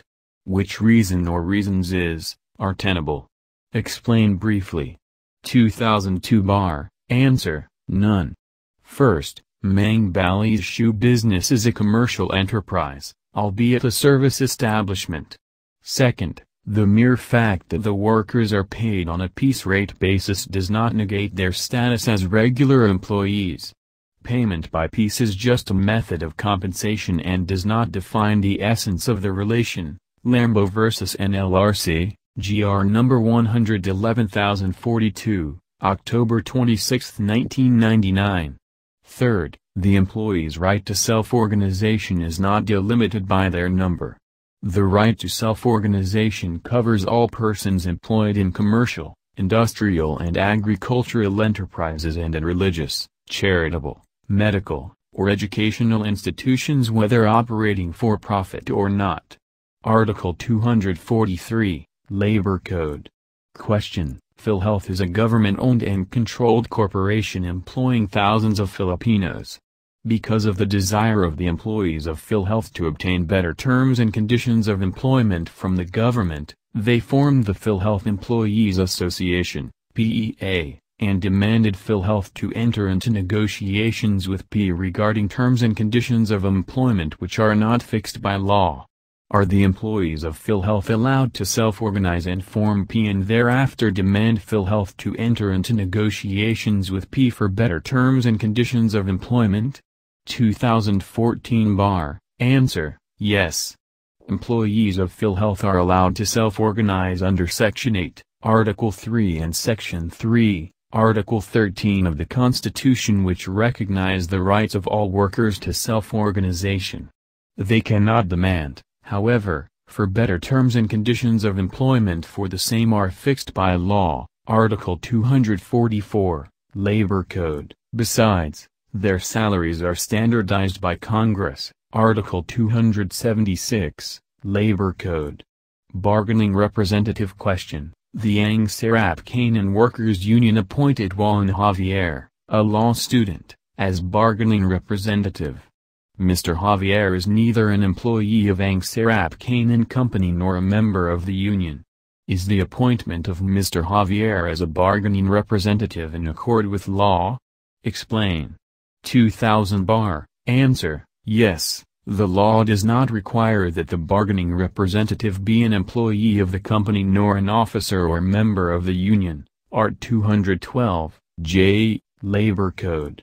Determination of representation status. 2017, 2016, 2014, 2009, 2007, 2006, 2005, 2004, 1999, 1998, 1996, 1993, 1992, 1990 bar. Question. The modes of determining an exclusive bargaining agreement, agent, R, A. Voluntary recognition B. Certification election C. Consent election. Explain briefly how they differ from one another. 2006, 2005, 2000, 1989 bar. Answer. A. There is voluntary recognition when in an unorganized establishment with only one legitimate labor organization, the employer voluntarily recognizes the representation status of such a union. Within 30 days from such recognition, the employer and union shall submit a notice of voluntary recognition with the regional office of the Department of Labor and Employment which issued the recognized labor union's certificate of registration or certificate of creation of a chartered local. B. Certification election refers to the process of determining through secret ballot the sole and exclusive representative of the employees in an appropriate bargaining unit for purposes of collective bargaining or negotiation. A certification election is ordered by the Department of Labor and Employment, while a consent election is voluntarily agreed upon by the parties, with or without the intervention by the department. C. When the process of determining through secret ballot the sole and exclusive representative of the employees in an appropriate bargaining unit is not ordered by the Department of Labor and Employment, but has been voluntarily agreed upon by the parties with or without the intervention of the Department of Labor and Employment, then the process is a consent election. Question. There are instances when a certification election is mandatory. What is the rationale for such a legal mandate? 2005 bar. Answer. According to the Labor Code, in any establishment where there is no certified bargaining agent, a certification election shall automatically be conducted by the Met arbiter upon the filing of a petition by a legitimate labor organization. In the above described situation, a certification election is made mandatory because if there is no certified bargaining agent as determined by a certification election, there could be no collective bargaining in the said unorganized establishment. Question. Luwewe Glass had 600 rank-and-file employees. 3 rival unions A, B, and C participated in the certification elections ordered by the Met arbiter. 500 employees voted. The unions obtained the following votes: A 200, B 150, C 50, 90 employees voted no union, and 10 were segregated votes.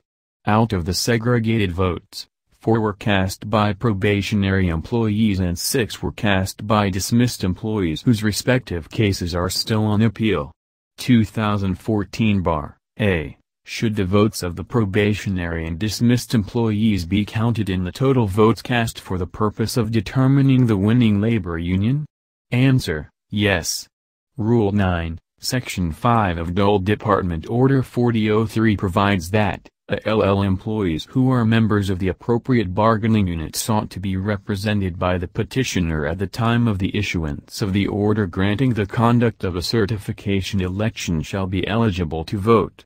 An employee who has been dismissed from work but has contested the legality of the dismissal in a forum of appropriate jurisdiction at the time of the issuance of the order for the conduct of a certification election shall be considered a qualified voter, unless his Her dismissal was declared valid in a final judgment at the time of the conduct of the certification election. B. Was there a valid election? Answer: yes. To have a valid election, at least a majority of all eligible voters in the unit must have cast their votes. Article 256, now Article 266, of the Labor Code. In the instant case, 500 out of 600 rank-and-file employees voted. C. Should Union A be declared the winner? Answer: no.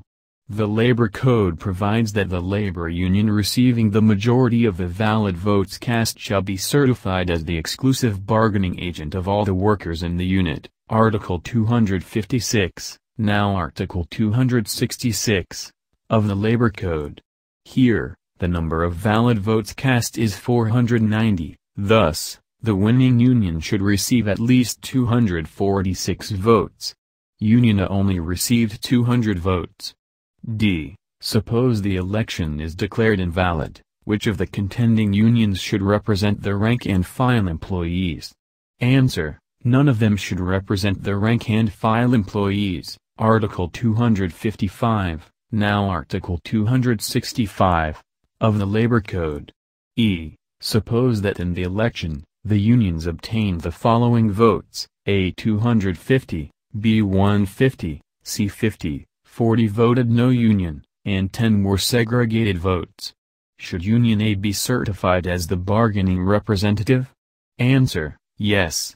The Labor Code provides that the labor union receiving the majority of the valid votes cast shall be certified as the exclusive bargaining agent of all the workers in the unit. Article 256, now Article 266, of the Labor Code. Here, the number of valid votes cast is 490. Thus, the winning union should receive at least 246 votes. Union A received 250 votes. Question: Samahan Eastgate Enterprises, SEGE, is a labor organization composed of the rank-and-file employees of Eastgate Enterprises, EGE, the leading manufacturer of all types of gloves and aprons. EGE was later requested by SEG to bargain collectively for better terms and conditions of employment of all the rank-and-file employees of EGE.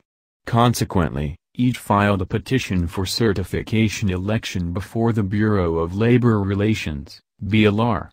During the proceedings, EGE insisted that it should participate in the certification process.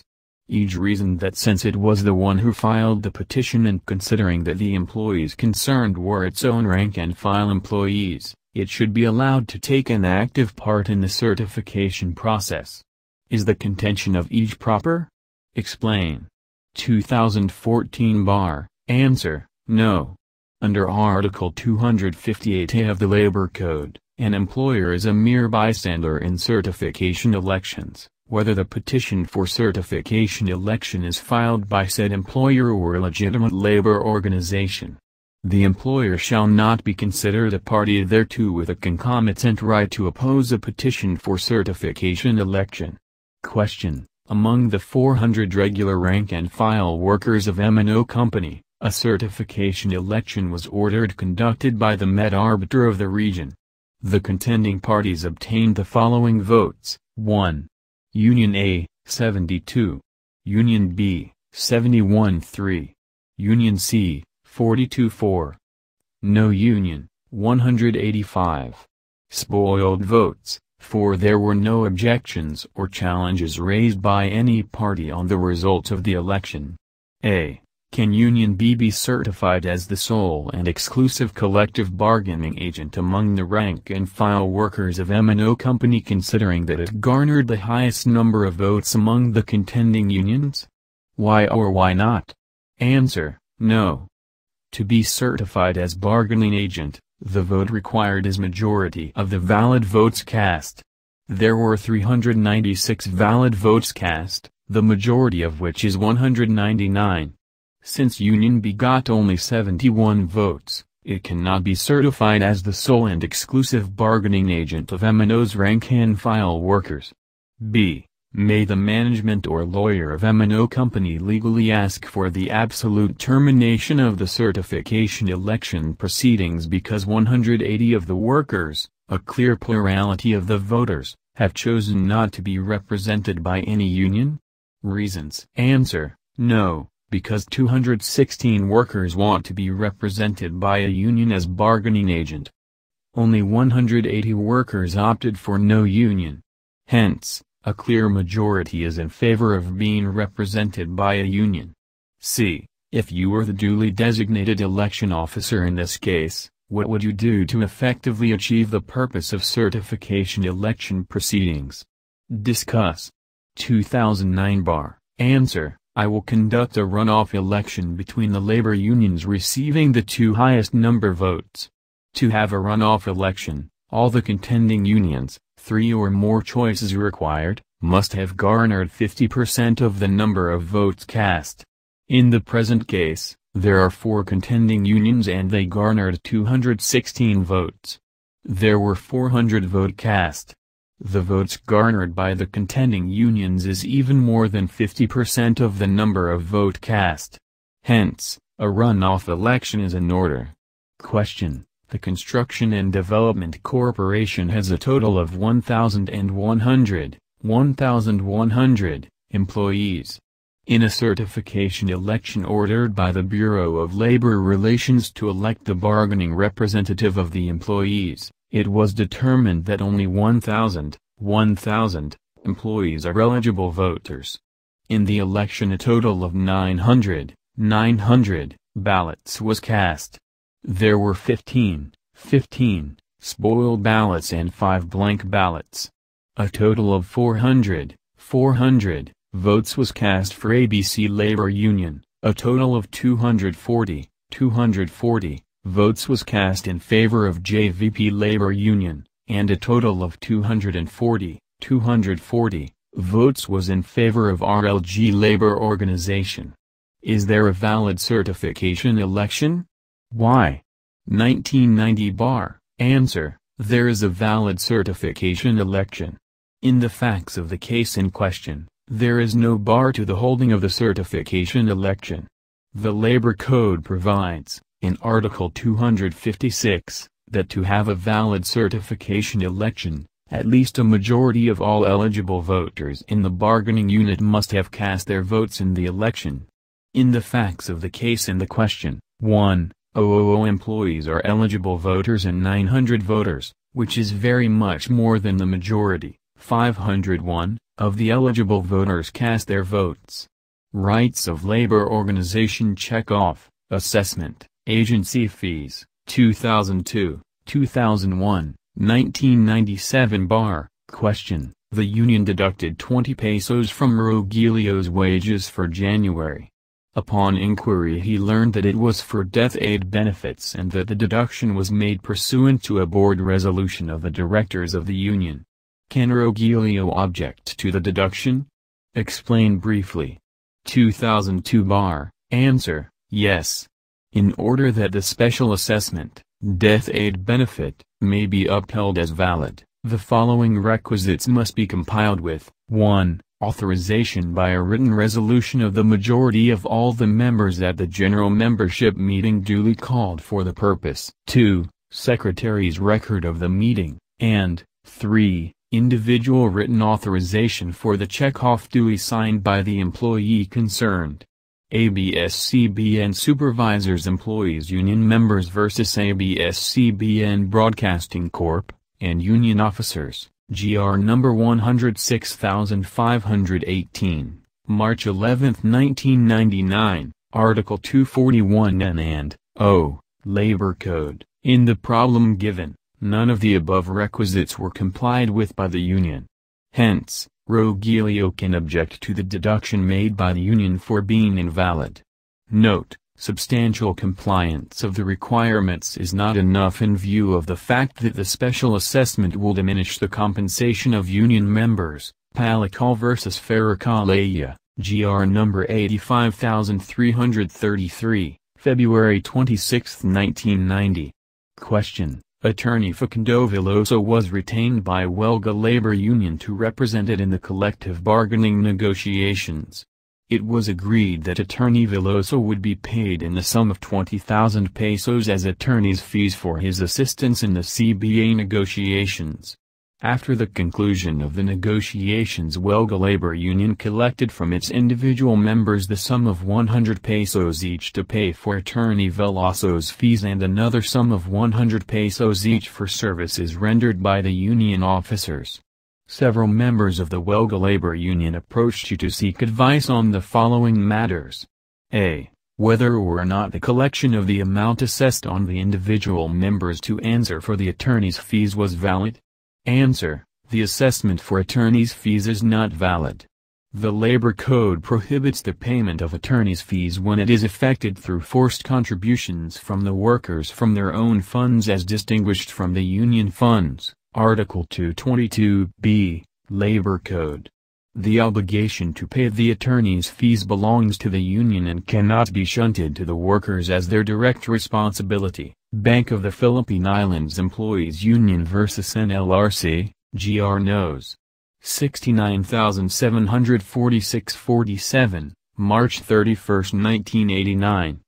B. Whether or not the assessment of 100 pesos from the individual members of the Huelga Labor Union for services rendered by the union officers in the CBA negotiations was valid. 1997 bar. Answer. The assessment for negotiation fees is not valid. The Labor Code prohibits negotiation fees and other similar charges of any kind arising from any collective bargaining negotiations to be imposed on any individual member of the contracting union. Article 222b, Labor Code. Note, special assessments may be allowed like attorney's fees and negotiation fees provided that there be strict compliance with the requisites of a valid special assessment. Article 241. N, and O, Labor Code. Question. What requisites must a union comply with before it can validly impose special assessments against its members for incidental expenses, attorney's fees, representation expenses and the like? 2001, 2002 bar. Answer. In order that the special assessment may be upheld as valid, the following requisites must be complied with. 1. Authorization by a written resolution of the majority of all the members at the general membership meeting duly called for the purpose. 2. Secretary's record of the meeting, and 3. Individual written authorization for the check-off duly signed by the employee concerned. UBSCBN Supervisors Employees Union Members vs. UBSCBN Broadcasting Corp., and Union Officers, GR number 106518. March 11, 1999, Article 241 N and O, Labor Code. Collective bargaining duty to bargain collectively, 2010, 2009, 2008, 2001, 1999, 1996, 1992, 1991 bar. Question. ABC Company and U Labor Union have been negotiating for a new collective bargaining agreement, CBA, but failed to agree on certain economic provisions of the existing agreement. In the meantime, the existing CBA expired.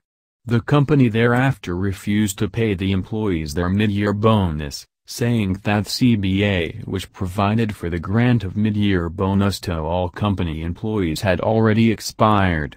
Are the employees entitled to be paid their mid-year bonus?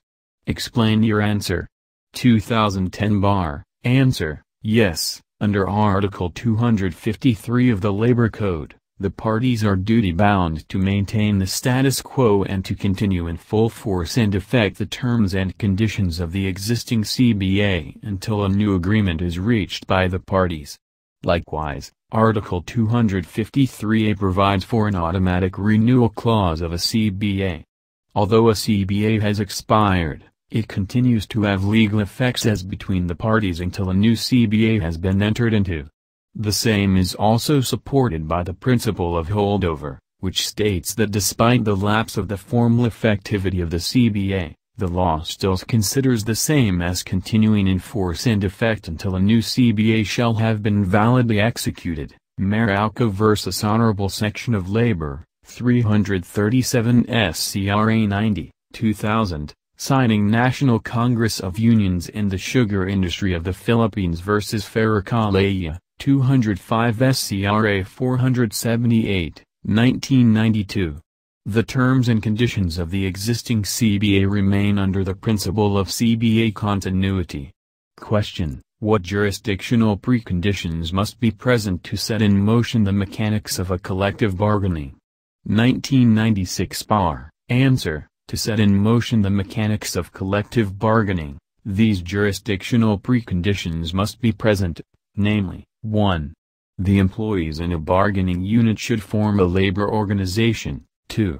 The labor organization should be a legitimate labor organization. 3. As such legitimate labor organization, it should be recognized or certified as the collective bargaining representative of the employees of the bargaining unit. And 4.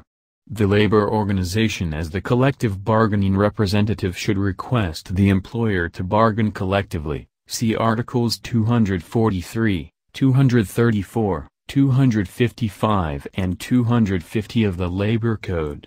Question: what is an appropriate bargaining unit for purposes of collective bargaining?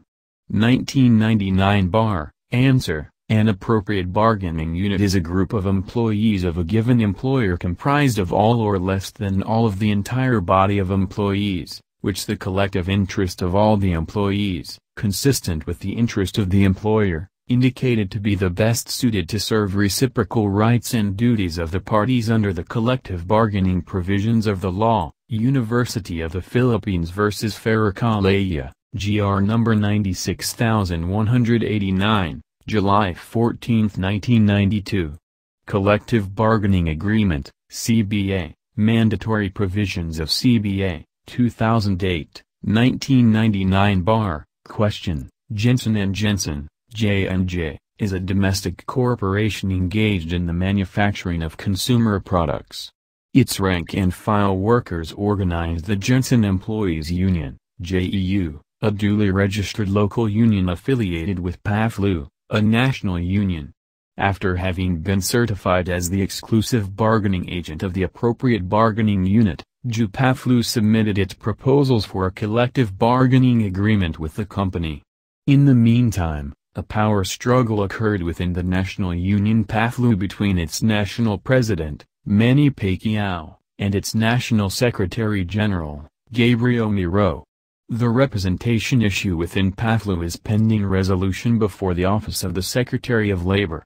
By reason of this inter-union dispute within PAFLU, J&J obstinately and consistently refused to offer any counter-proposal and to bargain collectively with JEU-PAFLU until the representation issue within PAFLU shall have been resolved with finality. JEU-PAFLU filed a notice of strike. The Secretary of Labor subsequently assumed jurisdiction over the labor dispute. A. Will the representation issue that has arisen involving the national union PAFLU, to which the duly registered local union JEU is affiliated, bar collective bargaining negotiation with J&J? Explain briefly. Answer: the representation issue that has arisen involving the national union PAFLU should not bar collective bargaining negotiation with J&J. It is the local union JEU that has the right to bargain with the employer J&J, and not the national union PAFLU. It is immaterial whether the representation issue within PAFLU has been resolved with finality or not. Said squabble could not possibly serve as a bar to any collective bargaining since PAFLU is not the real party in interest to the talks. Rather, the negotiations are confined to the corporation and the local union JEU. Only the collective bargaining agent, the local union JEU, possesses the legal standing to negotiate with the corporation. A duly registered local union affiliated with a national union or federation does not lose its legal personality or independence. Adamson and Adamson Incorporated vs. the Court of Industrial Relations and Adamson Supervising Union, FFW, GR No. L 35120, January 30, 1984.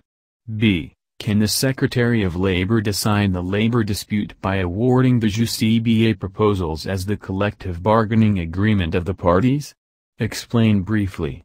1999 bar. Answer: yes, the Secretary of Labor can decide the labor dispute by awarding the JUCBA proposals as the collective bargaining agreement between the parties, because when the Secretary of Labor, under Article 263, g, assumes jurisdiction over a labor dispute causing or likely to cause a strike or a lockout in an industry indispensable to the national interest, the Secretary of Labor exercises the power of compulsory arbitration over the labor dispute, meaning that as an exception to the general rule, the Secretary of Labor now has the power to set or fix wages, rates of pay, hours of work or terms and conditions of employment by determining what should be the CBA of the parties. See Divine Word University vs. Secretary of Labor, GR number 91915, September 11, 1992.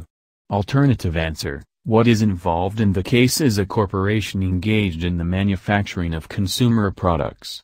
If the consumer products that are being manufactured are not such that a strike against the company cannot be considered a strike in an industry indispensable for the national interest, then the assumption of jurisdiction by the Secretary of Labor is not proper. Therefore, he cannot legally exercise the powers of compulsory arbitration in the labor dispute. Question: explain the automatic renewal clause of collective bargaining agreements.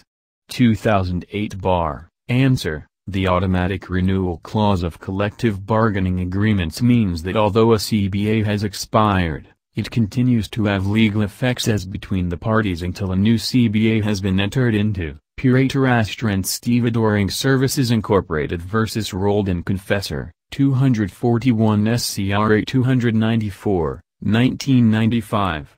This is so because the law makes it a duty of the parties to keep the status quo and to continue in full effect the terms and conditions of the existing agreement until a new agreement is reached by the parties. Article 253, Labor Code.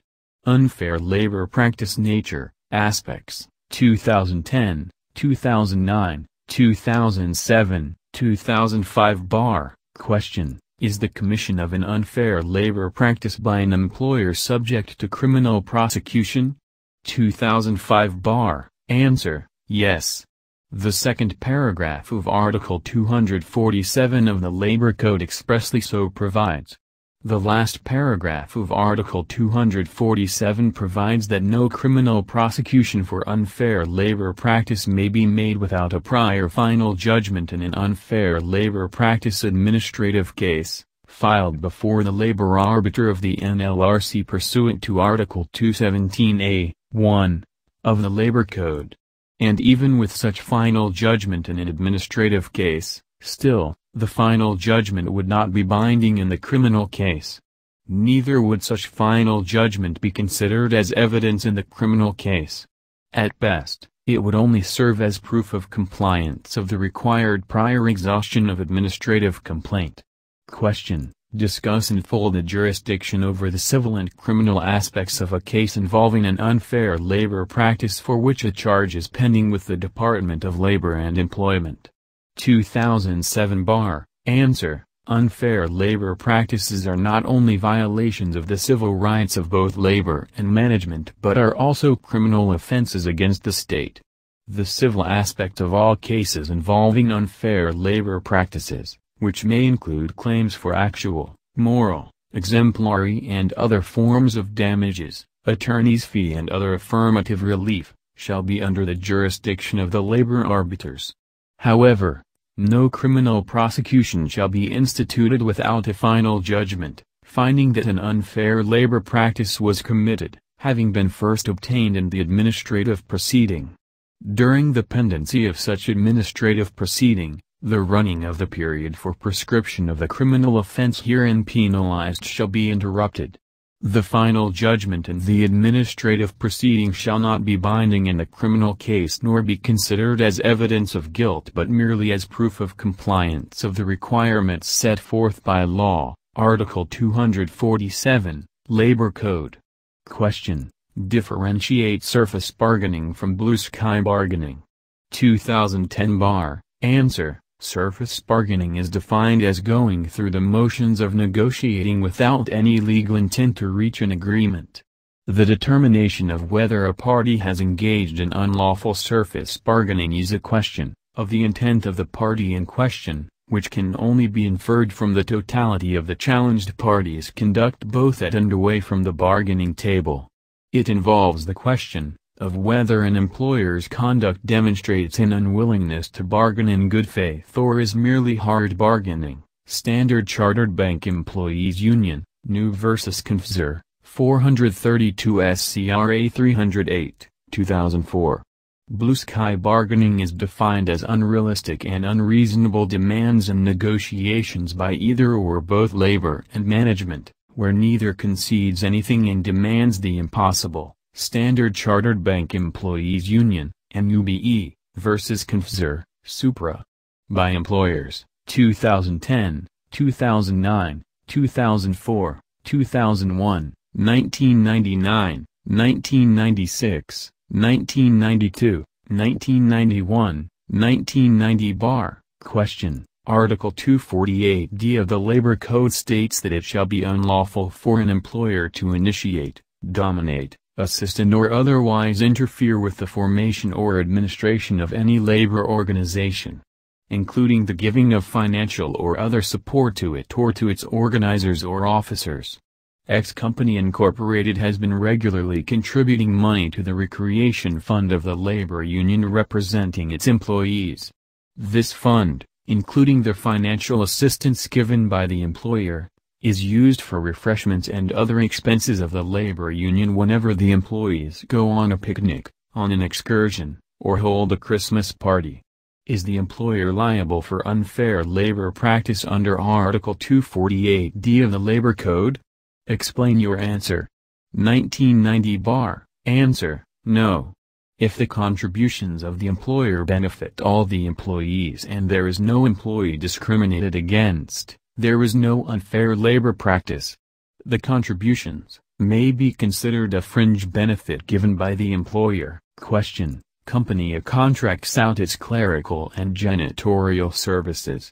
In the negotiations of its CBA, the union insisted that, henceforth, the company may no longer engage in contracting out these types of services, which services the union claims to be necessary in the company's business, without prior consultation.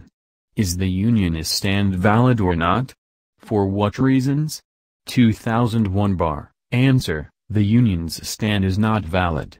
It is part of management prerogative to contract out any work, task, job or project except that it is an unfair labor practice to contract out services or functions performed by union members when such will interfere with, restrain or coerce employees in the exercise of their rights to self-organization. Article 248c of the Labor Code. Question. Give 3 examples of unfair labor practices on the part of the employer and 3 examples of unfair labor practices on the part of the labor union. 1996 bar. Any 3 from the following enumeration in the Labor Code. Article 248. Unfair labor practices of employers. It shall be unlawful for an employer to commit any of the following unfair labor practice. A. To interfere with, restrain or coerce employees in the exercise of their right to self-organization. B. To require as a condition of employment that a person or an employee shall not join a labor organization or shall withdraw from one to which he belongs. C. To contract out services or functions being performed by union members when such will interfere with, restrain or coerce employees in the exercise of their rights to self-organization. D. To initiate, dominate, assist or otherwise interfere with the formation or administration of any labor organization, including the giving of financial or other support to it, or its organizations, or supporters. E. To discriminate in regard to wages, hours of work, and other terms and conditions of employment in order to encourage or discourage membership in any labor organization. Nothing in this code or in any other law shall stop the parties from requiring membership in a recognized collective bargaining agent as a condition for employment, except those employees who are already members of another union at the time of the signing of the collective bargaining agreement. Provided that the individual authorization required under Article 241, paragraph O, of this code shall not apply to the non-members of the recognized collective bargaining agent, f, to dismiss, discharge, or otherwise prejudice or discriminate against an employee for having given or being about to give testimony under this code, g, to violate the duty to bargain collectively as prescribed by this code, h, to pay negotiation or attorney's fees to the union or its officers or agents as part of the settlement of any issue in collective bargaining or any other dispute, or I, to violate a collective bargaining agreement. Any three from the following provisions of the Labor Code, Article 249. Unfair labor practices of labor organizations. It shall be unfair labor practice for labor organization, its officers, agents or representatives, a, to restrain or coerce employees in the exercise of their rights to self-organization. However, a labor organization shall have the right to prescribe its own rules with respect to the acquisition or retention of membership, b, to cause or attempt to cause an employer to discriminate against an employee, including discrimination against an employee with respect to whom membership in such organization has been denied, or to terminate an employee on any ground other than the usual terms and conditions under which membership or continuation of membership is made available to other members, c, to violate the duty, or refuse to bargain collectively with the employer, provided it is the representative of the employees, d, to cause or attempt to cause an employer to pay or deliver or agree to pay or deliver any money or other things of value, in the nature of an exaction, for services which are not performed or not to be performed, including the demand for fee for union negotiations, e, to ask for or accept negotiations of attorneys' fees from employers as part of the settlement of any issue in collective bargaining or any other dispute, or f, to violate a collective bargaining agreement. Question: around 100 workers of a mill in a coconut plantation organize themselves for the purpose of promoting their common interest and welfare. The Workers' Association prepared a petition for increasing the daily pay of its members in compliance with minimum wage rates for their sector and the region, and for granting benefits to which they are entitled under the law. However, the workers became restless and anxious after the owner-manager threatened them with mass layoff if the association would press for their demands. Most of its members have worked in the mill for 10 to 15 years with no improvement in working conditions and monetary benefits. The leaders of the Workers' Association approached you and asked, what legal steps could they take to protect their security of tenure? What advice could you give them?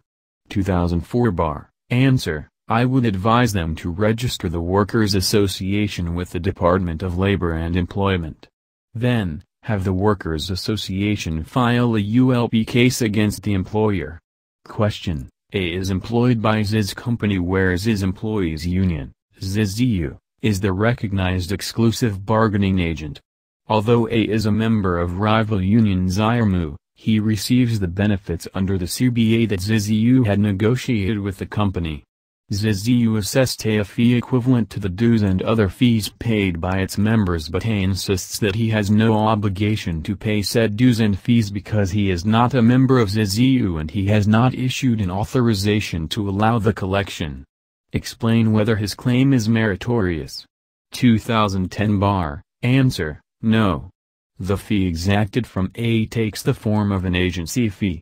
This is sanctioned by Article 248, e, of the Labor Code.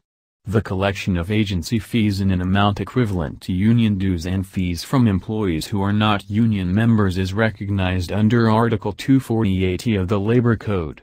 The union may collect such fees even without any written authorization from the non-union member employees, if said employees accept the benefits resulting from the CBA. The legal basis of agency fees is quasi-contractual, Del Pilar Academy vs. Del Pilar Academy Employees Union, 553 SCRA 590, 2008. Question: Pablo works as a driver at the National Tire Company, NTC. He is a member of the Malayang Samahan and Manggagawasa NTC, the exclusive rank-and-file collective bargaining representative in the company. The union has a CBA with NTC which contains a union security and a check-off clause. The union security clause contains a maintenance of membership provision that requires all members of the bargaining unit to maintain their membership in good standing with the union during the term of the CBA under pain of dismissal. The check-off clause on the other hand authorizes the company to deduct from union members' salaries defined amounts of union dues and other fees. Pablo refused to issue an authorization to the company for the check-off of his dues, maintaining that he will personally remit his dues to the union. A. Would the NTC management commit unfair labor practice if it desists from checking off Pablo's union dues for lack of individual authorization from Pablo? A. No. Under Article 9481, violation of the collective bargaining agreement, to be an unfair labor practice, must be gross in character. It must be a flagrant and malicious refusal to comply with the economic provisions of the CBA. Alternative answer: no. Check-offs in the truth impose an extra burden on the employer in the form of additional administrative and bookkeeping costs. It is a burden assumed by management at the instance of the union and for its benefit, in order to facilitate the collection of dues necessary for the latter's life and sustenance. But the obligation to pay union dues and agency fees obviously devolves not upon the employer, but the individual employee. It is a personal obligation not demandable from the employer upon default or refusal of the employee to consent to a check-off. The only obligation of the employer under a check-off is to effect the deductions and remit the collections to the union. Holy Cross of Davao College vs. Joaquin, GR number 110007, 1996. B. Can the union charge Pablo with disloyalty for refusing to allow the check-off of his union dues and, on this basis, ask the company to dismiss him from employment? 2013 Bar. A. No. The check-off clause in the CBA will not suffice. The law prohibits interference with the disposition of one's salary. The law requires individual written authorization to deduct union dues from Pablo's salaries. For as long as he pays union dues, Pablo cannot be terminated from employment under the union security clause. As a matter of fact, filing a complaint against the union before the Department of Labor for forcible deduction from salaries does not constitute acts of disloyalty against the union. Tolentino vs. Angeles, 52 OG 4262. Question: The collective bargaining agreement, CBA, between Libra Films and its union, Libra Films Employees Union, LFEU, contains the following standard clauses: 1. Maintenance of membership, 2. Check-off for union dues and agency fees, and 3. No strike, no lockout. While Libra Films and LFE are in renegotiations for an extension of the CBA, LFE discovers that some of its members have resigned from the union, citing their constitutional right to organize, which includes the right not to organize. LFE demands that Libra Films institute administrative proceedings to terminate those union members who resigned in violation of the CBA's maintenance of membership clause. Libra Films refuses, citing its obligation to remain a neutral party. As a result, LFE declares a strike and after filing a notice of strike and taking a strike vote, goes on strike. The union claims that Libra Films grossly violated the terms of the CBA and engaged in unfair labor practice. Are LFE's claims correct? Explain. 2015 Bar. Answer: LFE's claim that Libra Films committed ULP based on its violation of the CBA is not correct. For violation of a CBA to constitute ULP, the violation must be violation of its economic provisions. Moreover, said violation must be gross and flagrant. Based on the allegation of the union, what was violated was the maintenance of membership clause, which was a political or representational provision. Hence, no ULP was committed. BPI Employees Union Davos City vs. BPI, 702 SCRA 42. By labor organizations. Question: a labor union lawyer opined that a labor organization is a private and voluntary organization. Hence, a union can deny membership to any and all applicants. Is the opinion of counsel in accord with law? 1998 bar. Answer: no, the opinion of counsel is not in accord with law. The Labor Code, in Article 249, A and B, provides that a labor organization has the right to prescribe its own rules for the acquisition or retention of membership, but it is an unfair labor practice act for a labor organization to restrain or coerce employees in the exercise of their right to self-organization. Thus, a labor organization cannot discriminate against any employee by denying such employee membership in the labor organization on any ground other than the usual terms and conditions under which membership or continuation of union membership is made available to other members. Peaceful concerted activities by labor organizations. Strike, 2010, 2008, 2002, 2000, 1998 bar. Question: the day following the workers' voluntary return to work, the company production manager discovered an unusual and sharp drop in workers' output. It was evidently clear that the workers are engaged in a work slowdown activity. Is the work slowdown a valid form of strike activity? 1998 bar. Answer: a work slowdown is not a valid form of strike activity. If workers are to strike, there should be temporary stoppage of work by the concerted action of employees as a result of an industrial or labor dispute. See Article 212(0) of the Labor Code. Question: Eagle Star Company required a 24-hour operation and embodied this requirement in the employment contracts of its employees. The employees agreed to work on Sundays and holidays if their work schedule required them to do so, for which they would be paid additional compensation as provided by law. Last March 2000, the union filed a notice of strike. Upon Eagle Star's petition, the Secretary of Labor certified the labor dispute to the NLRC for compulsory arbitration. On April 20, 2000, Monday-Thursday, while conciliation meetings were pending, the union officers and members who were supposed to be on duty did not report for work. Neither did they report for work on April 21, Good Friday, and on April 22, Black Saturday, disrupting the factory's operations and causing it huge losses. The union denied it had gone on a strike because the days when its officers and members were absent from work were illegal holidays. Is the contention of the union correct? Explain briefly. 2002 bar. Answer: the contention of the union is not correct. In the case, it is clear that the employees agreed to work on Sundays and holidays if their work schedule required them to do so, for which they would be paid additional compensation as provided by law. The above-mentioned agreement that the employees voluntarily entered into is valid. It is not contrary to law. It is provided in the agreement that if they will work Sundays or holidays that they will be paid additional compensation as provided by law.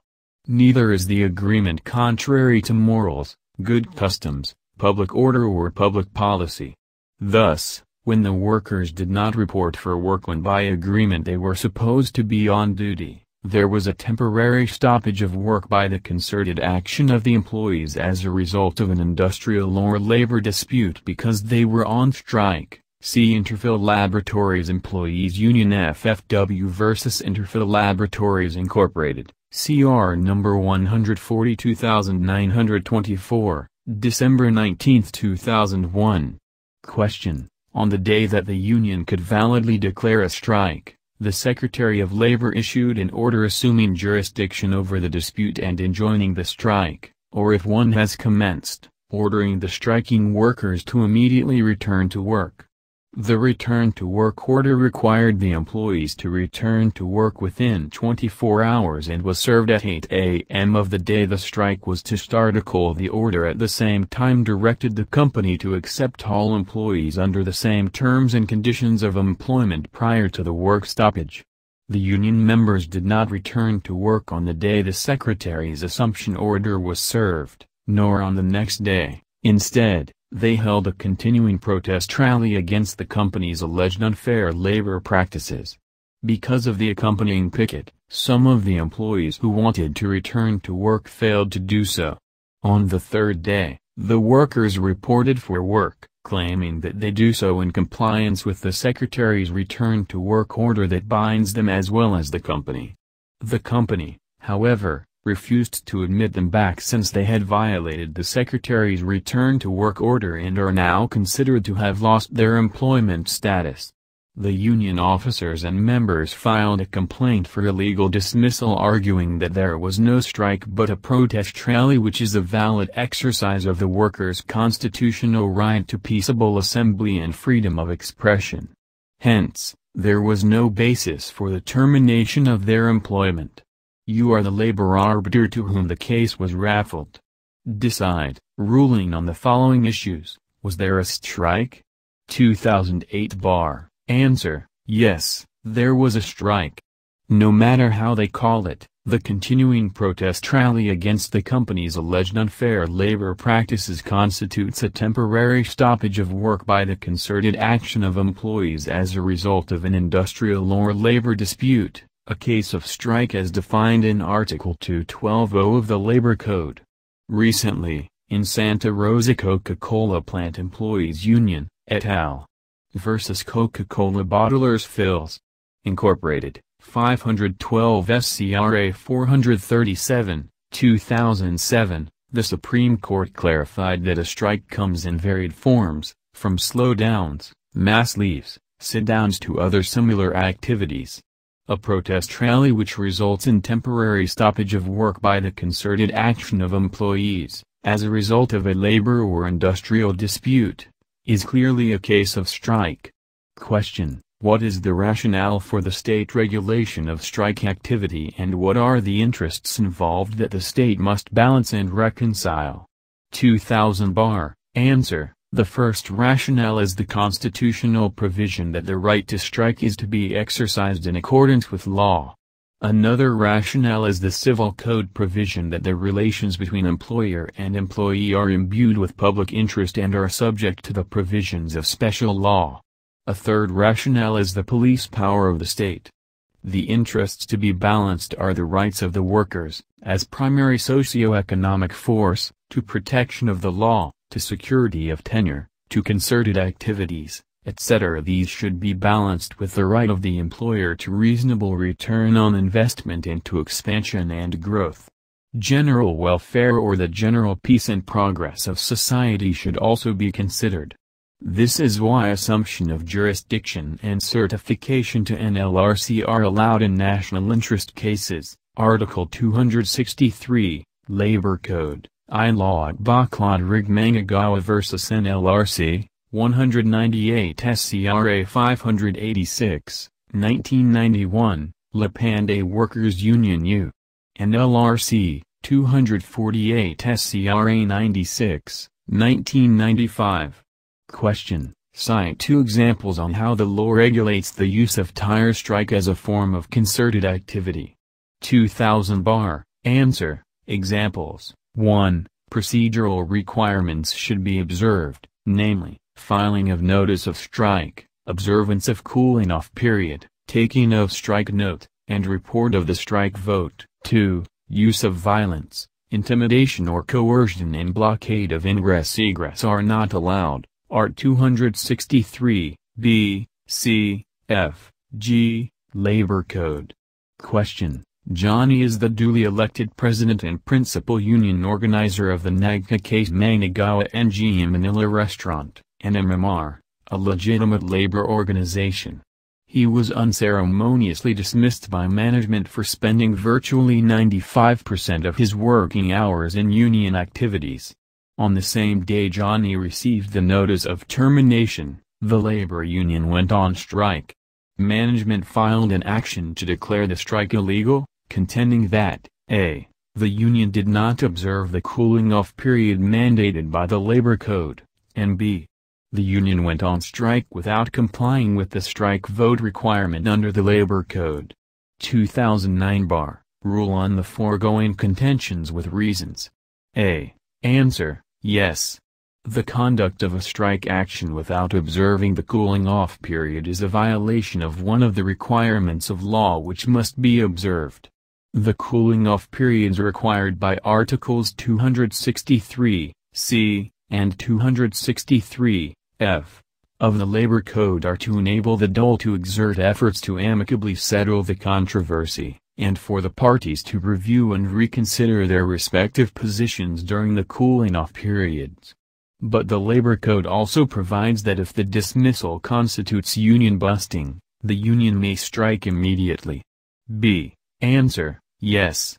The conduct of the strike action without a strike vote violates Article 263, f. In every case, the union or the employer shall furnish the dole the results of the voting at least 7 days before the intended strike, to enable the dole and the parties to exert the last effort to settle the dispute without strike action. Question: A is a member of the labor union duly recognized as the sole bargaining representative of his company. Due to a bargaining deadlock, 245 members of the 500-strong union voted on March 13, 2010 to stage a strike. A notice of strike was submitted to the National Conciliation and Mediation Board on March 16, 2010. 7 days later, or on March 23, 2010, the workers staged a strike in the course of which A had to leave and go to the hospital where his wife had just delivered a baby. The union members later intimidated and barred other employees from entering the work premises, thus paralyzing the business operations of the company. A was dismissed from employment as a consequence of the strike. Was the strike legal? Explain. 2010 Bar. Answer, no. The strike was not legal due to the union's failure to satisfy the required majority vote of union membership, 251 votes, approving the conduct of a strike. See Article 263F, Labor Code. Section 11, Rule 22, Department Order No. 4003. Also, the strike was illegal due to the non-observance of the 30-day cooling-off period by the union, Article 263C, Labor Code, Rights of Employees to Self-Organization, Club Filipino Incorporated vs. Bautista, 592 SCRA 471, 2009. Question: on the first day of collective bargaining negotiations between rank-and-file Union A and B Bus Company, the former proposed a 45 per day increase. The company insisted that ground rules for negotiations should first be established, to which the union agreed. After agreeing on ground rules on the second day, the union representatives reiterated their proposal for a wage increase. When company representatives suggested a discussion of political provisions in the collective bargaining agreement as stipulated in the ground rules, union members went on mass leave the next day to participate in a whole-day prayer rally in front of the company building. A. The company filed a petition for assumption of jurisdiction with the Secretary of Labor and Employment. The union opposed the petition, arguing that it did not intend to stage a strike. Should the petition be granted? Explain. Answer, yes. There was a strike. What the union engaged in was actually a work stoppage in the guise of a protest rally. Article 212(0) of the Labor Code defines strike as a temporary stoppage of work by the concerted action of employees as a result of an industrial or labor dispute. The fact that the conventional term strike was not used by the striking employees to describe their common course of action is inconsequential. What is controlling is the substance of the situation, and not its appearance. The term strike encompasses not only concerted work stoppages, but also slowdowns, mass leaves, sit-downs, attempts to damage, destroy or sabotage planned equipment and facilities, and similar activities. Santa Rosa Coca-Cola Plant Employees Union, Donorico vs. Sebastian, et al. Versus Coca-Cola Bottlers Phils. Incorporated, 512 SCRA 437, 2007. B. The union contended that assuming that the mass leave will be considered as a strike, the same was valid because of the refusal of the company to discuss the economic provisions of the CBA. Rule on the contention. Answer: the union's contention is wrong.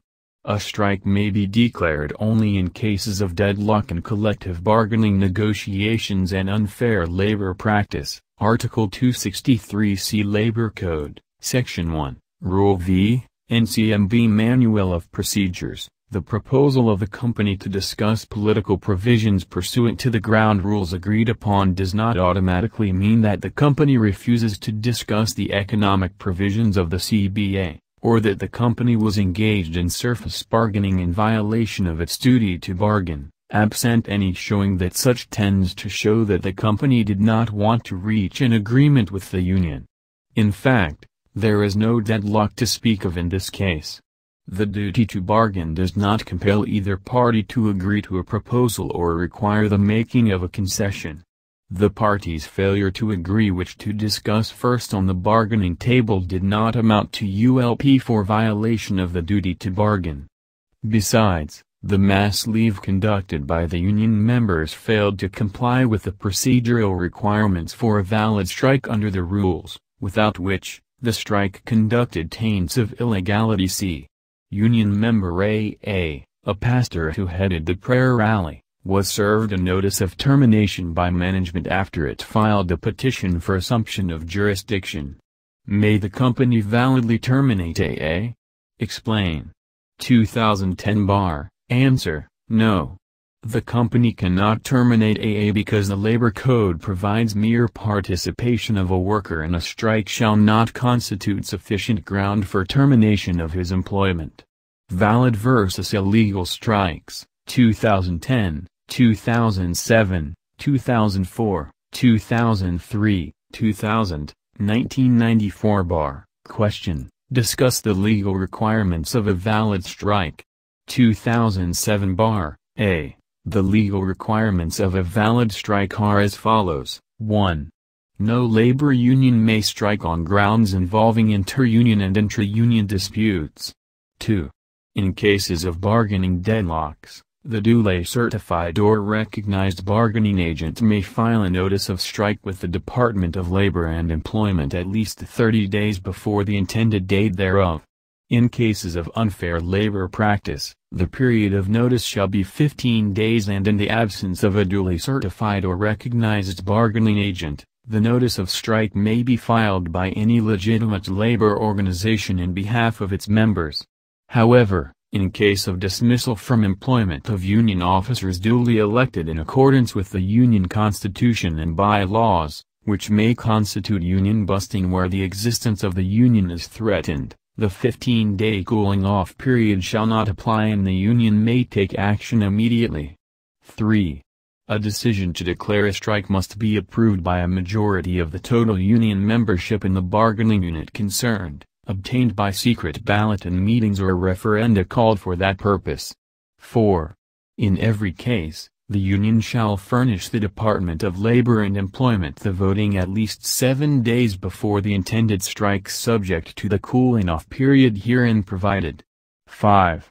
No labor organization shall declare a strike without first having bargained collectively, without first having filed the notice required, or without the necessary strike vote first having been obtained and reported to the Department of Labor and Employment. 6.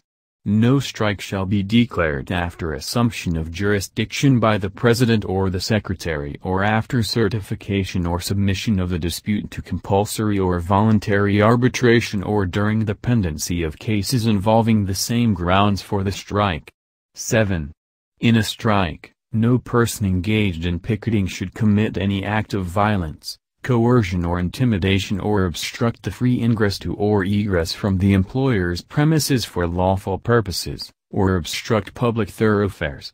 Question: A division manager of a company taunted a union officer 2 days after the union submitted to the Department of Labor and Employment, DOLE, the result of the strike vote. The division manager said, "Your union threat of an unfair labor practice strike is phony or a bluff. Not even 10% of your members will join the strike." To prove union members' support for the strike, the union officer immediately instructed its members to cease working and walk out. 2 hours after the walkout, the workers voluntarily returned to work. A. Was the walkout a strike? And if so, was it a valid activity? Answer: yes, it was a strike because there was a work stoppage by concerted action and there is an existing labor dispute. It was not a valid activity because the requisites for a valid strike were not observed. Article 212(0)(I) Labor Code. B. Can the union officer who led the short walkout, but who likewise voluntarily led the workers back to work, be disciplined by the employer? 2000 bar. Answer: yes, the employer may discipline the union officer. An illegal strike is a cause for the union officer to be declared to have lost his employment status. Article 263, C, D, E, 2, J, Article 264, A, Labor Code. Question: what are the statutory requisites for a valid strike by the workers? Should these requisites be complied with substantially or strictly? 2004 bar. Answer: statutory requirements for a valid strike. A. Status of striking union. For a ULP strike or bargaining deadlock strike, only a duly certified or recognized bargaining representative may declare such strike. B. Procedural requirements. I. Notice of intent. Filing of notice of intent to strike with NCMB. 2. Cooling off period. Observance of cooling off period. A. ULP, 15 days before intended date of strike. B. Bargaining deadlock, 30 days before intended date of strike. 3. Strike vote and filing of the same with the NCMB and the observance of the 7-day strike ban. Article 263, cf. Labor Code. C. Cause. The cause of a strike must be a labor or industrial dispute. Article 212(0), Labor Code. Compliance with all legal requirements are meant to be and should be mandatory. National Federation of Sugar Workers vs. Ovedra, 114 SCRA 354, 1982. Question: on the first day of collective bargaining negotiations between rank-and-file Union A and B Bus Company, the former proposed a 45 per day increase. The company insisted that ground rules for negotiations should first be established, to which the union agreed. After agreeing on ground rules on the second day, the union representatives reiterated their proposal for a wage increase. When company representatives suggested a discussion of political provisions in the collective bargaining agreement as stipulated in the ground rules, union members went on mass leave the next day to participate in a whole-day prayer rally in front of the company building. A.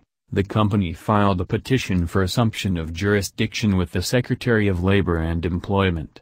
The union opposed the petition, arguing that it did not intend to stage a strike. Should the petition be granted? Explain. A. Yes. There was a strike. What the union engaged in was actually a work stoppage in the guise of a protest rally. Article 212(0) of the Labor Code defines strike as a temporary stoppage of work by the concerted action of employees as a result of an industrial or labor dispute. The fact that the conventional term strike was not used by the striking employees to describe their common course of action is inconsequential. What is controlling is the substance of the situation, and not its appearance.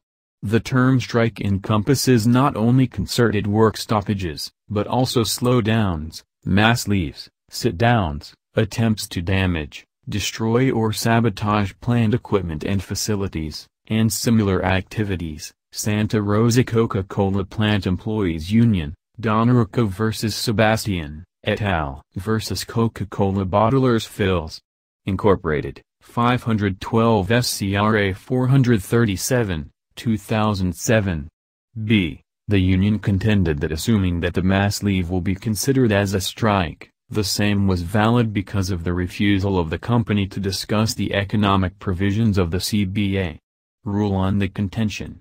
2010 Bar. Answer: the union's contention is wrong.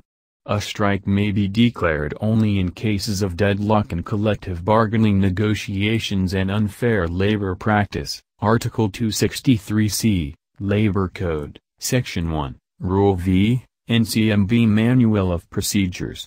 The proposal of the company to discuss political provisions pursuant to the ground rules agreed upon does not automatically mean that the company refuses to discuss the economic provisions of the CBA, or that the company was engaged in surface bargaining in violation of its duty to bargain, absent any showing that such tends to show that the company did not want to reach an agreement with the union.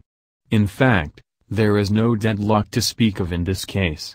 The duty to bargain does not compel either party to agree to a proposal or require the making of a concession. The parties' failure to agree which to discuss first on the bargaining table did not amount to ULP for violation of the duty to bargain.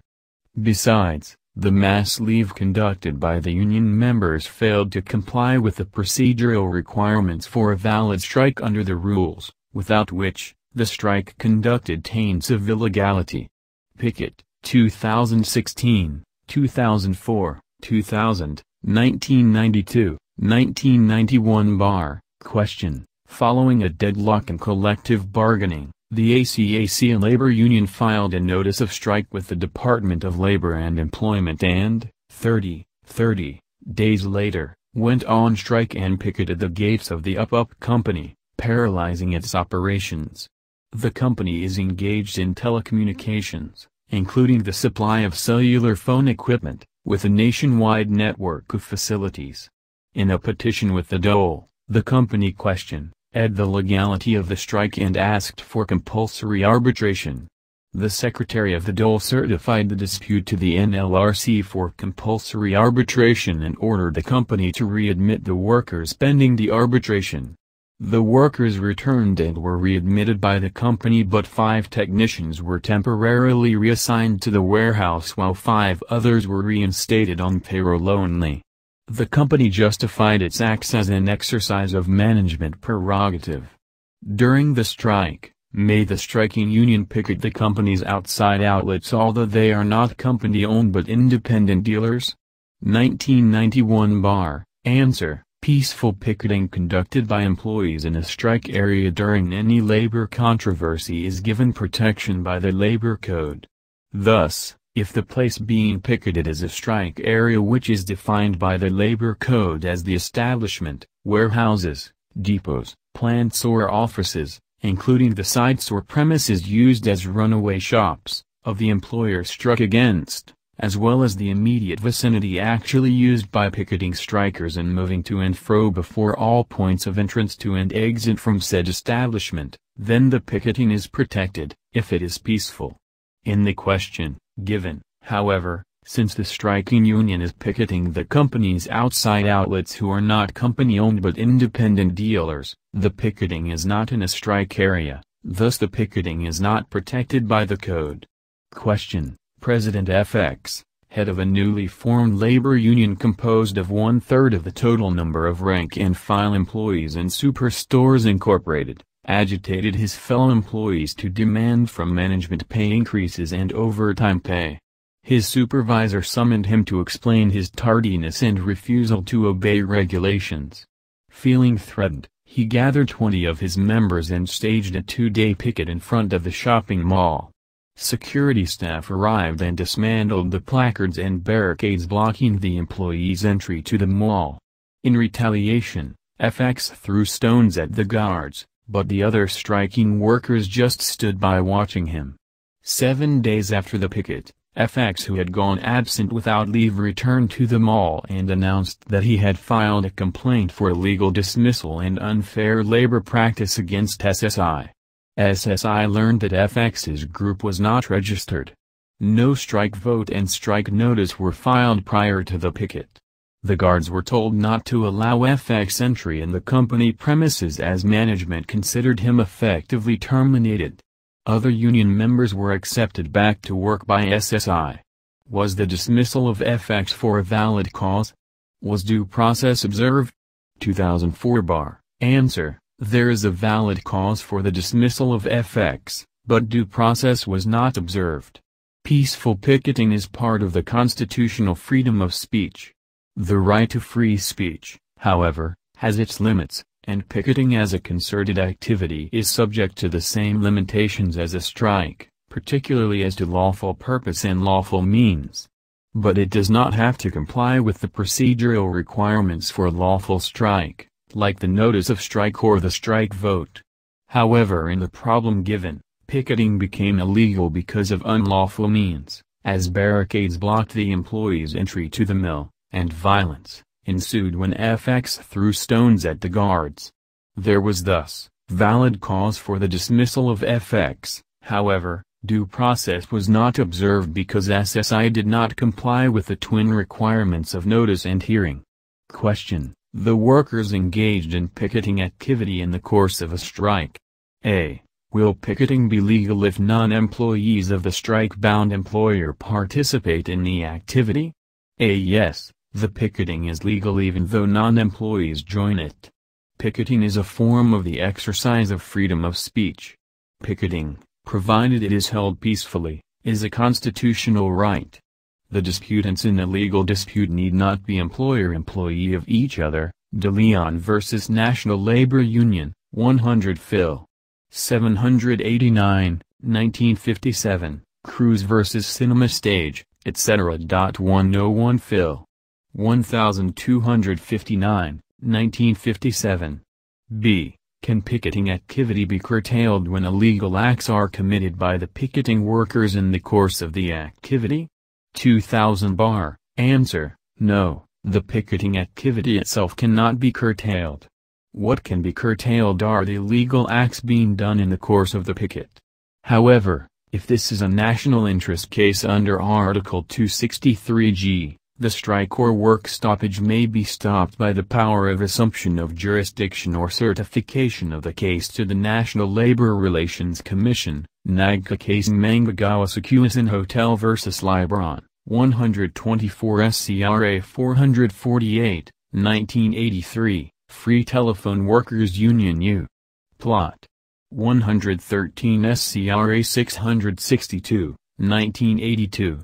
By employer lockout question, 50% of the employees of Granger Company went on strike after negotiations for a collective bargaining agreement ended in a deadlock.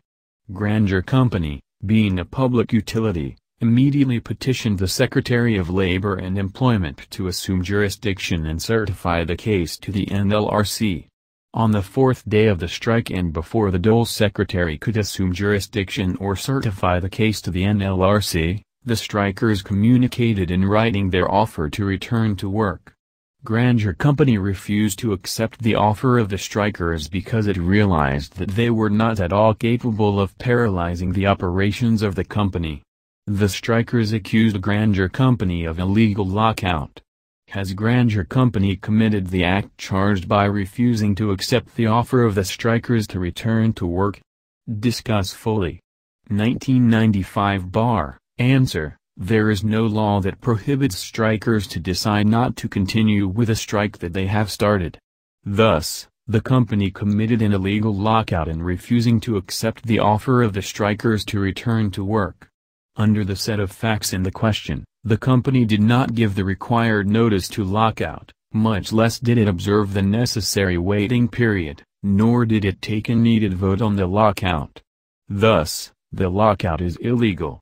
Assumption of jurisdiction nature, 2004, 1998, 1997, 1996, 1994, 1992, 1991 Question: Colabarton Transportation Company, CTC, and the Colabarton Workers Union, CWU, are parties to a collective bargaining agreement, CBA, which is effective until December 31, 1992.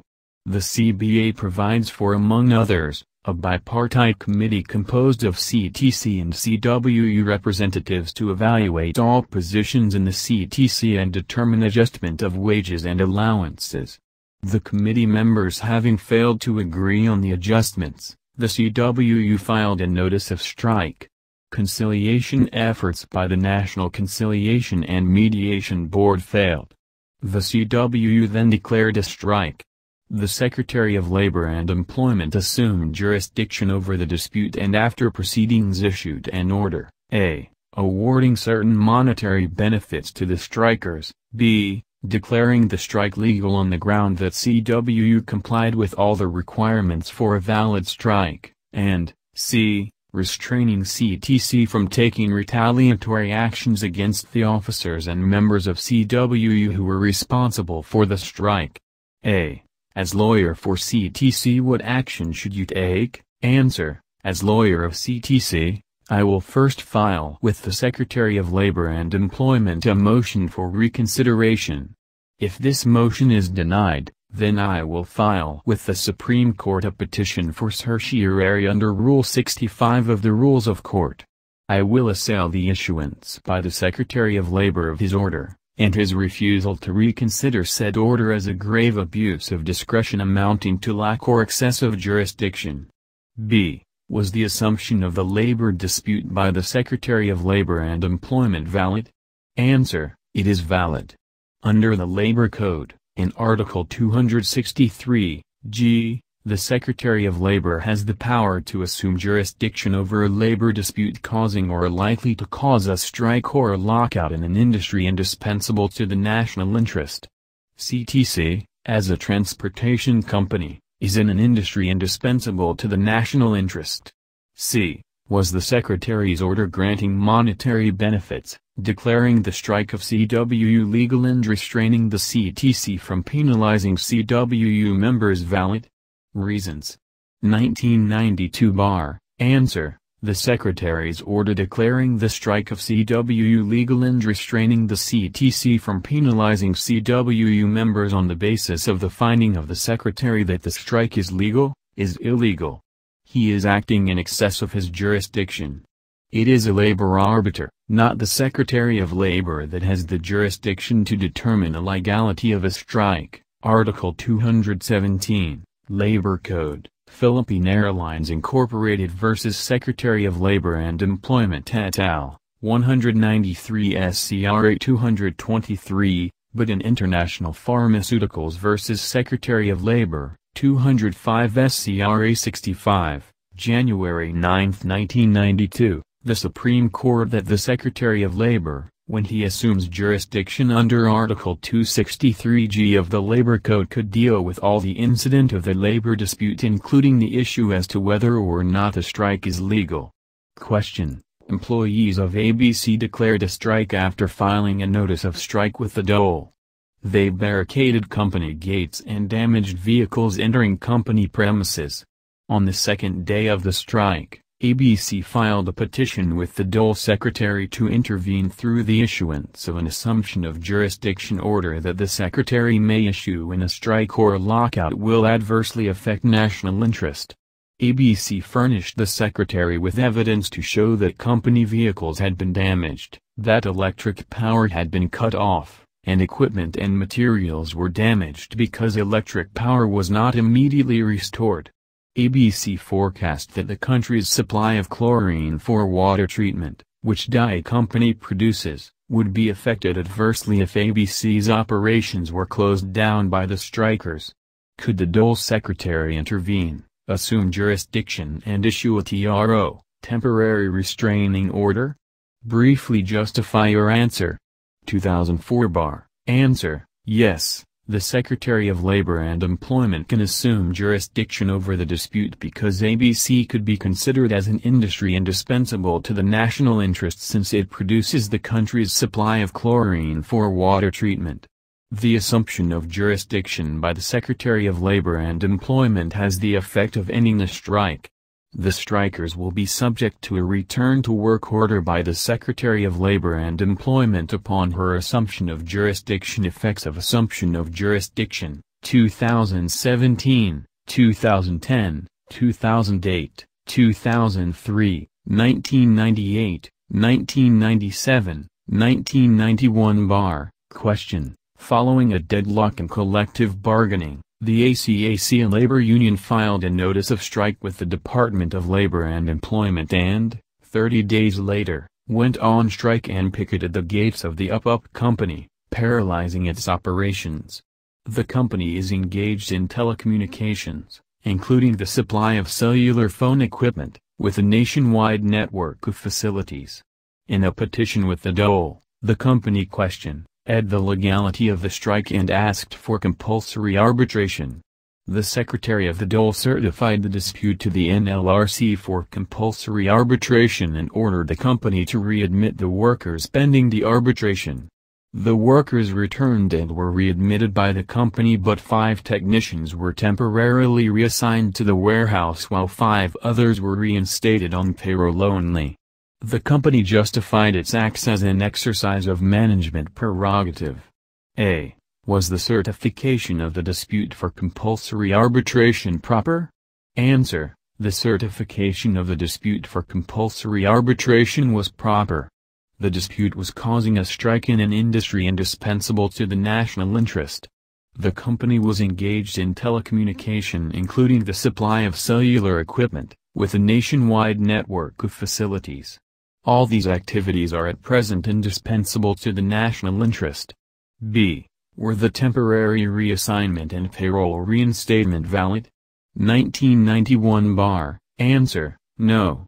The temporary reassignment and payroll reinstatement are not valid.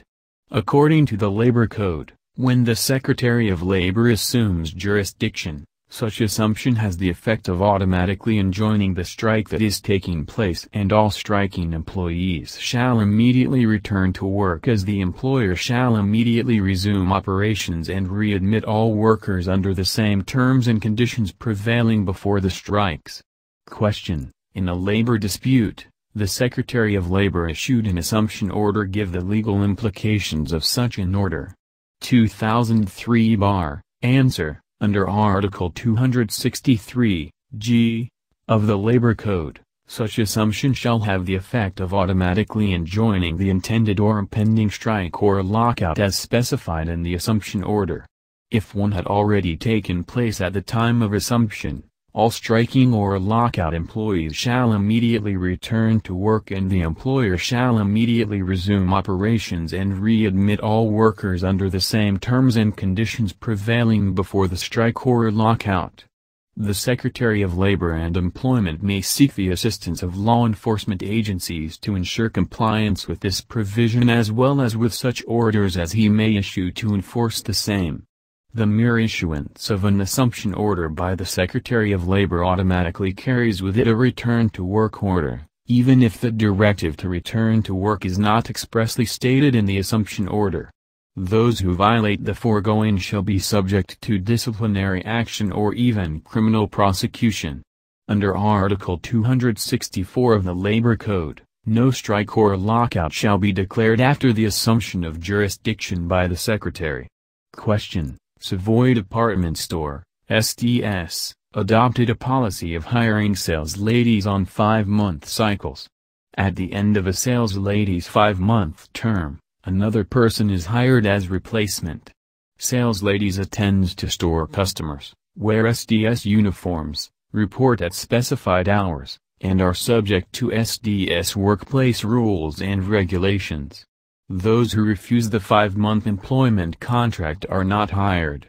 The day after the expiration of her 5-month engagement, Lena wore her SDS white and blue uniform and reported for work but was denied entry into the store premises. Agitated, she went on a hunger strike and stationed herself in front of one of the gates of SDS. Soon thereafter, other employees whose 5-month term had also elapsed joined Lena's hunger strike. The owner of SDS considered the hunger strike staged by Lena, et al., an eyesore and disruptive of SDS business. He wrote the Secretary of Labor a letter asking him to assume jurisdiction over the dispute and enjoin the hunger strike. What answer will you give if you were the Secretary of Labor? 2008 bar. Answer: I will deny the letter request of SDS because its business is not indispensable to the national interest. Although the Secretary of Labor has a wide latitude of discretion in deciding whether or not to assume jurisdiction over a labor dispute or certify the same to the NLRC for compulsory arbitration, SDS's business is clearly not one which is indispensable to the national interest. Moreover, the grounds relied upon by SDS, to wit, eyesore and disruptive of its business, but raise the weakness of its case. Question: several employees and members of Union A were terminated by Western Phone Company on the ground of redundancy. After complying with the necessary requirements, the union staged a strike and picketed the premises of the company. The management then filed a petition for the Secretary of Labor and Employment to assume jurisdiction over the dispute. Without the benefit of a hearing, the Secretary issued an order to assume jurisdiction and for the parties to revert to the status quo ante litem. A. Was the order to assume jurisdiction legal? Explain. Answer: yes. The Secretary of Labor and Employment has plenary power to assume jurisdiction under Article 263G of the Labor Code. When in his opinion, there exists a labor dispute causing or likely to cause a strike or a lockout in an industry indispensable to the national interest, the Secretary of Labor may assume jurisdiction over the dispute and decide it or certify it to the NLRC for compulsory arbitration, Article 263G, Labor Code. This extraordinary authority given to the Secretary of Labor is aimed at arriving at a peaceful and speedy solution to labor disputes, without jeopardizing national interests. Steel Corporation vs. SCP Employees Union, 551 SCRA 594, 2008. Such assumption shall have the effect of automatically enjoining an impending strike or lockout, or an order directing immediate return to work and resume operations, if a strike already took place, and for the employer to readmit all employees under the same terms and conditions prevailing before the strike or lockout. Article 263, G, Labor Code, Section 15, Rule 22, Department Order No. 40G03, B. Under the same set of facts, the Secretary instead issued an order directing all striking workers to return to work within 24 hours, except those who were terminated due to redundancy. Was the order legal? Explain. 2010 bar. Answer: no. The Secretary of Labor's order will be inconsistent with the established policy of the state of enjoining the parties from performing acts that undermine the underlying principles embodied in Article 263G of the Labor Code. In this case, excepting the employees terminated due to redundancy from those who are required to return to work, which was the very labor dispute that sparked the union to strike, the Secretary of Labor comes short of his duty under Article 263G to maintain status quo or the terms and conditions prevailing before the strike. In fact, the Secretary could be accused of disposing of the parties' labor dispute without the benefit of a hearing, in clear derogation of due process of law.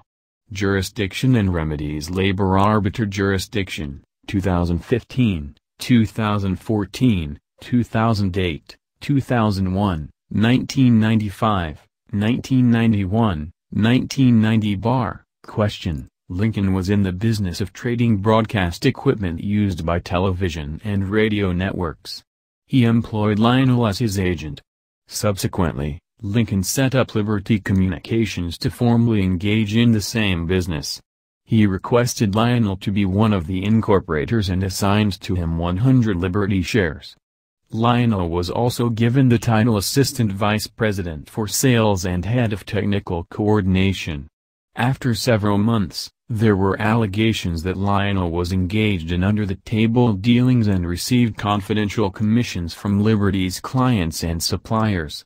He was, therefore, charged with serious misconduct and willful breach of trust, and was given 48 hours to present his explanation on the charges. Lionel was unable to comply with the 48-hour deadline and was subsequently barred from entering company premises. Lionel then filed a complaint with the labor arbiter claiming constructive dismissal. Among others, the company sought the dismissal of the complaint alleging that the case involved an intracorporate controversy which was within the jurisdiction of the Regional Trial Court, RTC. If you were the labor arbiter assigned to the case, how would you rule on the company's motion to dismiss? 2014 Bar. Answer: I will deny the motion to dismiss. Corporate officers in the context of Presidential Decree No. 902A are those officers of the corporation who are given that character by the Corporation Code or by the corporation's bylaws.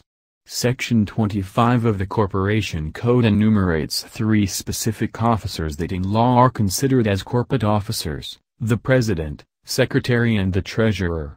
Lincoln is not one of them.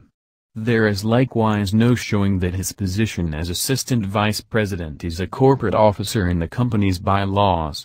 The labor arbiter therefore has jurisdiction over the case, Article 217, A. 2, Labor Code. Question: Company A and Union B had a 3-year CBA that expired on June 12, 1990.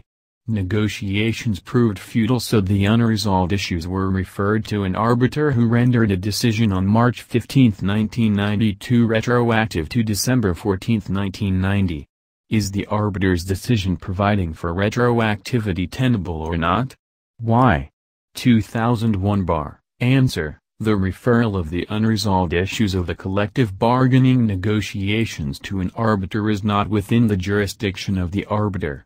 But assuming that the unresolved issues in the collective bargaining negotiations were properly referred to the arbiter pursuant to the provision of the Labor Code, Article 262, that states that a voluntary arbitrator may hear and decide any labor dispute, including bargaining deadlocks, the arbiter's decision providing for retroactivity is tenable. Exercising his compulsory arbitration power, the arbiter could decide the issue of retroactivity in any way which is not contrary to law, morals, good customs, public order or public policy. But in the case Manila Electric Co. vs. Secretary of Labor Leonardo Quijuming, GR number 127598, February 22, 2000, the Supreme Court said that an arbitral award shall retroact to the first day after the 6-month period following the expiration of the last day of the CBA that was being renegotiated. Question: Mario comes from a family of coffee bean growers. Deciding to incorporate his fledgling coffee venture, he invites his best friend, Carlo, to join him. Carlo is hesitant because he does not have money to invest, but Mario suggests a scheme where Carlo can be the chief marketing agent of the company, earning a salary and commissions. Carlo agrees and the venture is formed. After 1 year, the business is so successful that they were able to declare dividends. Mario is so happy with Carlo's work that he assigns 100 shares of stock to Carlo as part of the latter's bonus. Much later on, it is discovered that Carlo had engaged in unethical conduct which caused embarrassment to the company. Mario is forced to terminate Carlo, but he does so without giving Carlo the opportunity to explain. Carlo filed a case against Mario and the company for illegal dismissal. Mario objected on the ground that the labor arbiter had no jurisdiction over the case as it would properly be considered as an intracorporate controversy cognizable by the RTC. Further, Mario claimed that because Carlo's dismissal was a corporate act, he cannot be held personally liable. As the labor arbiter assigned to this case, how would you resolve the jurisdiction question and answer? The labor arbiter has jurisdiction over Carlo's illegal dismissal complaint as he was hired by Mario on a salary and commission basis. In Grupo Life vs. Judico, GR number 73887, December 21, 1989, it was held that a worker who is paid on a salary plus commission basis is an employee. While regular courts have jurisdiction over Mario's corporate act of severing ties with Carlo, the labor arbiter, pursuant to Article 217A2 of the Labor Code, has jurisdiction over Carlo's illegal dismissal complaint. Alternative answer: Carlo is party to a joint venture. Hence, he is not related to Mario as an employee. As a business organization, the affairs of that joint venture are not governed by labor law, except in relation to its employees. Any issue arising from that affair, therefore, must be brought to the RTC. Thus, the NLRC has no jurisdiction because the matter did not arise from employer-employee relationship and the issue between the disputants is not resolvable solely through the application of labor law. B. What is the rule on personal liability of corporate officers for a corporate act declared to be unlawful? 2015 Bar. Answer. Corporate officers are not, as a general rule, personally liable for the corporate acts they performed in behalf of the corporation they represent. They are, however, personally liable for their corporate acts if they acted with malice or bad faith. Gerliaco v. Systems Technology Institute Incorporated, GR number 185100, July 9, 2014. Question. Lincoln was in the business of trading broadcast equipment used by television and radio networks. He employed Lionel as his agent. Subsequently, Lincoln set up Liberty Communications to formally engage in the same business.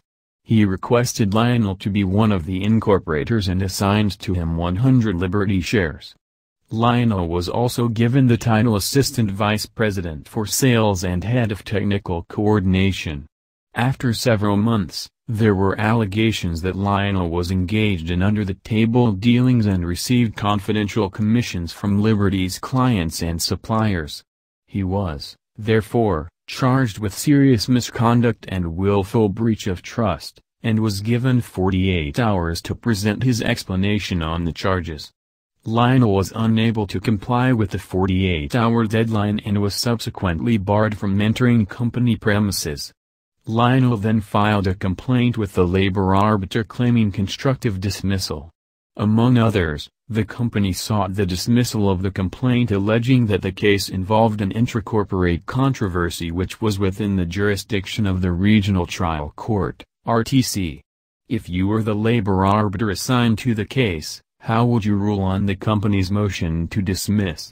2014 Bar. Answer. I will deny the motion to dismiss.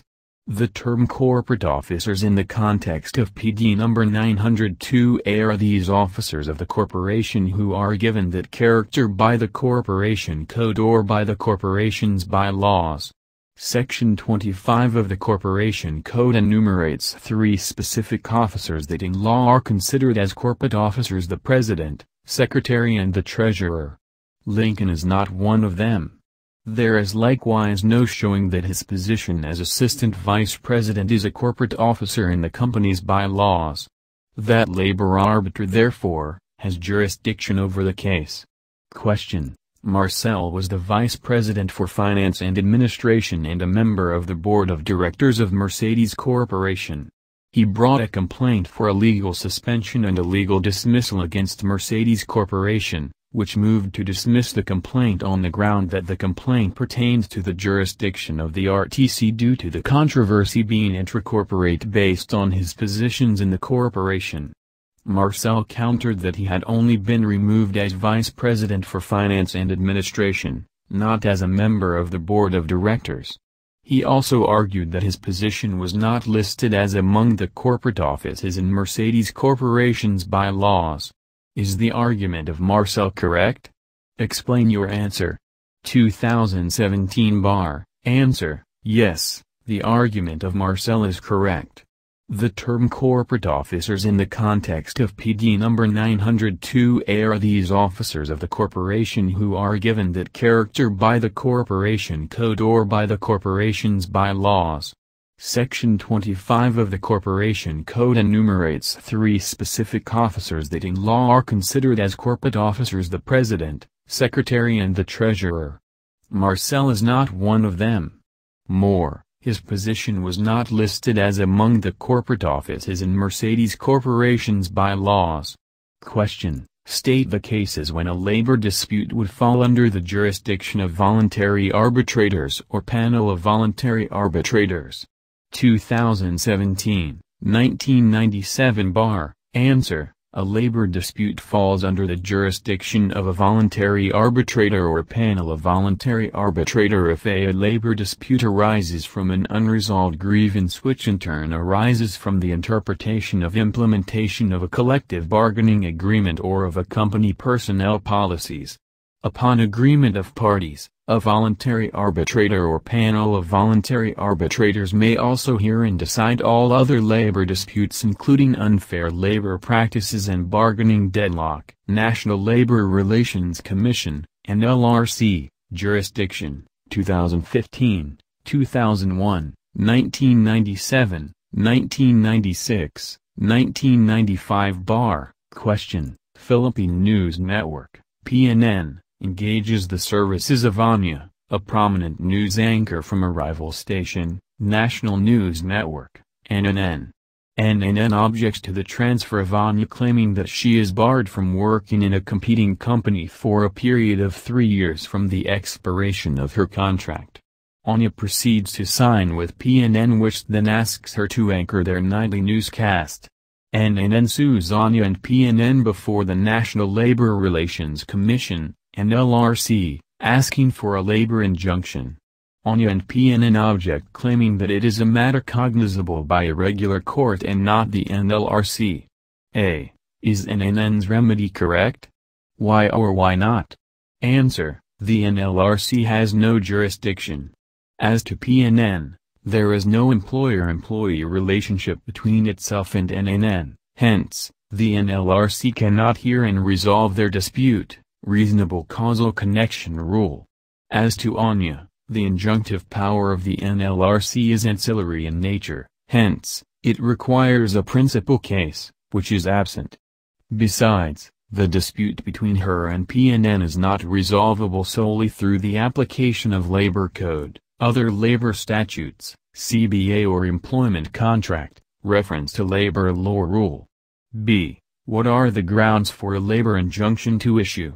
Answer: the NLRC may issue an injunctive writ to enjoin an illegal activity under Article 264, old, of the Labor Code, as an ancillary remedy to avoid irreparable injury to the rights of a party in an ordinary labor dispute pursuant to Rule X, 2011 NLRC Rules of Procedure, as amended, and to correct the labor arbiter's grave abuse of discretion pursuant to Rule 12 of the 2011 NLRC Rules of Procedure, as amended.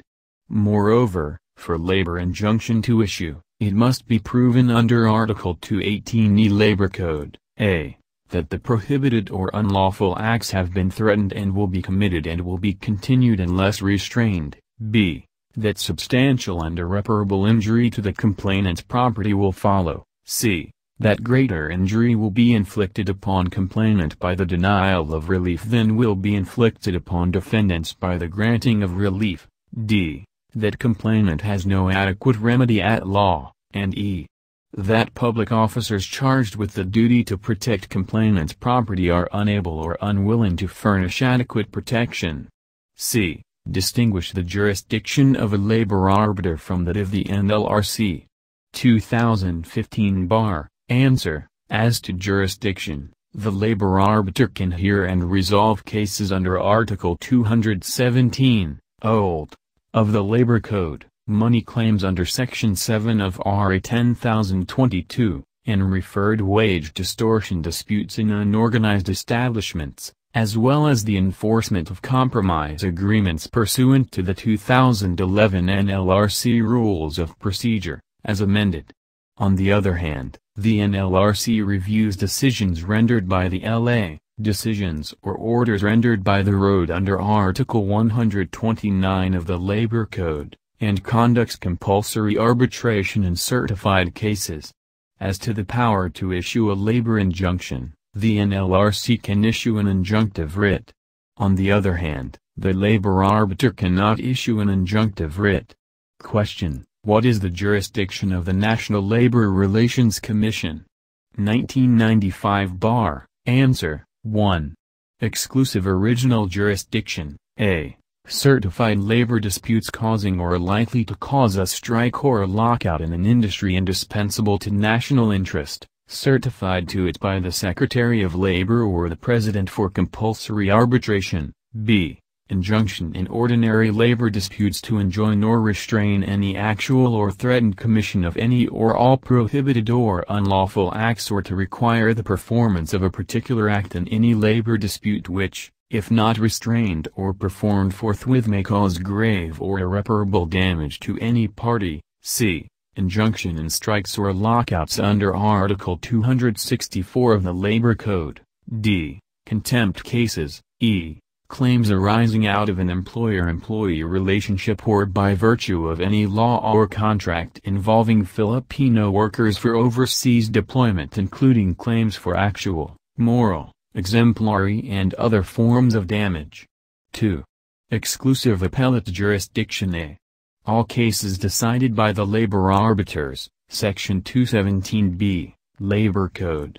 B. Cases decided by the regional offices of DOL in the exercise of its adjudicatory function. Article 129, Labor Code, Bureau of Labor Relations, BLR, Jurisdiction, 2001, 1998, 1996 Bar. Question: can the Bureau of Labor Relations certify a union as the exclusive bargaining representative after showing proof of majority representation through union membership cards without conducting an election? 1998 Bar. Answer: the Bureau of Labor Relations cannot certify a union as the exclusive collective bargaining representative after showing of proof of majority representation through union membership cards without conducting a certification election. The Labor Code, in Articles 256, 257 and 258, provides only for a certification election as the mode for determining the exclusive collective bargaining representative if there is a question of representation in an appropriate bargaining unit. Question: some disgruntled members of Bantay Labor Union filed with the regional office of the DOL a written complaint against their union officers for mismanagement of union funds. The regional director did not rule in the complainant's favor. Not satisfied, the complainants elevated the regional director's decision to the NLRC. The union officers moved to dismiss on the ground of lack of jurisdiction. Are the union officers correct? Why? 2001 Bar. Answer: yes.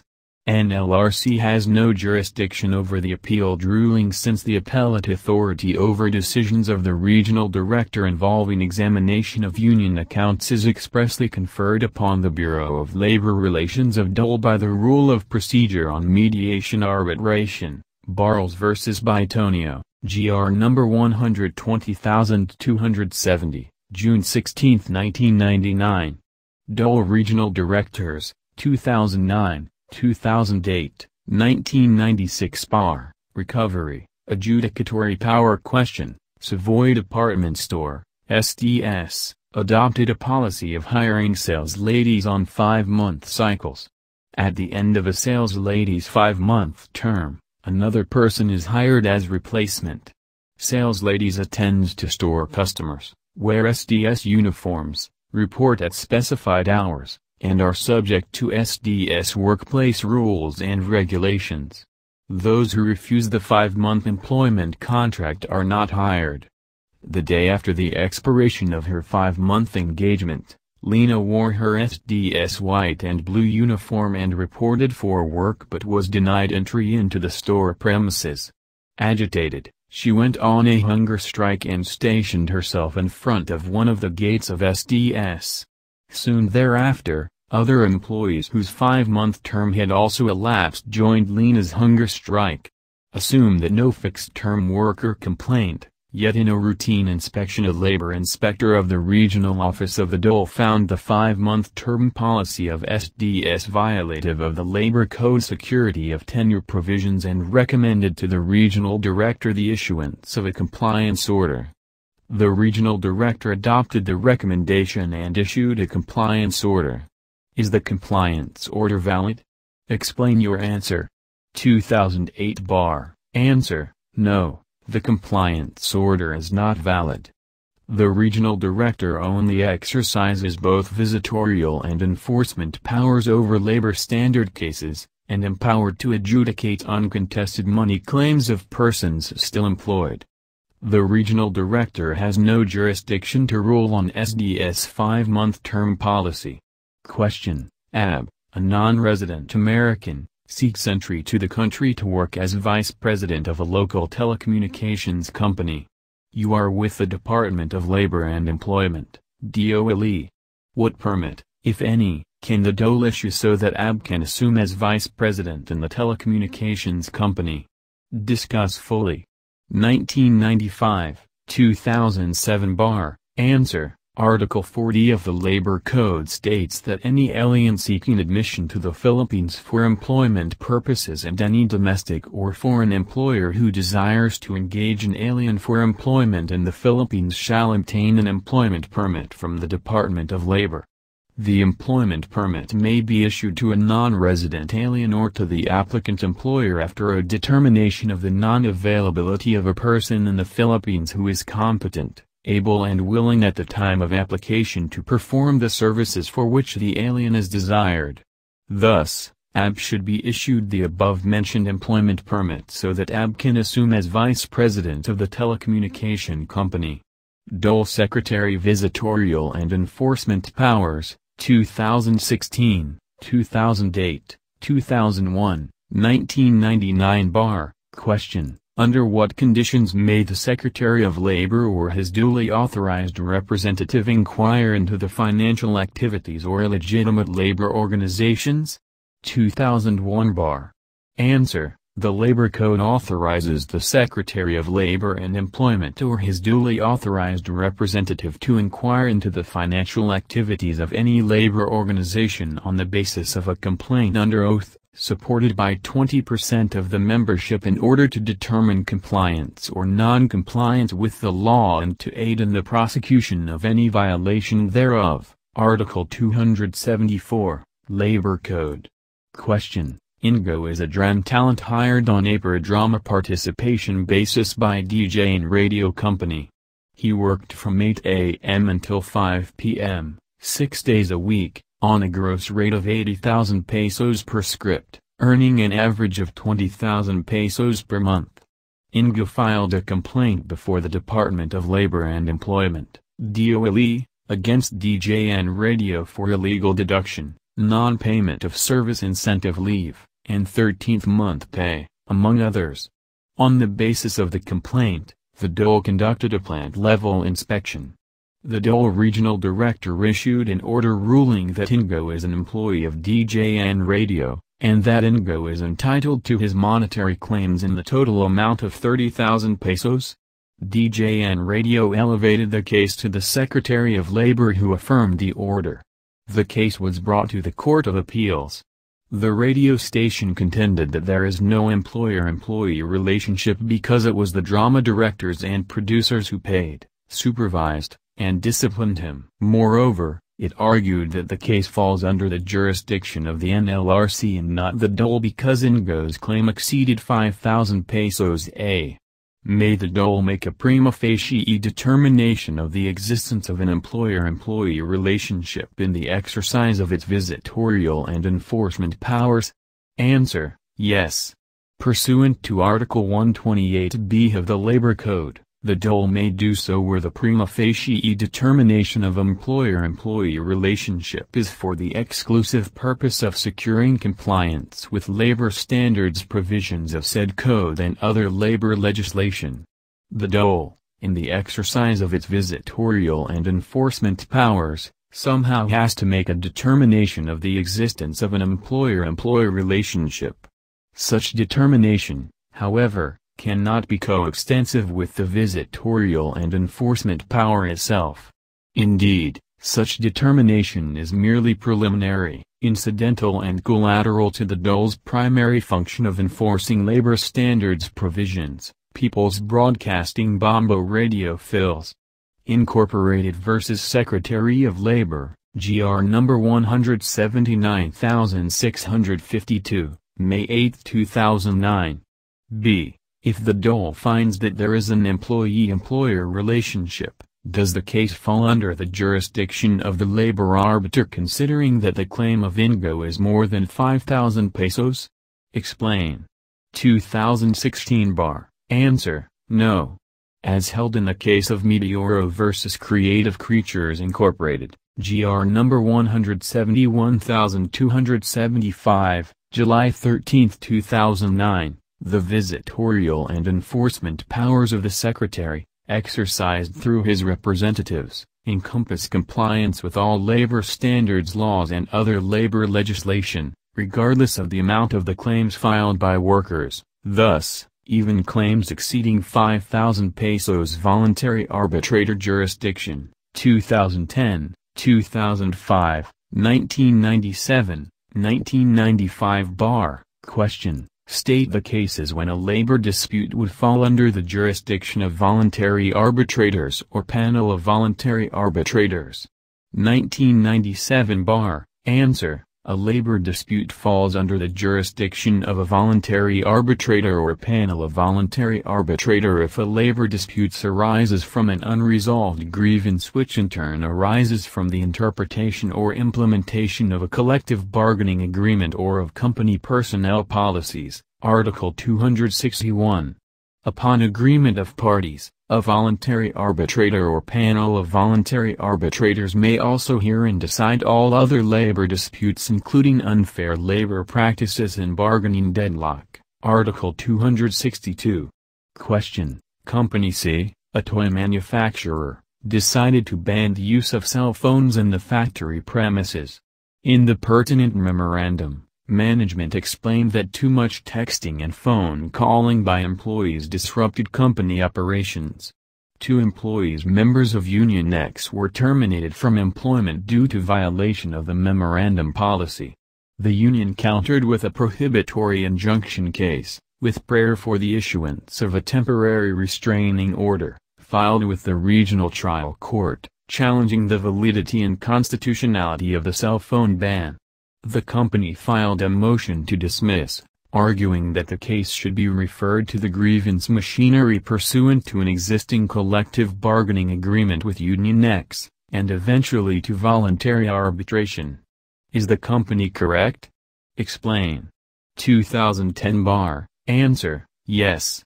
Termination cases arising in or resulting from the interpretation and implementation of collective bargaining agreements, and interpretation and enforcement of company personnel policies which were initially processed at the various steps of the plant-level grievance procedures under the parties' collective bargaining agreements, fall within the original and exclusive jurisdiction of the voluntary arbitrator pursuant to Article 217, c, and Article 261 of the Labor Code. Prescription of Actions Money Claims, 2013. 2010 bar. Question. A driver for a bus company sued his employer for non-payment of commutable service incentive leave credits upon his resignation after 5 years of employment. The bus company argued that A was not entitled to service incentive leave since he was considered a field personnel and was paid on commission basis and that, in any event, his claim had prescribed. If you were the labor arbiter, how would you rule? Explain. 2010 bar. Answer. The money claim as cause of action has prescribed because the claim was filed after 5 years from date of negotiation. Article 291 of the Labor Code provides that all money claims arising from employer-employee relations occurring during the effectivity of the code shall be filed within 3 years from the time the cause of action has accrued, otherwise, they shall be forever barred. Question. Chito was illegally dismissed by DEF Corporation effective at the close of business hours of December 29, 2009. If he has money claims against DEF Corporation, he can make the claim without any legal bar with an underscore. 2013 bar. Answer. 3 years. Basis. Article 297, formerly 291, of the Labor Code. Illegal dismissal. 2002, 1997, 1994, 1991 bar. Question. On October 30, 1980, an employee, was served notice of dismissal allegedly for gross dishonesty. Forthwith, the union to which A was a member raised A's dismissal with the grievance machinery as provided for in its collective bargaining agreement, CBA. At that point, negotiations for a new CBA was in progress. Hence, both the union and the company had very little time to address A's grievance. In fact, said grievance, as it were, slept the sleep of the dead, being resolved only with finality on November 23, 1983, when the general manager of the company affirmed A's dismissal on the fifth and the last step of the grievance machinery. A filed an action for illegal dismissal with the arbitration branch of the NLRC on November 25, 1983. The company immediately filed a motion to dismiss on the ground of prescription, invoking Article 290 of the Labor Code. If you were the labor arbiter, how would you resolve the company's motion to dismiss? 1994 Answer: as the labor arbiter, I will deny the motion to dismiss. Where an employee was dismissed and the matter of his dismissal was then referred to the grievance machinery pursuant to the provision in the existing collective bargaining agreement, and the grievance machinery had a final meeting after quite a long while thereafter, the complaint for a legal dismissal was then filed. The action was not barred by laches, as the pendency of the matter before the grievance machinery affected the ripeness of the cause of action for illegal dismissal. Radio Communications of the Philippines Incorporated, RCPI, versus National Labor Relations Commission, et al., G.R. number 102,958. June 25, 1993.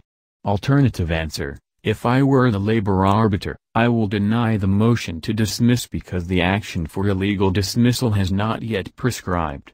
The prescriptive period for an action for illegal dismissal is 4 years, Calanta vs. Carnation, 145 SCRA 268. Question: the general manager of Junk Food Manufacturing Corporation dismissed Andrew Tan, a rank-and-file employee on the ground of insubordination. The general manager served on Andrew Tan the letter of termination effective upon receipt, which was on March 8, 1992. Shocked by his unexpected dismissal, Andrew Tan confronted the general manager and hit the latter on the head with a lead pipe. Junk Food Manufacturing filed a complaint in court against Andrew Tan for less serious physical injuries. Somehow, Andrew Tan was acquitted by the court assigned to hear the criminal case. A few days following his acquittal, or on March 1, 1996, Andrew Tan filed complaint against the company for illegal dismissal, reinstatement and the payment of back wages and damages. Was the complaint filed by Andrew Tan for illegal dismissal within the reglementary period granted by law? 1997 Answer: yes. The complaint was filed within 4 years from the date Andrew Tan was dismissed by his employer. Illegal dismissal, as a cause of action, prescribes after 4 years from the time the cause of action, namely, illegal dismissal, took place. This is pursuant to the Civil Code, which provides that actions upon an injury to the rights of a person should be initiated within 4 years from the time the right of the action accrues, Article 1146 of the Civil Code. Question: state your agreement or disagreement with the following statement and explain your answer briefly. A criminal case filed against an employee does not have the effect of suspending or interrupting the running of the prescriptive period for the filing of an action for illegal dismissal. 2002 A. I agree. The two cases, namely, the criminal case where the employee is the accused, and the case for illegal dismissal, where the employee would be the complainant, are two separate and independent actions governed by different rules, venues, and procedures. The criminal case is within the jurisdiction of the regular courts of law and governed by the rules of procedure in criminal cases. The action for the administrative aspect of illegal dismissal would be filed with the NLRC and governed by the procedural rules of the Labor Code.